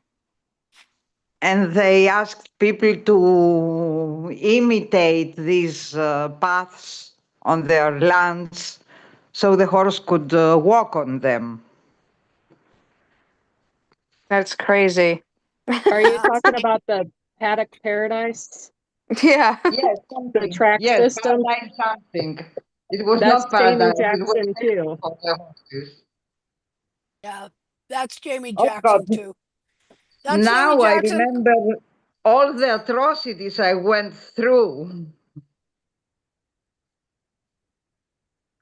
Yeah, yeah, Because get that if you pea have a gravel horse out like there. this that cannot step on anything, you try to do whatever it takes.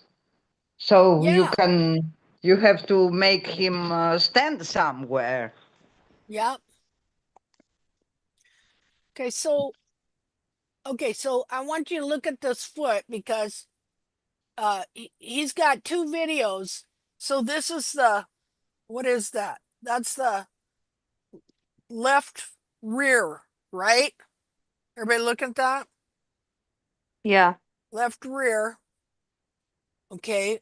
He also does another foot. So let's look at that again.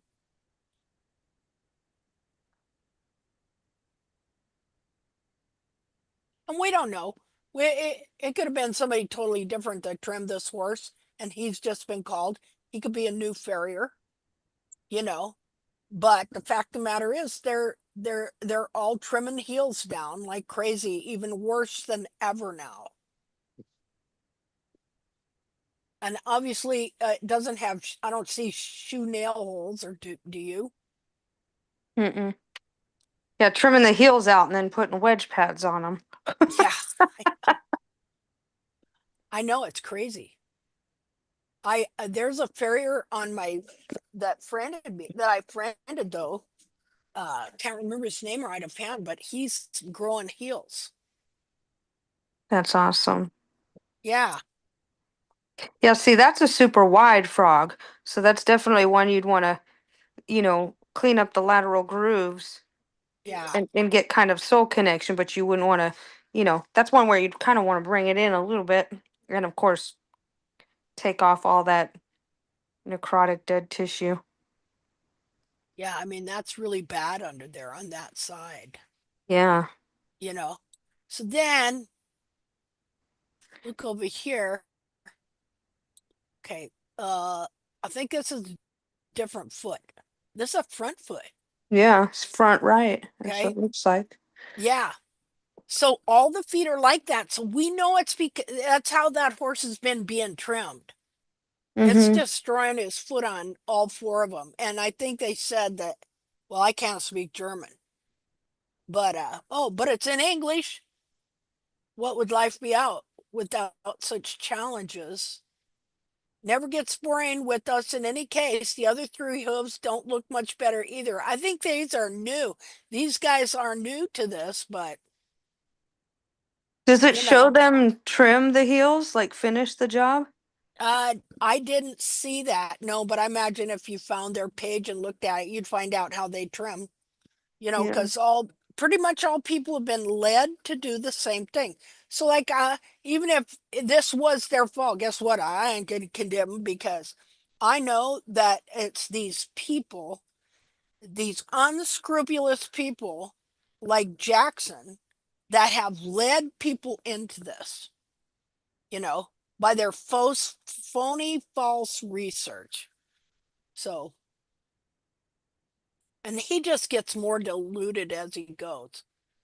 Like he showed a picture the other day of a foot that's covered with uh dirt and periopal, and he says, "Look at this healthy foot, how it doesn't have any horizontal rings, meaning growth rings." You couldn't see it had no definition to the foot at all because it was so covered with dark periopal. I guess you're not supposed to have a clean looking foot where you can see the horn tubules and the growth rings, according to him. Linda, Now, look at that. something, Look at Yeah. that. It's See like that egg yellow? yolk. Yeah, that's crazy. It's just trying to glue itself together to just Yeah. try to maintain connection the best it can. Yeah. Poor horse. So, how many horses are like that in the world? A lot, Mm-hmm. you know, a lot. And like this looks extreme, but who would know? It would be hidden under sole. The sole Yeah. doesn't always remove like that. Look at that. Oh my gosh. That's something else. Wow. Like I said, I saw something similar in a foot I did once a long time ago. Yeah, that hurts, doesn't it? You know? Wow, that's really interesting, you know? So, well, hey, at least that guy knows to remove that. Yeah. You know how many times that stays on a horse and then they'll have a whole false sole underneath and then another sole growing and sometimes they'll have multiple soles growing. Or Mm-hmm. well, one sole growing where the other one detached, but it's still attached to the foot. See? Linda, Um, do you yeah. have the photo of the hoof in that museum you went a couple of years ago? That it was cut in half, and it was five hoofs, one upon the other. Do you remember the photo I'm Oh talking yeah, about? that it no, that was at a vet. I went to a vet, and so this had a pony's foot, and the pony had rotated. The bars and the sole and the frog kept coming loose, and so he had like 5 layers of foot that were still stuck to his foot, and he had a can foot. Foot shaped like a can. But I got another one. Let me think of where this one is. Just a minute. I got this other one. Let me see if I can find it. Um, You know, when you find this photo, when you brought, uh, when I had to take Valor to the vet yes, because he had tetanus. yes, Oh no. Yeah, I saved him yes, though Oh, and good. stuff. yes, I went exactly. and okay, so the vet, I had to take him to a couple vets, and the one vet gave him one little thing of tetanus toxin. So I got to reading up on it. No, he needed like 6 of them. So I went down and bought it from the co-op for cattle. Okay? Yeah, you know that they have Texas toxin stuff that they'll give cattle to get them over having tetanus. And so I'm reading the label, they make it out of horse frickin' something or other. They make it from horses. And so I bought 6 vials and I gave them all to him. Gave him a shot, gave him a shot. 6 vials of that stuff. He'd have died if it was just the vet treating him. Yeah, that's crazy. Yeah. Well, I'm glad Let's. he's okay. Oh, me too. Me too. Okay, so I'm going to see if I can find this foot. Just a second. This is a foot where you're going to see like 3 layers. 3 layers. It's the craziest looking thing you ever seen. And I run into it the other day. So I'm going to see if I can find it again. Just a minute here. Here. You know, Let it's me. funny. I trimmed a stallion one time. I came into this lady's barn, and after having several people out, and he was so lame he could barely walk, one of the gals in the barn mentioned me. So I went out there. This poor thing lived in a stall, and every once in a while they'd let him out to run around the arena.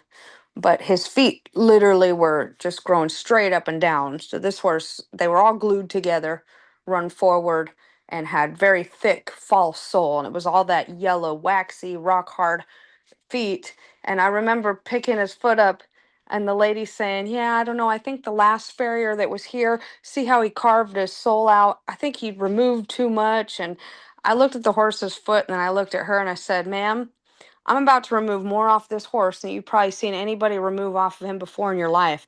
And her eyes got all big and she just stared at me.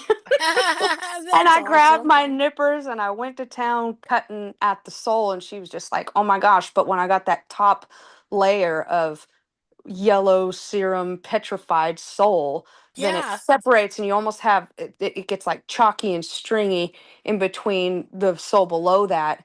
And I had to dig it all out to find that sole to know, how much hoof wall we're going to remove and what to leave. And of course, he was sore for a few days, but he was sore anyways. But Yeah. after about 10 days, he was sound and they were riding him. And boy, it took off. Before I knew it, I was trimming every horse on that property. See, that's great. See how you learn those things? Yeah, it was good for business. Yeah, I bet it was. I don't know if I'm going to be finding this foot or not. Just a minute. Got so many pictures and I'm not that organized. Well, maybe not, but what it showed was a horse growing three sets of hoof capsule in the back. Like, I take off hoof capsule, it comes off in the back. It was like it came off and then it grew another one, and that part came loose and it grew another one. I mean, the whole back of the foot.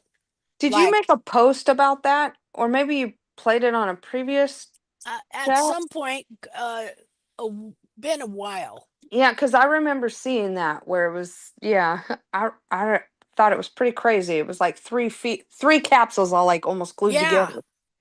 Yeah, yeah, I it was remember really seeing weird that. looking, but I don't know where I put it. So, oh, come on. I got so many pictures. Huh. I don't think I'm going to find it.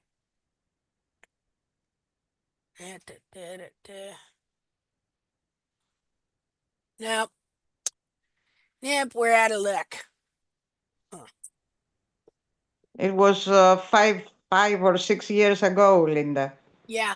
Well, see, I got two. I got that one you're talking about, but I had another one too that showed the whole back of the foot. Like that one you're talking about, they cut it down the center so you could see the coffin bone and then you could see the different layers of the foot Yes. that it grew. But this was like a, 3 or 4 capsules, one over the other. yeah. Yeah, I might have made a meme out of it. Said, boy, what an abscess or something like that. Yeah, that's a thing. Barefoot trimming, get on these hoof groups, abscess after abscess after abscess. It's like the norm, you know. Uh, it's terrible. Feel sorry for people, feel sorry for the horses that we have been so deluded. And they think that every hoof has thrush and white line disease. Exactly. Yep, that too. Yep. Oh well, I can't find it. Um, anyway, I think is there anything else that somebody would like to talk about or a horse or Rachel, is there anything else you would like to talk about or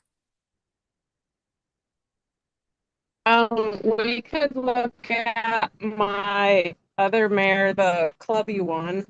okay, That would be awesome. I will do that. I'll have to send you some pictures of her. Yeah, how far are you away from me again? Wonder if I could just come Mm, up there for a day and come home. four 4 hours maybe. Yeah, nah, can't do that in one day. Yeah. Darn it. Yeah. Just far enough, right?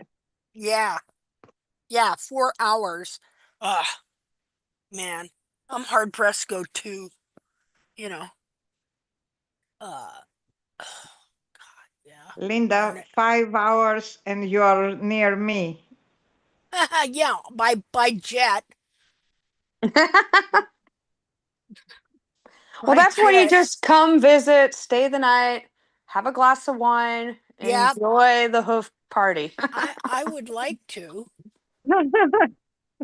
Let's see here. Okay, so here's where I'm at. Now I All gotta right. get out of I think there. I sent.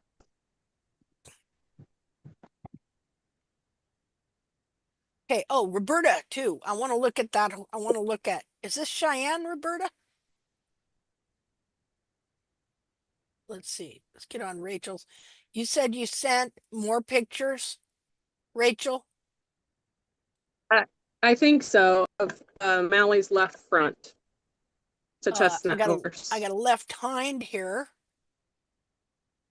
Left hind No, that's my lateral. 2-year-old. Left. That's the one we were looking at earlier. Okay. Just a minute here.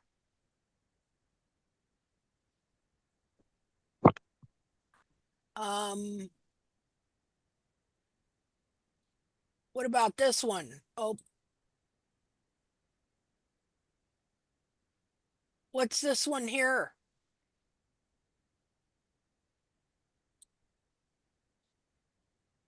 I'm not seeing it yet. Oh, nope, that's still the 2-year-old. It's a chestnut with no white sock. Okay, so you see this first while we're here. You see this frog here? Okay. Yes. This has to be cleaned out more. Up behind the Okay. foot you're going to have to do Mm-hmm. more bulb, more frog. Let me show you here. Um I just a got minute. stitches a couple trims back. I didn't feel like I really went deep at all, but I drew blood on both of her central sulcuses on the back feet. On the central sulcus. Oh, the central sulcus? Did you? Okay. Or the caudal cleft.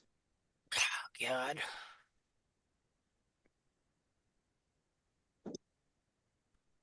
Well, this just is not working out for me here. I don't know what the heck's going on. Come on, you stupid thing. That ain't it.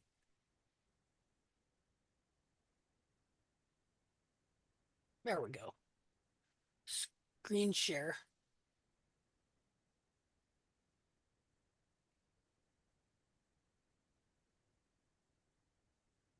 Okay. Just a minute here. Need to annotate.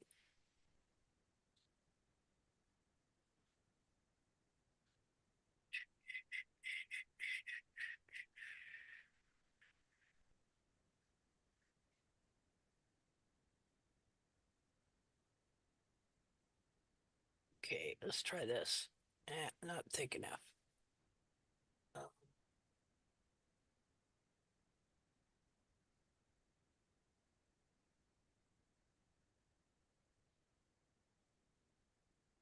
okay, I think I'm ready. Okay, so I'm just going to map this foot here. Okay, so we're going to map the frog. From the side here, we're going to follow that down. Okay, you see that?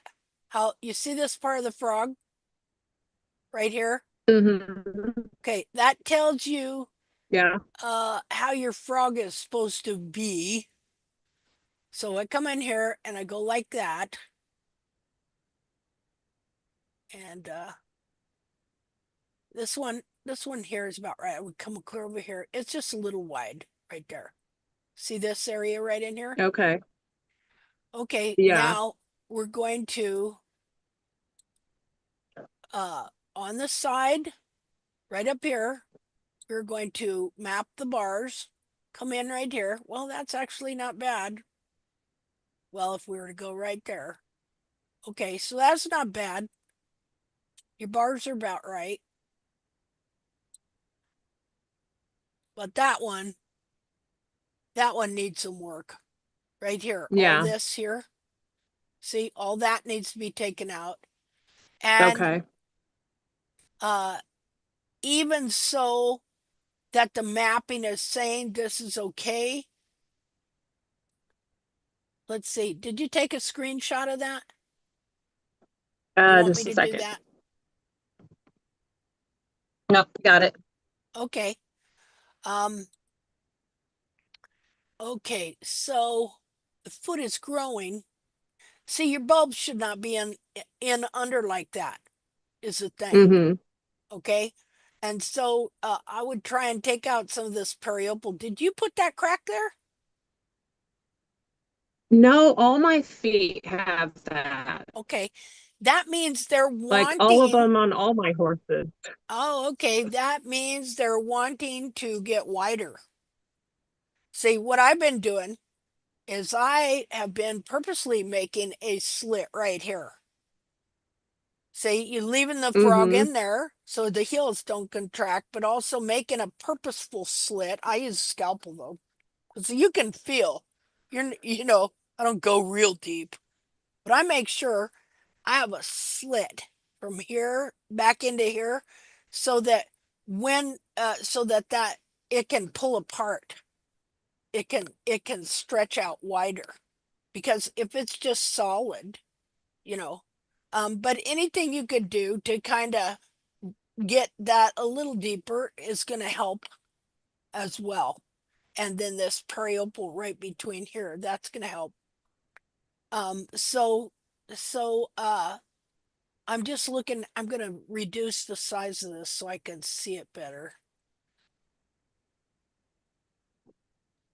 To try and determine where the true center of the frog is. See, I don't think it would hurt if you thin this bar out. If you just a minute here. Let me annotate again. Yeah, we'll just do that. Okay. I would come through, I would take off this nubbin here. See that? See that nubbin right in there?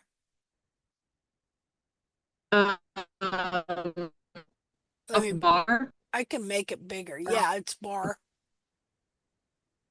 Okay. Yeah, I understand. Okay. Just a minute. Okay, let me annotate again. Okay, so see this little chunk here? That right there? Yeah. Would Okay. come through that, and then I would take I would take your bars down even a little more right into here. Take this off Mm-hmm. there, clean this out real good, and then start taking your bars back into here a little more so that this part is not holding all this forward. And even see another thing we've done Okay. that worked is dressing down the bar wall to where it's thinner and weaker so that the heels can Yeah. pull all that back. You know, that helps too. Like I see over here where you kind of hit the side of the bar wall with your Mm-hmm. grinder. Okay. I'll just go ahead and dress them down a little and thin out that hard bar wall. You know, believe you me, it grows back. Yeah. Okay. I have had no detrimental effects from that, like at all. All I've had is good results in it releasing the heel. See? So, anyway, that's some suggestions I would make.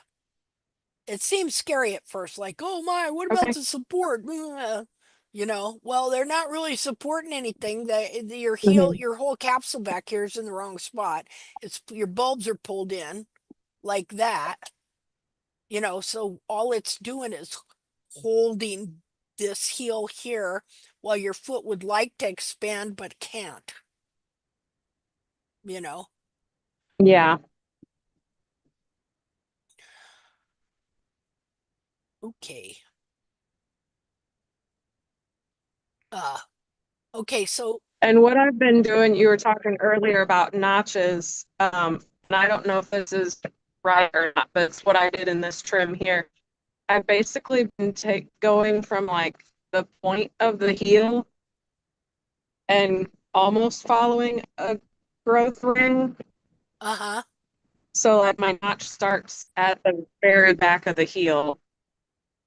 Okay, let me see. I'll show you where mine start. Just a second here. Of course, now, Because uh, before you had said I was putting my notch too far forward, yeah. and I was like maybe a half inch Oh, forward of the okay. heel. I'll show you what it looks like on the So I just side. started going to the very back.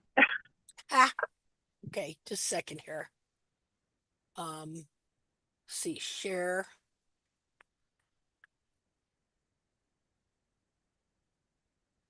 Okay, let's. Okay, like on this foot, since there isn't a lot of foot there. If it was going to have a notch, it would start here, right here, and it would go up like that and down like that. Let's look at some of your feet that have Hmm. more stuff though.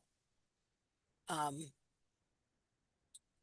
Yeah, if you look at the lateral side of that foot, it's more, and I'll go the other way.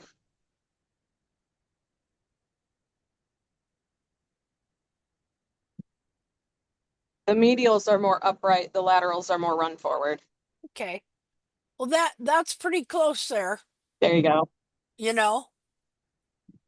Yeah, that's better because I think like you and even I sometimes have put my notch too far forward here. You know what I mean? And stuff. Hmm. So yeah, because you're kind of shaping the heel right there. You know, so that yeah, like that. Yeah. You know,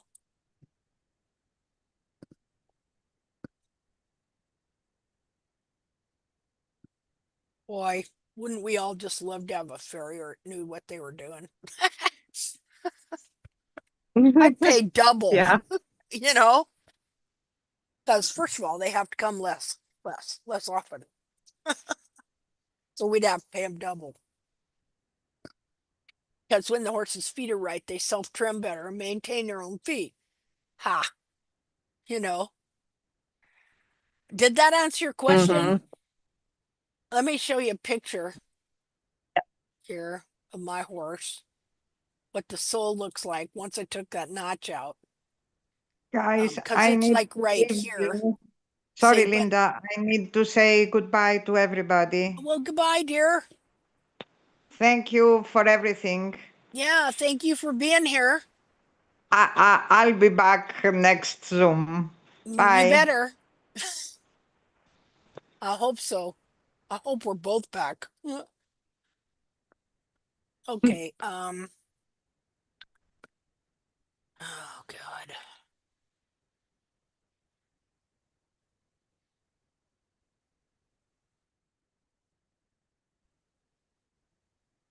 Okay.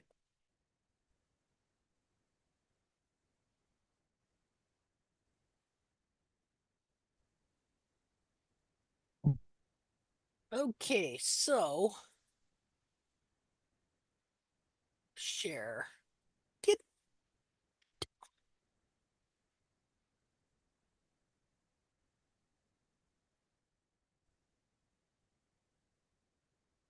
Okay, so I tried to mimic this as much as possible in the spot it's supposed to be in, right there, which you can see. Here's your heel. You know, if this heel were to stand up, that'd be just right, bring it right up here. Which I know that's what these feet are trying to do. Um, so Mm-hmm. so that's pretty much what I did right there.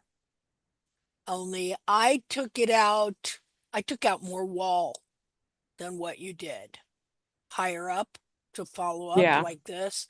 And even took out some of the sole right there because now, trying to mimic these, like, how did this horse do it? Look at that. You know, uh, and if you looked at the sole, which I wish I would have got a sole picture of this capsule, I'll have to get that. You could tell he really he wasn't hurting himself at all, that's for sure. So I could even take out a little more, which I think I did. I refined that a little bit. That's what it looks like from the bottom. See there? So you Yeah. still got your heel.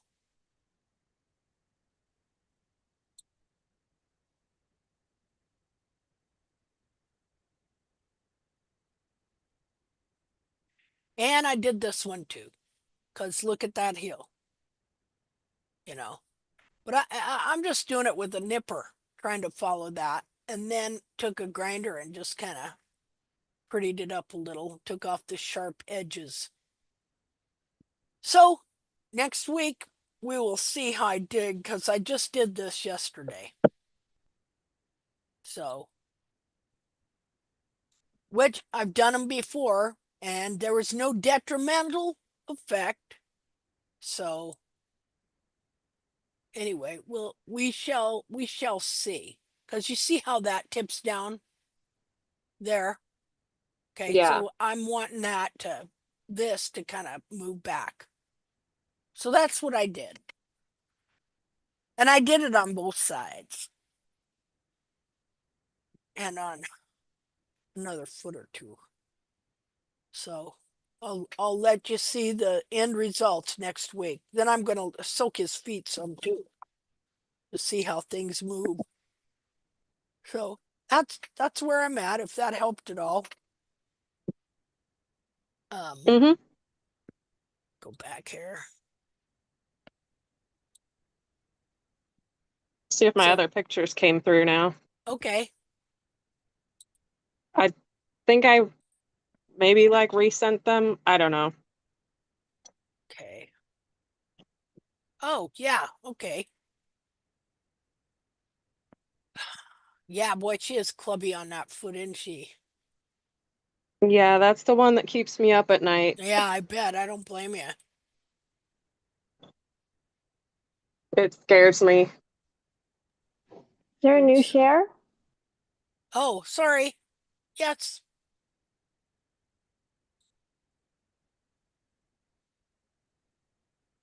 Hmm.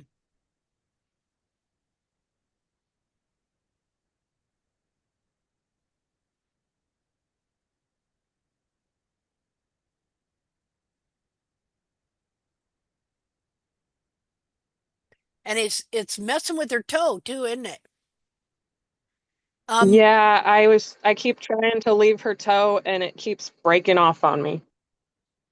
well, see, what I see is just that she's hoofbound really bad on Oh this yeah, foot, yeah, you know.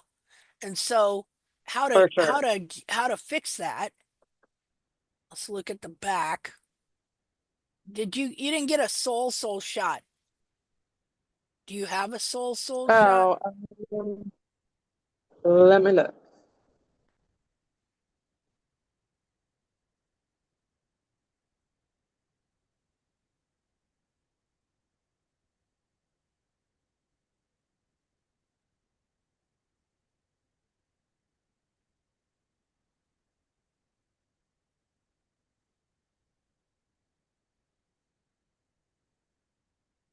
Okay.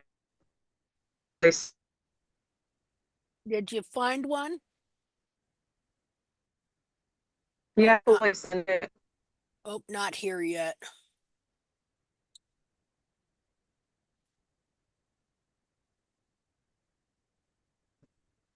So there's a whole bunch of frog in here from here to here. Whole bunch. Mm-hmm. Okay. So did you say you found a sole shot? Yes, I hopefully sent it. It may be slow to get there. Okay. You know, it's got to travel a long distance.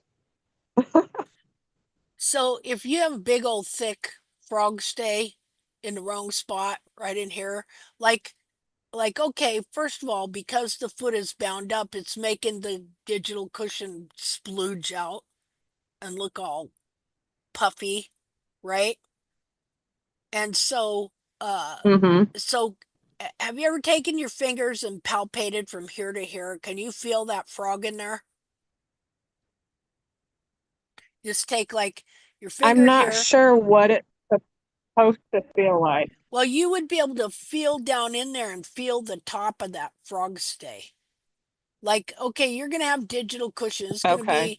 be, fatty, bouncy, but then you should be able to put a finger right here and either your finger here and your thumb here or vice versa. Actually, yeah, finger here, put your thumb here and press down to see if you can feel that frog stay in here.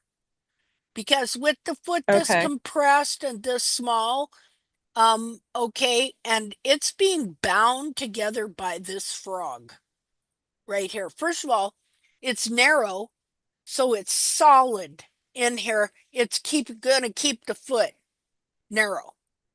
Okay, so somehow, some way, you got to start making a cut here so that when that horse steps down, it can spread his heels and start pulling this frog apart, like from each side. Like I got this little Mm-hmm. scalpel, and you can feel in there how deep you're getting and if there is still frog. And I bet that this horse has some really super dead atrophied frog really deep up in here. And so this foot is just like not going anywhere, you know. Um, let's see. Oh, still haven't got the soul shot. Why don't you try and send it again? See what happened. I am currently. Okay, Oh, now it there it says comes. sent. Woohoo! Yeah, look at the way that foot looks from the bottom. It just totally deceives you. Look at now you say you're not making a cut, but look how there's a cut in it. Is that not interesting? Like you wouldn't even think Yeah, this like I foot said, was, there.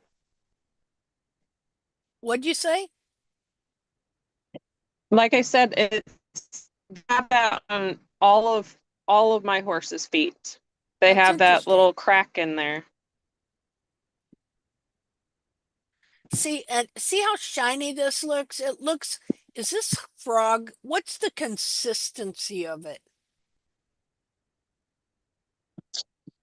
Um, I feel like it's soft and rubbery-ish. Okay.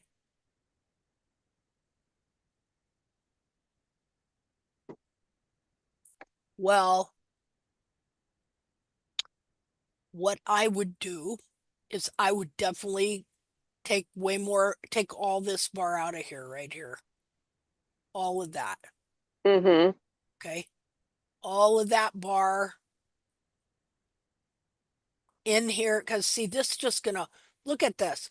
That's as if it glues this heel right here. Ka-chunk. See? And what's interesting is how there is a slit there. See, the way it's shiny and stuff, and the foot is not wet. Foot hasn't been wet, right? Just the way Right. it's shiny and stuff, that looks like it just looks like I don't know, like frog looks when it's old and hard. That's why I was asking you what is the consistency. Like it's a So little petrified. yeah, yeah, like it's somewhat petrified. Looks like Cheyenne's frog. Does it? Yeah. Yeah. And so somehow, some way, gotta start getting this open deeper up in there and getting this bar. This bar, well, first of all, look how the heel curls around, but the bar is inset. Do you see that? Yeah. Okay. Um, so that right there is showing us this is just a form of foot binding, which club feet are. The foot was just never expanded. Got a big old but first I'd like you, when you get a chance to palpate that, like I was telling you, put your put your finger here and your thumb up here on the underside and see if you can feel a lump in there that would be the frog stay. Like press Okay. down in there. See, on the other side of this, only up behind the foot, and see if you can feel a lump. All right, because what happened is you could have just a dead piece of frog just hanging out in there, keeping that foot from going anywhere, you know. And then uh what eventually uh I think has to happen is you're going to have to take off some of this hook over to where the bar is. See, down Okay. here and over here. This one's offset too. Some of this hook down and over, which will make it look like the horse has wider heels. Okay. But Mhm. mechanically, it will give her a wider base. And then if you can, even if you could get something, I don't know, a Dremel, something, and start cleaning this out in here. And any periopal, like her bulbs are pretty close together there. Yeah. Um, but anything you can do to start getting that open. Now is this the one you drew blood on? No, that was the other one we were looking at. Okay. Anything you can do to weaken these bars, um, weaken this hook a little bit more and open that up, even if you can only take a scalpel and make a slit, and feel how deep that frog stay is, so that when she's stepping down, her heels are naturally going to push out to the side and want to push that apart. Okay. See, because And all it is foot binding. and how long are her heels? Like if you measured them from hairline to tip of the buttress. Just They're wondering right at if you've two measured them. inches. Okay, that's good.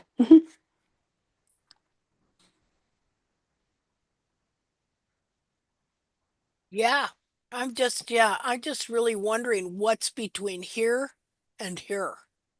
You know what I mean?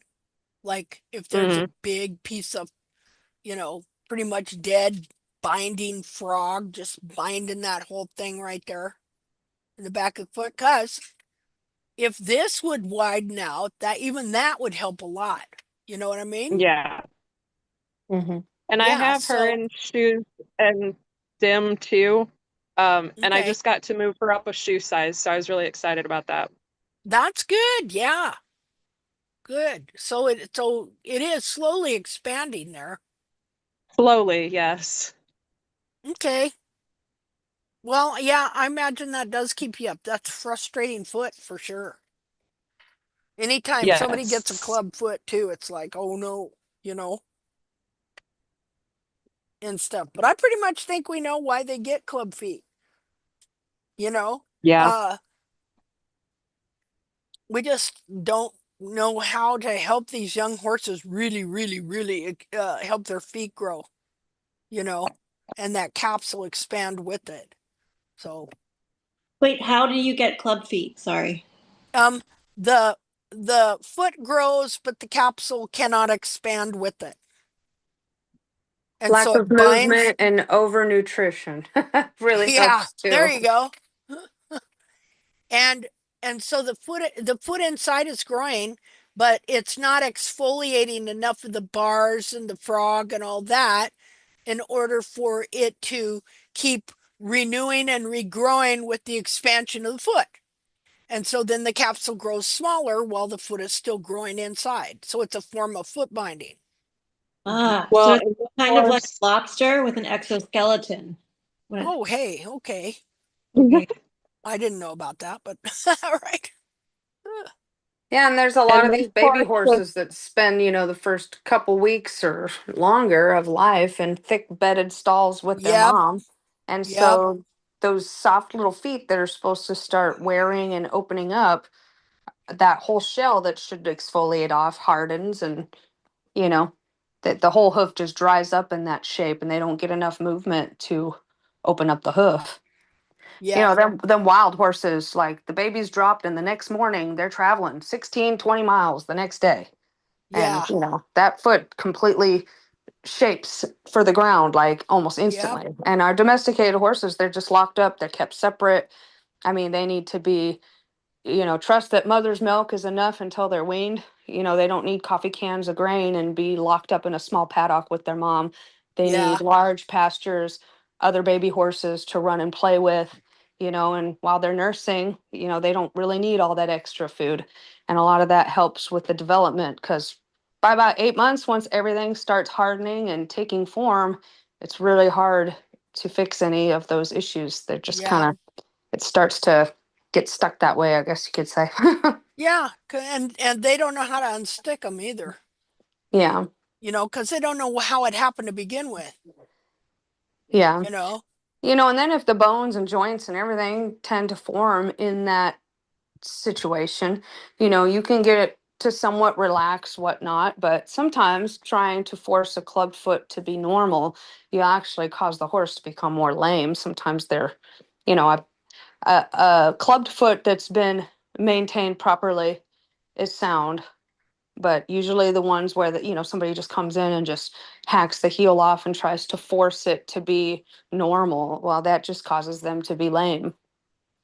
So, Yep, you know not that you can't make adjustments like this on a horse to allow the hoof to become more relaxed and opened if it wants to.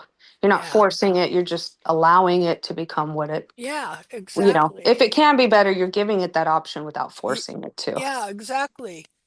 Yeah, because these feet, it's just like with what I'm doing with Valor, I'm just allowing his foot to do what it's doing.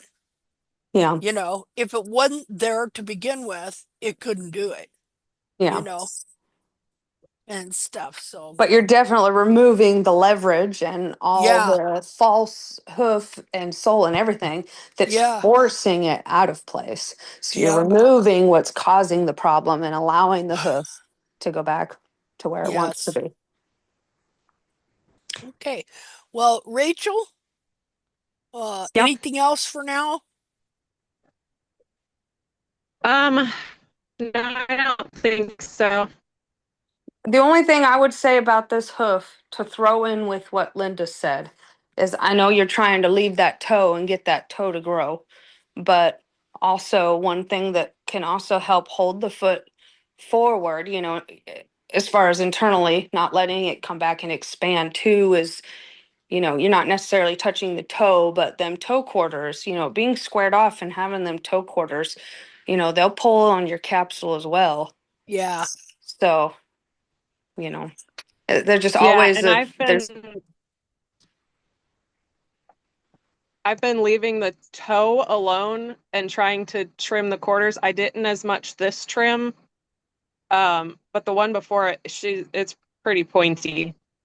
yeah, because you can see where So she's she's really completely. jammed I mean, and it's in the hard. You toe don't want to point. remove more toe. You want that leverage kind of, I don't Yeah. know. It's really hard with these feet, but definitely Yeah. when you get that big old bulgy toe quarter on both sides, it'll want to Yeah. pull your toe forward and out, and then you'll get a split up the center. So, Yeah. Which I Yeah. have. Yep.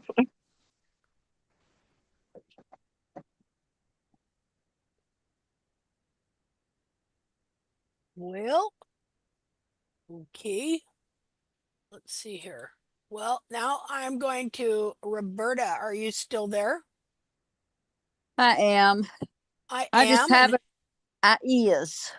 I just have a question. This is Cheyenne's right rear, okay. and she had some gravel get in the outer dorsal wall, right Uh-huh. below the coronary band. Uh-huh. If you go to, look, her heel's lifting up, Oh, or her yep. bulb. Yeah. See that I trimmed her. I'm working on the quarters, toe pillars too. But that come down and it split. Is it best just to bevel that back? not at the toe, just at the toe quarters. Well, it has split all the way up to where you see the hole, where the gravel. I tried to get it out. It was just embedded. You wasn't gonna do it. So, Yeah.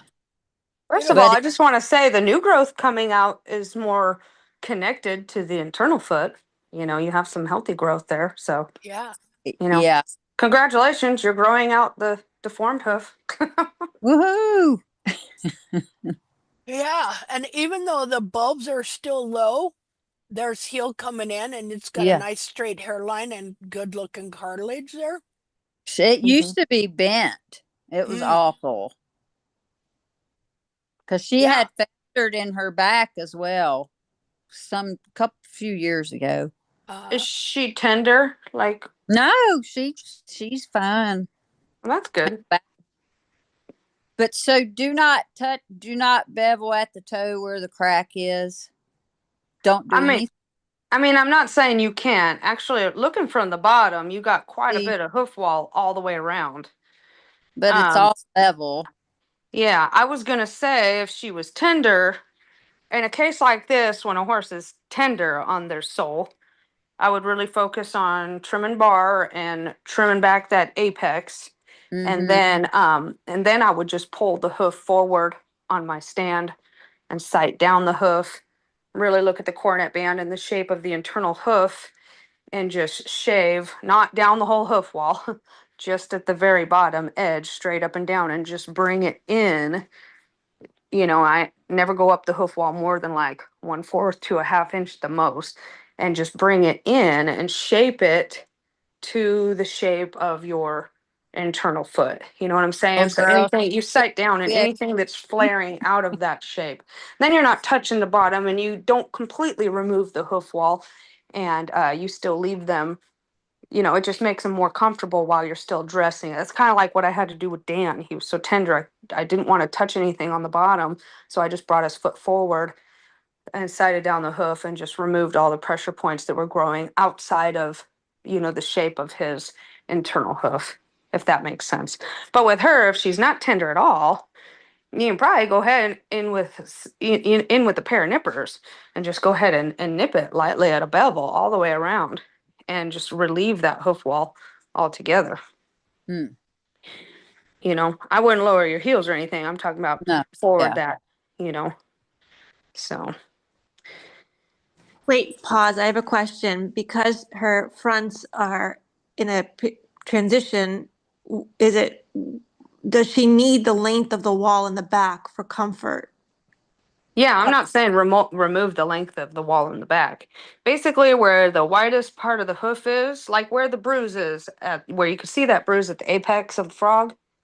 If you drew a Mm-hmm. line straight across, I wouldn't touch anything behind that as far as the hoof wall goes, you know what I mean? But the hoof wall forward of that through the front part of the quarter and toe quarter around to even the toe, you can do a light bevel and just take it all the way off. And then you can bring in like the thickness of the hoof wall in the quarters, but try to leave the thickness in your toe. And that's going to remove the leverage because even though it all looks pretty uniform, you got excess leverage at those toe quarters. And if as it keeps growing out, it'll Yeah. keep pulling at that toe. But if you roll it all Yeah. the way around, you're going to release it all. And you can kind of see where you have from the front that new hoof grows where that lateral crack is. So that's your new connected growth, you know, but the sides are touching the ground, but that section kind of isn't because it's weakened. So that part's actually going to grow a little bit faster in your toe. So anyways, by beveling all of that, you're going to allow it all to come in together at the same time. So you don't have any jamming spots, if that makes any Yeah. sense. And you can see you got some jamming here in your toe quarters. See your growth ring all the Yeah. way up here, Yep. clear up here, and over here too. So yeah, so that's pulling that way, and that's pulling that way, and that's probably the cause of that. The only thing is definitely make sure, like Linda shows, as far as trimming out the bar, especially that bar that can get built up around the apex and your apex. Because if that's waxy and hard, and then you go removing that toe, it'll almost bind. Like it can shorten your toe, but your back's not Yeah. opening. And then, so you got to make sure that part's done. So as it tightens Mm-hmm. up in the front, the heels are opening in the back. Yeah, because you don't want your coffin bone to move back either. But at the same time, you already have that tight growth coming in at the toe. So, and you want to keep that healthy and you don't want to have that jammed either. So it's kind of making sure that the hoof wall touching the ground is not deforming the hoof wall that's coming out of your cornet band. Yeah. So relieving that will help relieve your new growth and allow it to come in healthy. It would be better for me just to bevel because I don't think she can. She's so stiff. I don't think she can put her foot on a stand. Oh, That. okay. Oh, yeah. I'd Yeah. probably have to get a stack of wood. That's what I usually do. You remember when you said you took down the toe pillars on the front and she was able to walk on that foot? Yeah. She's Yeah. still, now she, Now what's she doing? well, now she's favoring the right and the left is, and I did the same to both. Uh-huh. And the left is the one where she was, her bulbs were coming out or her foot was coming out, you know. Yeah. But that's still, she's not favoring that foot at all. Mm-hmm. But now she's kind of gimpy on the right. So it's always Okay. something. Always something. Well, I it's gonna swear. be because her capsules Yeah. aren't right, Yeah. you Yeah. know. Yep. So, Now, was she tender on this foot and now she's not? Oh, that's her rear foot. I was talking about her front. Oh, I was just wondering about that foot right that we're looking at. Yeah. No, she's not yet. I had trimmed her, I don't know, maybe 5, 6 days ago and sanded her and whatnot. And this hadn't come down that far. It just well, I mean, I just went out today and that's what I seen from 6 days ago. And it wasn't like that. If that tells you anything. And I had sanded her and took her pillars down and whatnot. So I didn't take any pictures either. Sorry. Well, I have a picture to show just to help give you a visual of what I'm talking about. Let me send it to you. Okay. This seems to help. But like I said, doing this without, I mean, the whole hoof is one. So if you're doing one thing without the other, you'll notice it's not going the way you want it to. Are you So you sending definitely, it to me to show? yes, Yeah. I haven't sent it yet. I Okay. gotta find it. Give me just a second. Okay. Um, and this is how I deal with horses that are tender but need help. I guess you could say. Give me Yeah. just a sec. I gotta find it and then I'll post it. And I use this as an example when I was, I do have a couple people that message me and I'll find them pictures and send them, or I'll make a video of me trimming my horse and send it to them to try to help. Um, which I do for free. Also, just want to throw that out there, Linda. I don't charge people for that. That's okay. I I'm don't not care. one of those that I don't charge for care. that. Okay, let's see. Okay, I'm finding it. Almost there. I only care when they go and say, I invented this wheel. You Yeah, know what I no. mean? But now I don't even care about that. Yeah. If they can go Hey, out and help somebody and make $1 million and spread it all over the world, please yeah. be my guest. Yeah, that's more sound horses, right? Mm-hmm. You care about the horse. Okay, I just sent Yeah. it to you. Okay, and here it comes. Ah, I see. Everybody see that? Did you put those grooves in it? Nope, they were already there. Oh, okay. Those were old cracks, I guess, I mean, they were much worse. I wish I had pictures of this horse when I started with him. But now he's not sore, but I've had horses that were sore. And in any case, what I would do is on the bottom of the hoof, really focus on bar and frog, Mhm. trimming out all the petrified stuff so that you have a pliable hoof that's able to move so that the heels can open up and move back. And then I won't touch the hoof wall from the bottom because that little bit of dried lamina, that as they grow past, you can kind of see where the lamina balls up and you sometimes get a little bit of a ridge and some of the hoof wall. And so I found that when you pull it forward and just knock off those edges and make sure that the part of the hoof touching the ground is, it's same shape and everything as the cornet band. Not necessarily size. We're not trying to make the hoof smaller. They're supposed to come out somewhat. So obviously you would allow it to be bigger at the base, but still within the same size. So, anyways, but then you're not touching the bottom. So then afterwards, you could get a more uniform hoof and the horse would still be sound, almost like you didn't really trim them. So, Yep, I see what you're How are you saying there. holding the rasp? huh? How are you holding the rasp? Um, Straight up and down. uh, Hold on. Boy. Let me see. Um,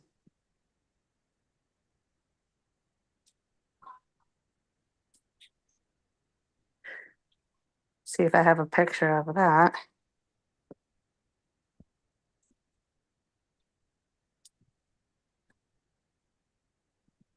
I mean, I have a 6-minute video I could show you of how to do it. I don't have a picture of me holding the rasp from that angle. I don't know if you could even see it from the video. I don't know. Can you post it on the group or post it to me or whatever? Yeah, I could probably send it to you. Um, Let me see. Let's see here. What I just did. Out. Um,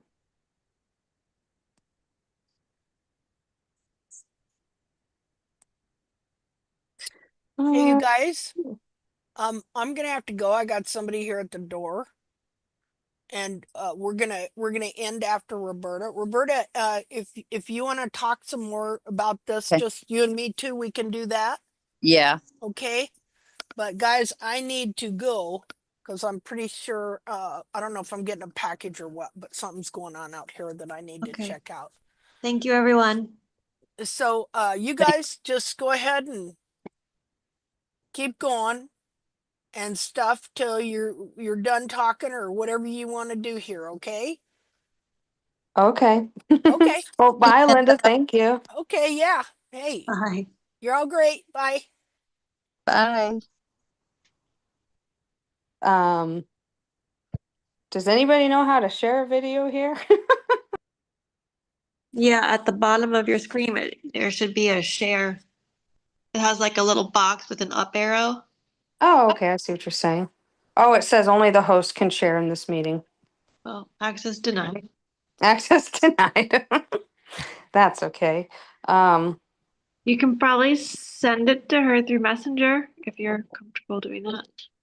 yeah, I can do that. Or you know what? These are videos.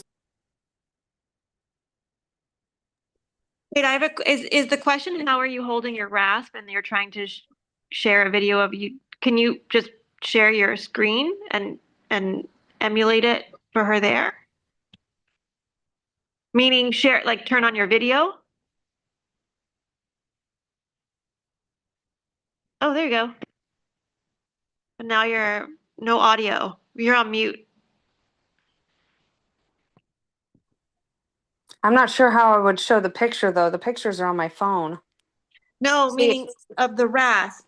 Like I oh, okay, yeah, yeah. So basically, if you just have a hoof, I just hold it straight up and down. And I was gonna tell her that, just straight up and down and knock the edges off, but sometimes it's easier to see it be done instead of oh, I guess wow, Linda put me as the host. Okay.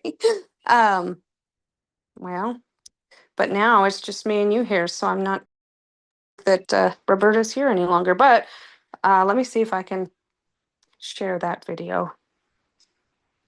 Oh, where are you? Share. Okay. I'm here. Oh, you are here. I'm Okay. here. Okay. Let's see. Let's go to photos.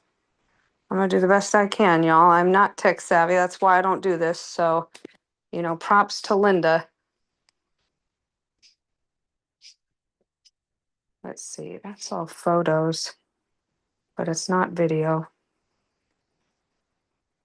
Hmm.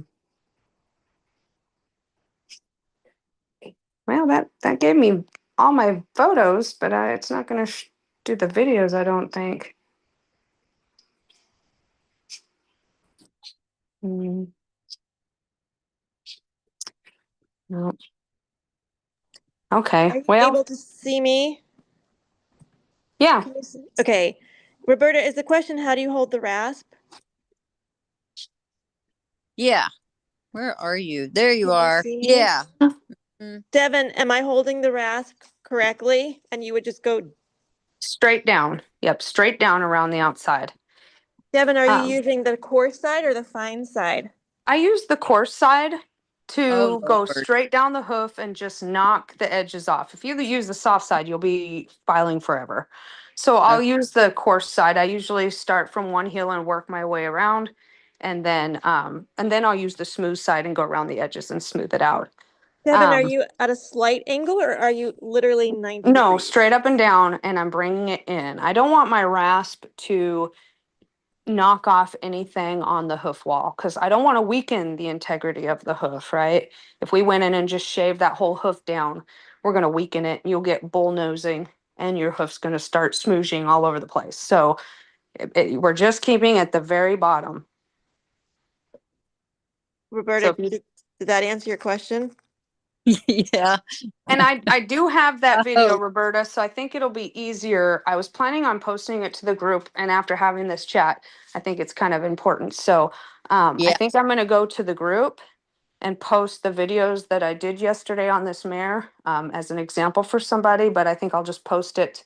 Um, and if you want to check that out here in a little bit, I'll do that quick and Oh, post that. And then you can actually watch it because um, I kind of show different angles like to look at while you rasp it to make sure that you're oh, yeah. making the That'd you're be making cool. the ground touching part of the hoof wall uniform with the internal foot so that it can grow out straight. I And almost, then, I oh, go almost ahead. took the nippers and cut a V, but I'm so glad. I'm like, no, just be patient. Wait. Yeah, grow it out. I mean, trim the bottom of the hoof in a way where the leverage is removed to Yeah, where the hoof can just grow out, and it just allows your new growth to come in straight, so you don't have any leverage pulling and distorting your new growth. So, but I'll leave that. I'll post that on the group because it also shows like trimming out the bar and the apex of the frog as well. So it's kind of like a whole trim that I did as an example to share with somebody who's that'd dealing be with a great. bound hoof and needed some help. Um, so yeah, I'll post that and look at that. It's Okay. not exactly, I'm not saying trim your horse this way. I'm just saying here's some examples of, you know, Well, how to trim out barn frog and the hoof wall when from I, the top. yeah, when I trimmed her, that was not at the ground. So, like I said, I had done her back feet, I don't know, 6 days ago. And it was probably a 1/4 inch above us where you see it now. So it's dropped that much that quick. Hmm. I don't know how. Don't ask me. But I was at the barn. I thought I better take pictures. And it had split. Maybe it was the way I was filing. I don't know. Get Well, and so it's just the leverage there, you know. Um, right. and who knows if you had a previous abscess that kind of got in there, so you get like a pocket that separates Well, your I watched this grow from this summer because it was gravel just on the outer wall. And I even ordered some like dental instruments to see if I could get the rock out. Hey, that's smart. I actually have dental tools. They're great And for picking out openings in the hoof. yeah, and it wasn't budging. So I thought, man, I hope she doesn't get an abscess. And she never did. It's just little tiny gravel that was embedded on the outer wall. Yeah. And the hole would get bigger, and you see it now. So the hole wasn't that big at all when it was 1/4 inch past the coronary band. It's where it started. Well, you're doing great. Trust the process. You could see healthy growth coming out, and you could tell it's connected to your internal foot. Awesome. So, but there comes a point where they can become painful because you have a connected hoof and then you have hoof wall. And if the hoof wall gets long, it starts pulling in the opposite direction where the internal foot's pulling. And so you have more tear in there when that starts to happen. Ugh, And so but that's okay because as long as you keep up with the ground contact, the hoof that's touching the ground, as long as you keep that trimmed right, then your new growth coming in can just keep growing in straight, and eventually you'll just grow out that crappy part of the hoof, I guess you could say. But right. the thing is, as it gets tighter, about halfway down the hoof, your foot will start doing weird stuff like, chunks of false sole coming out. And don't panic, that's a good thing. Or all of a sudden you're like, wow, I just trimmed my horse and now it's super long. And, really you got great growth because you have better blood flow. And then you have tons of sole receding at the same time. So you get like this double growth going on. So, but in any case, if you bring the hoof forward and knock it off like I told you and keep it Okay. uniform, then you're removing the leverage part of it and then just keeping the bottom kind of just level with the sole. So, Right. but I'll post those videos, and when you get a second, watch those, and hopefully that helps you and anybody else watching. Well, thank you very much. You're welcome. And you too, Tiffany. Yeah, you ladies have a great day. Thank You you. Good do night, the same. everyone. Safe trimming. Bye. Bye. Bye, you guys. Bye-bye.